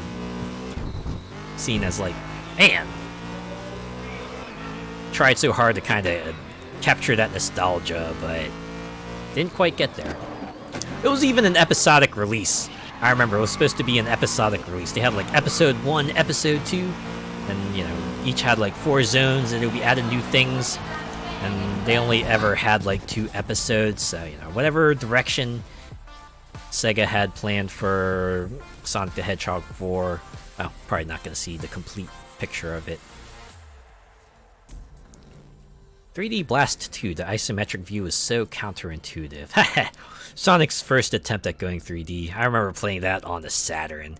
It was very much, yeah, it's its own beast, right? As a platformer, and certainly had elements of Sonic like the loop-de-loops and the pads and all that, but yeah, it was very much more like a search action game. Much less sort of high-speed roller coaster rides that 3D Sonics were eventually known for. And yeah, the isometric view certainly messed you up in some ways, especially when it blocked your view of everything else. Or it like made you scratch your head, right? You'd like see a thing out there and you'd wonder, man, how am I supposed to reach that? You know, you try like interacting with every element nearby and still somehow you just couldn't figure it out. You're like, alright, and just move on. Like the closest we got to seeing like the sort of modern 3D was when they took you to the special stages, and you got like that sort of 3D version of the special stages from the Genesis games. That was pretty cool. That was the point where they had like true 3D. That was maybe the better parts of 3D Blast.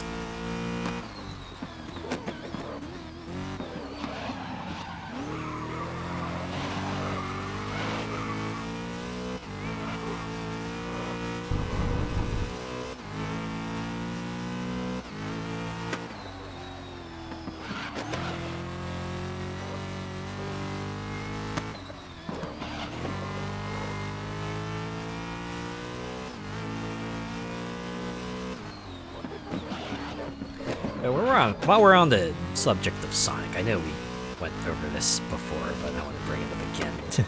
Sonic Shadow Generations. I'm actually kind of hopeful for. Man, it's like the way they played it out too, right? When on the State of Play, you just saw the Sonic Generations trailer going. It's like, yeah, or Sonic Generations remake. Shame Sega forgot the Chaotix game. That wasn't bad at all in the 32X. Well, at the very least, they didn't forget the Chaotix characters.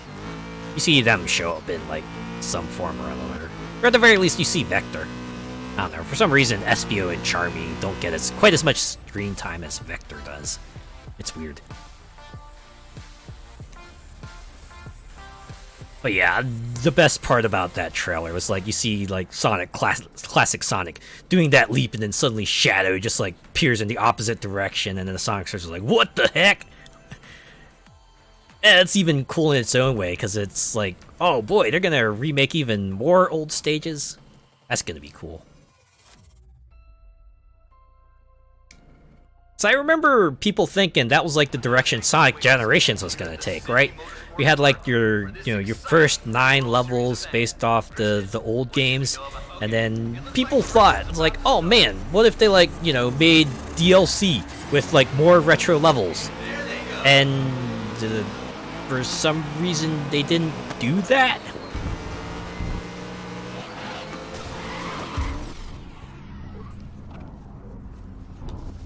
It's like, man, they had like a whole wealth of them to choose from, but yeah,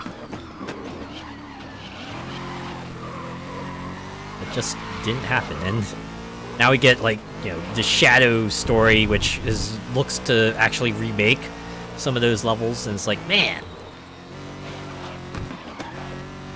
this is what they could have done like way back when Generations first came out, and I think people would have been okay with that.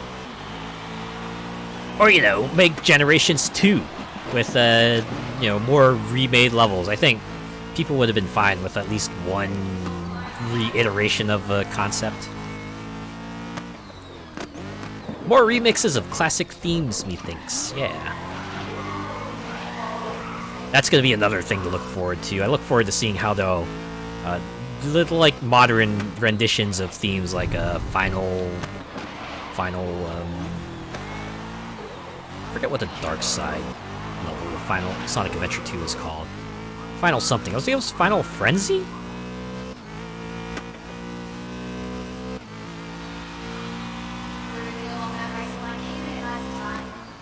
Great first lap. You're leading the race.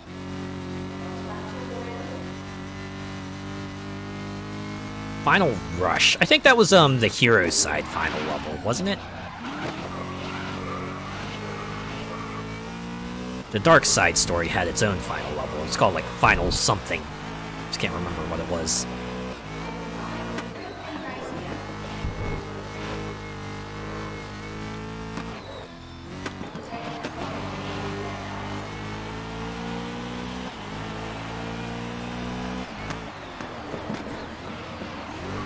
Can't remember. All the Sonic games blend together after all this time. Alright, that's understandable.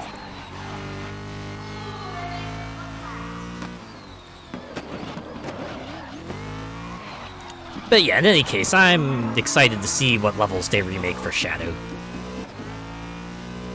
Hopefully they'll bring in some of his skill set too. Like, it would be a bit of a shame if he was just like, you know, Sonic but with air skates instead of speed shoes. Though if I remember correctly, Sonic Forces, when they added like the Shadow story, they did give him some of his chaos abilities, so I could see them doing that for Generations. Last lap, so hold the lead through to the end now. Oh boy. Given that Sonic Shadow appeared starting Sonic Adventure 2,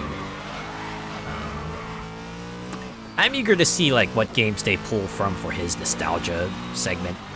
Like, we'll probably see, of course there's going to be like, you know, the Sonic Adventure 2 level. There'll probably be like a Shadow the Hedgehog level. Probably wouldn't be surprised if they put in like a Sonic 06 level that Shadow raced through.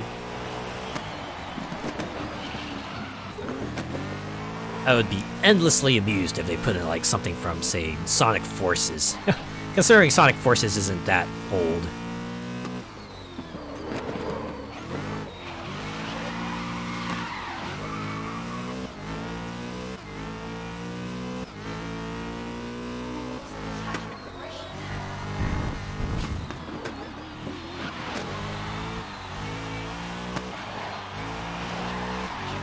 Man, Sonic Forces. That is like one of the games I think I enjoyed more than I probably should have. That was like mainly because of its character creator. Wow, yeah, I know, big shock. But I definitely had fun, you know, creating my custom character and them having like a spotlight in the story. I bet it's like even fun too because, you know, Sonic treats you as an equal, right? He's like, oh man, super enthusiastic with going through and saving the world alongside you. Nice change from the usual, yeah. It was great because they gave like a degree of customization, right? A degree of control over the way you could customize your character, not in just appearance, but also like abilities, because you know the variety of weapons you could equip to them, and the various skills they could have, and could like pick from 7 different species too that your character could be, and they all had their own like sort of passive. I picked the bird. I picked the bird because it had like that extra double jump, which proved to be actually pretty useless in the grand scheme of things, but I don't know. 1 bird and 2 extra jump for control, that was nice. Where it'll all be decided. Kristen, tell me what's gonna happen. Yeah, Alex is being pretty.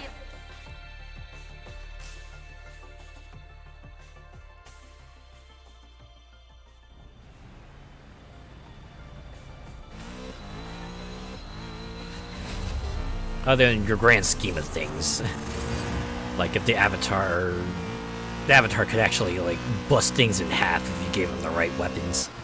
Like that one boss where you played as them, if you had, I think it was like the flamethrower weapon, you could annihilate that boss in like half a second. It was nuts. It's probably a reason why the Avatar didn't get too many boss battles, because it would make short work of any they were featured in. It was pretty funny.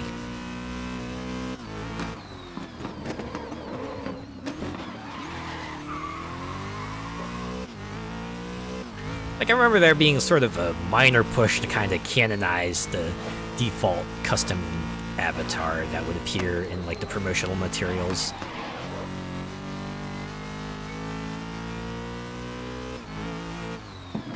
It's like in the later Fire Emblem games, while they let you kind of customize the appearance of your avatar there in some way, there's a canonical appearance for each of them, right?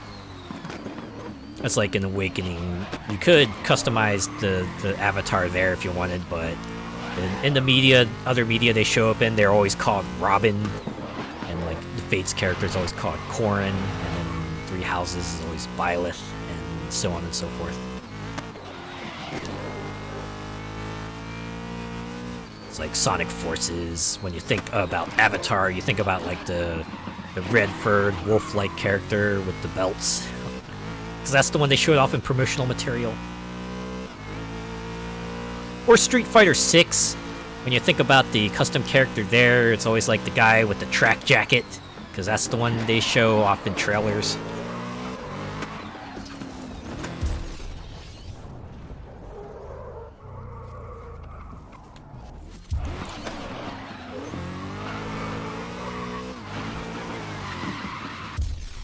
Jeez Louise. Can't touch the dirt at all. Especially when I'm turning, because I just go completely nuts. I go out of control. Alright, I think I made it. Oh man. Alright, I get to start off in the front. Things like that are a big selling point for me. Haha! Tell me about it. I feel like if a game features an extensive character customizer, my chances of playing it go up considerably. And we're heading into the final round now, where it'll all be decided. Kristen, sorry, race control or Like, Monster Hunter Rise. There's like a period of time where, you know, I was reading about layered armor. That's like your cosmetic armor slots. Or, you know, transmogrify / glamour if you want an MMO equivalent.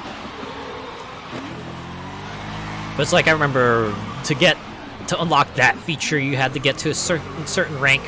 I think for like about a month, what I would do for a good amount of time was just like get on Monster Hunter Rise and just like, you know, clear as many missions as I could. Try to get up there in ranks. Also, I could get the ability to get layered armor. It came with a great benefit too, because I had like some friends who were playing Rise at that period as well. So, you know, we would get together for our online sessions, and they would see me, my layered Mitsusune set, and they're like, "Damn, you sure putting a lot of time." I'm like, "Yeah, I did."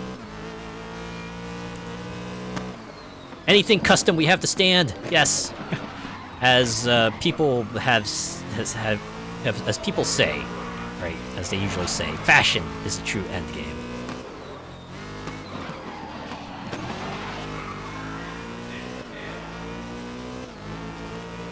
It's one thing to kick butt. It's another thing to look stylish while doing so. Right, to have your character the way you want them to look.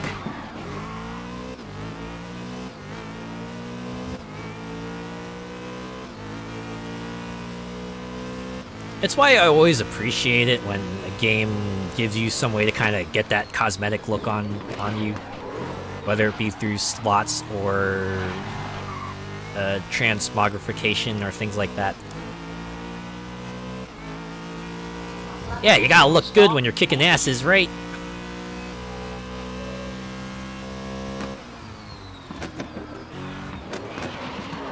SOR would have been super fun with a custom creator. Streets of Rage? Are you talking about Streets of Rage? That's the thing that comes to mind when I see SOR.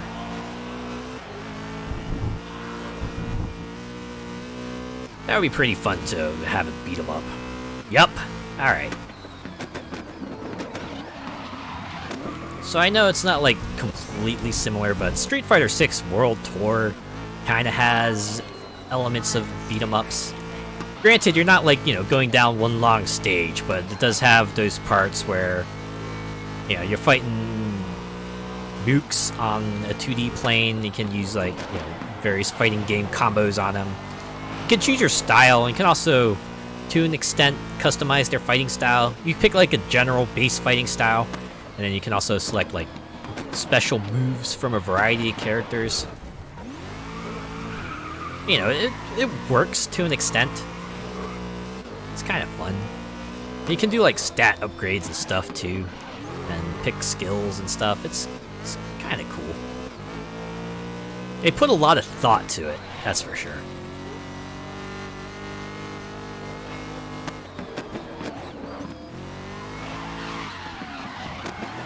Surprised Tekken hasn't done it properly, seeing as they made the Soul series with custom characters. Yeah, perhaps this is a little surprising. Like, I think the closest they got was like Tekken Tag Tournament 2, where they had Combat, and you could give it like different combos and stuff. But yeah, the most you can do there is just like change the styles of pre-existing characters, and even then, customization is kind of sort of limited.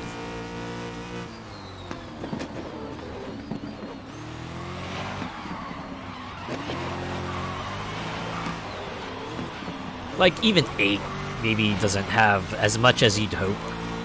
They do give you different varieties of tops, bottoms, and headwear and stuff, but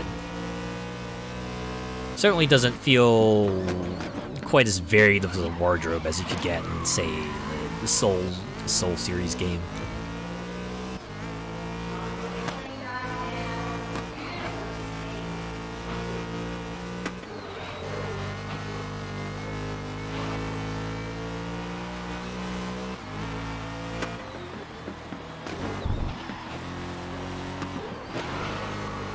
I guess 8 at the very least also gives you like a sort of a me style like avatar you can also customize. That has like its own custom or costume elements you can unlock and kind of change around. Well, the one thing I'll appreciate about the Tekken 8 customizer is that they give you really extensive color options. Like, if you have a clothing item or sort of customization item and it has a lot of colors on it, chances are you'll be able to change every color on it. So like, say, for example, if you have like a arcade stick item, they'll let you change the color of the strap, say the color of the case, even the colors of the buttons and the joysticks, and stuff like that. So that's pretty cool. Even if like the number of items they let you customize with are limited, the color options are something they at least give you a lot of control over.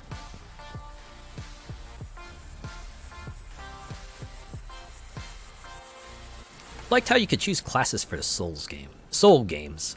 Yeah, especially in 3, where they actually had a bunch of, unique weapon styles that your custom character could wield, as opposed to, say, like, 4 onwards, where you can only pick, like, a fighting style from one of the characters in the game. Because I remember in 3, there's one particular custom style that I like a lot that they didn't bring back for later games. There are actually a lot of styles there that didn't bring back, even in, like, a character form.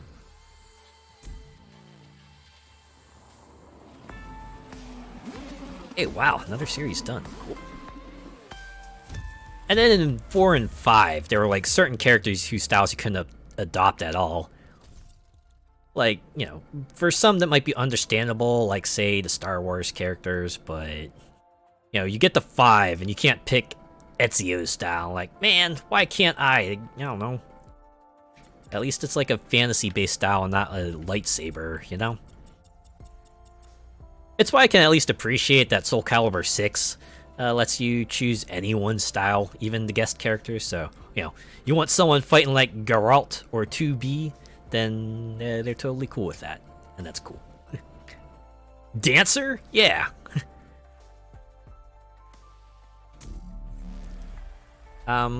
Actually, I think the weapon style I liked was the magic. I think it was like the magic staff. It was the one where your character had like a staff that could change size and shape. So there would be like certain moves where they would turn the staff to like a giant hammerhead, and they would like hit the person over the head with it. And it kind of fit my character kind of well because the one I created was sort of like a cleric type. So it was like a magic morphing staff kind of sort of fit for them, you know. Fortunately, they didn't bring back like that sort of magic morphing staff for the later games. It is like especially funny because they changed fighting styles with each subsequent game. I brought them back in. Well, I know I'm certainly eager to see the outcome of this event, Kristen. Best of luck to all of our drivers. They're gonna need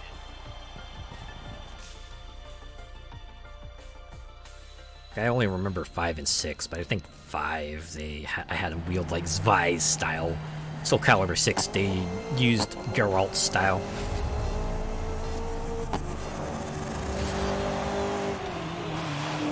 It's kind of funny because I like built this continuity in my head too, right? It's like they were like a traveling warrior, magic warrior to start, and then they went and became a cleric, and then they got corrupted by a wolf spirit and used that.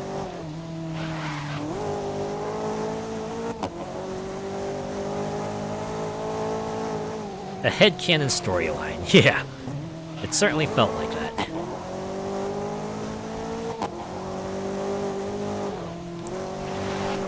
Did you have any custom characters like that? Like any custom characters you just like brought into future games and just sort of kind of created a continuity in your head to sort of justify any changes you might have made to them?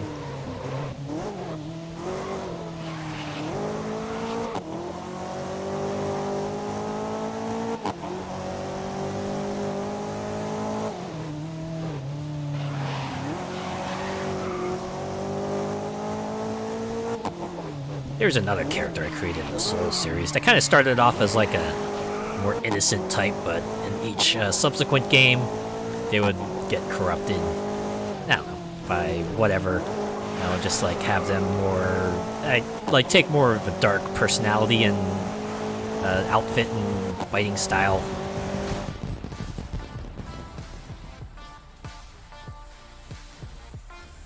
I forget what I started them with, but I think I finished off with them using Yun Sung's style.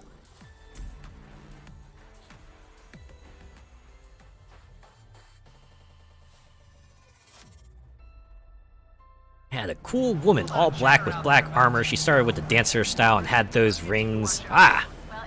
Yeah, nice.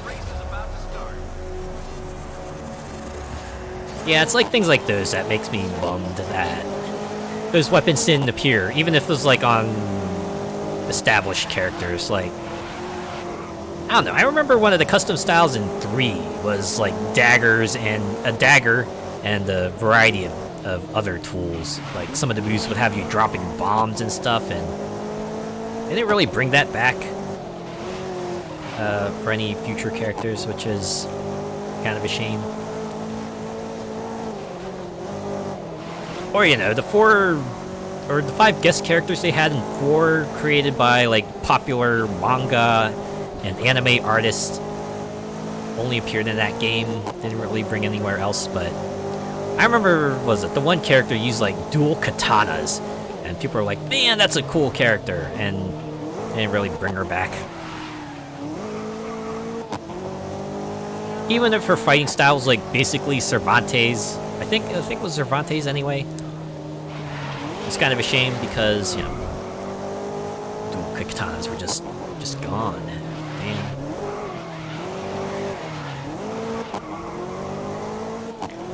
Or I guess for the guest characters too, right? It's like after 5, you didn't have that sort of Ezio fighting style.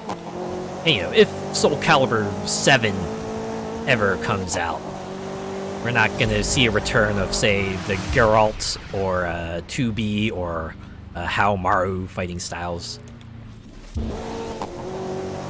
The best we can hope for is, like, maybe a character that incorporates some of those moves into their fighting style. The Cervantes style is a good one. Yeah. Can't say no to a good dual wield style. Especially one that like incorporates a gun into some of its moves.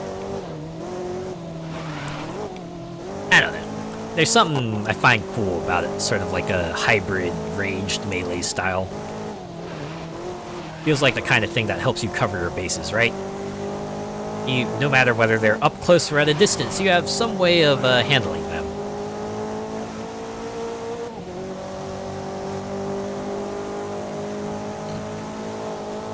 And I don't know, that just feels like a very piratey thing to do, right? Just have like all your bases covered, have have a few tricks up your sleeve.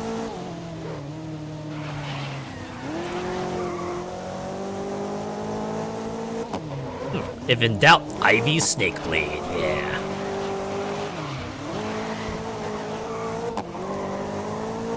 Nothing like a cool whip sword either. People like morphing weapons, right? A weapon that has like different modes depending on the situation at hand. Right. Who could say no to a sword that could turn into a whip? Or like, say, a dual-bladed sword that you can turn into dual-wielding individual swords. Or like, say, a sword that can turn into an axe, or a sword that doubles as a gun, or... I don't know. Look at all the weapons in Bloodborne. You'll find a lot of examples there of, like, dual-mode weapons. They're all cool.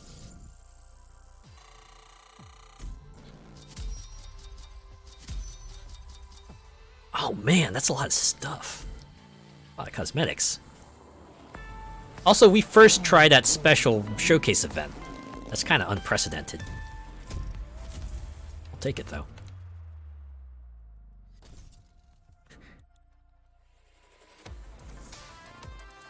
Oh man. Wait.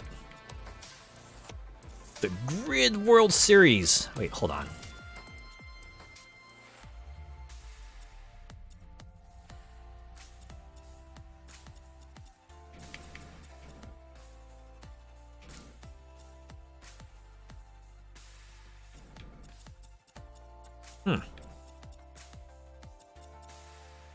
I mean, I know I saw like the 4 stamps out there, and I thought they would correlate to the ones down here, but I thought the Fernando Alonso and the Invitational would somehow be related to the ones up here, but it looks like the World Series is just available now. Yeah, and it's just very much just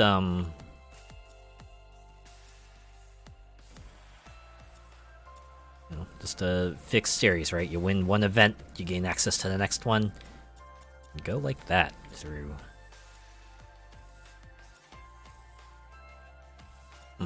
Interesting.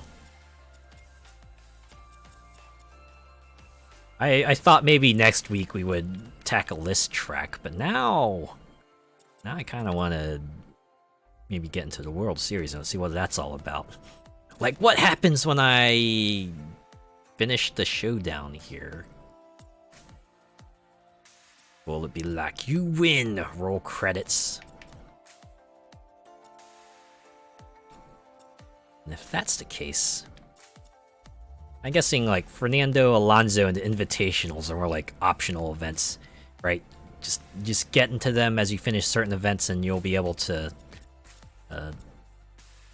get cosmetic items, because that seems to be the big draw for this game, right? Level up, win series, get cosmetics that can use to decorate your player card or the cars themselves. Well, in any case, that's probably something we'll see next week, right? Because it's kind of late over here, and boy, yeah, we've been going at it for quite a while. I'm surprised though. I'm surprised. I got through a lot more than I thought I would. I'm kind of proud of that. I think I'm starting to get my groove again. maybe the having the week off was a good thing. Allow me to kind of recharge myself. Getting there now. Yeah, I'm actually feeling pretty good. Next week's gonna be exciting. So yeah, I think next week what we'll do is maybe hit up the World Series, go through that. That shouldn't take too long, and then whatever happens, maybe if there's time left over, we'll start on Fernando Alonso, and then maybe some invitationals.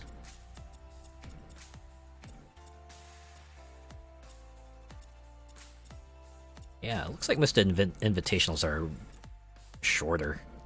Most of them are 1 round. You see the occasional 2 round and 3 round event.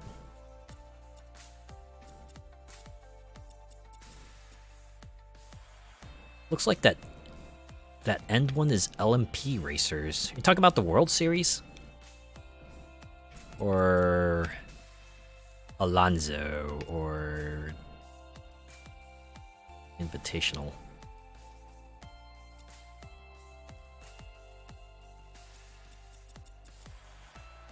Top right. Okay. Heh. I look forward to it. Looks like we're going to San Francisco. Well, again, that's gonna be something for next week. Yeah, for now, I think I'm going to call it here. Yeah, so thanks to everyone who came by and checked me out, hung around, chatted, lurked, watched. I appreciate each and every one of you. Have a good night, rest well. Yeah, you know what, you have yourself a good day. Thanks for hanging out.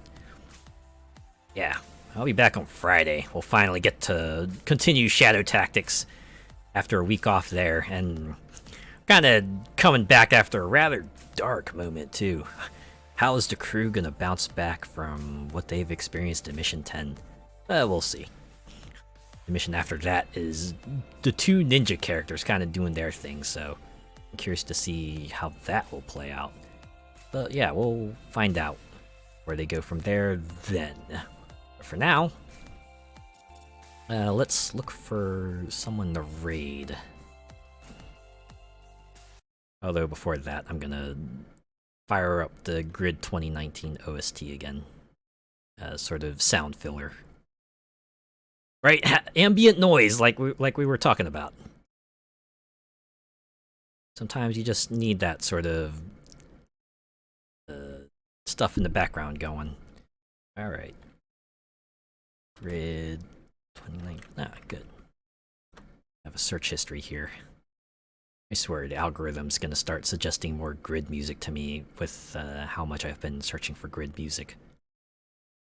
Alright, gonna pick... let's go with background music extended, actually. Oh, we're looping that stuff. It's pretty much just title screen. This is just someone just sitting at a title screen after they go through all the pre-roll intros.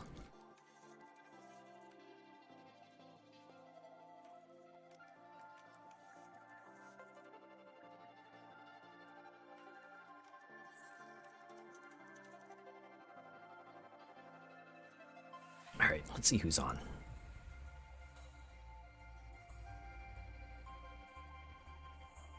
Can I raid into at this hour? Wow, it's even later than I thought. I played this for quite a while. Never felt like I was reaching exhaustion either.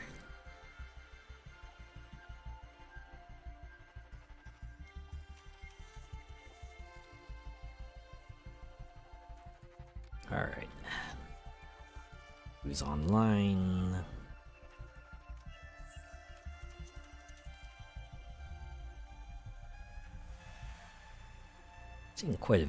I'm seeing a handful of Helldivers 2 streams.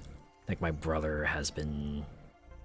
My brother picked it up, he really likes it. I know I played Helldivers 1 back in the day, and I think that was like pretty fun. It seems like it's managed to make the leap to 3D with grace. Kind of wild. It's wild.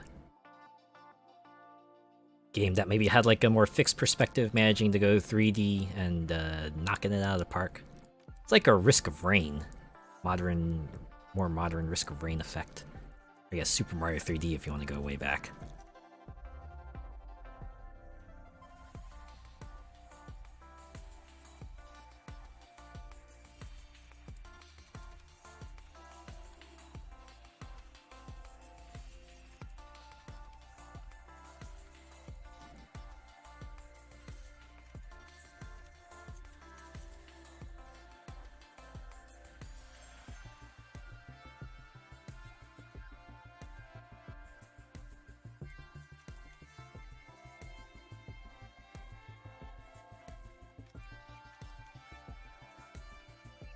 Alright, you know what? I think I might have actually found someone. This is going to be a short post-stream look here.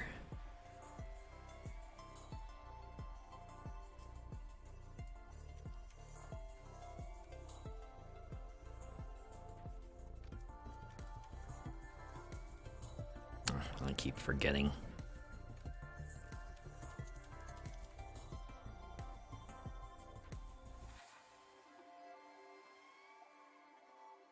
Stop raids for an hour. Okay. Alright, let's see if they have raids open. I'll see if this goes through. Alright, cool. Cloudy Keys playing Helldivers 2. Ah. So, you know, sequel to the game that was like top-down twin stick shooter made by the people who made Magicka. Now they've brought it into 3D. It's third-person shooter style. Still, some manages to feel a lot like Helldivers, so that's admirable, and I probably will pick that up some point.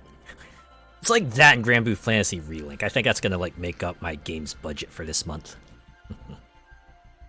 Alright, raid message. Let's real quick put one out there.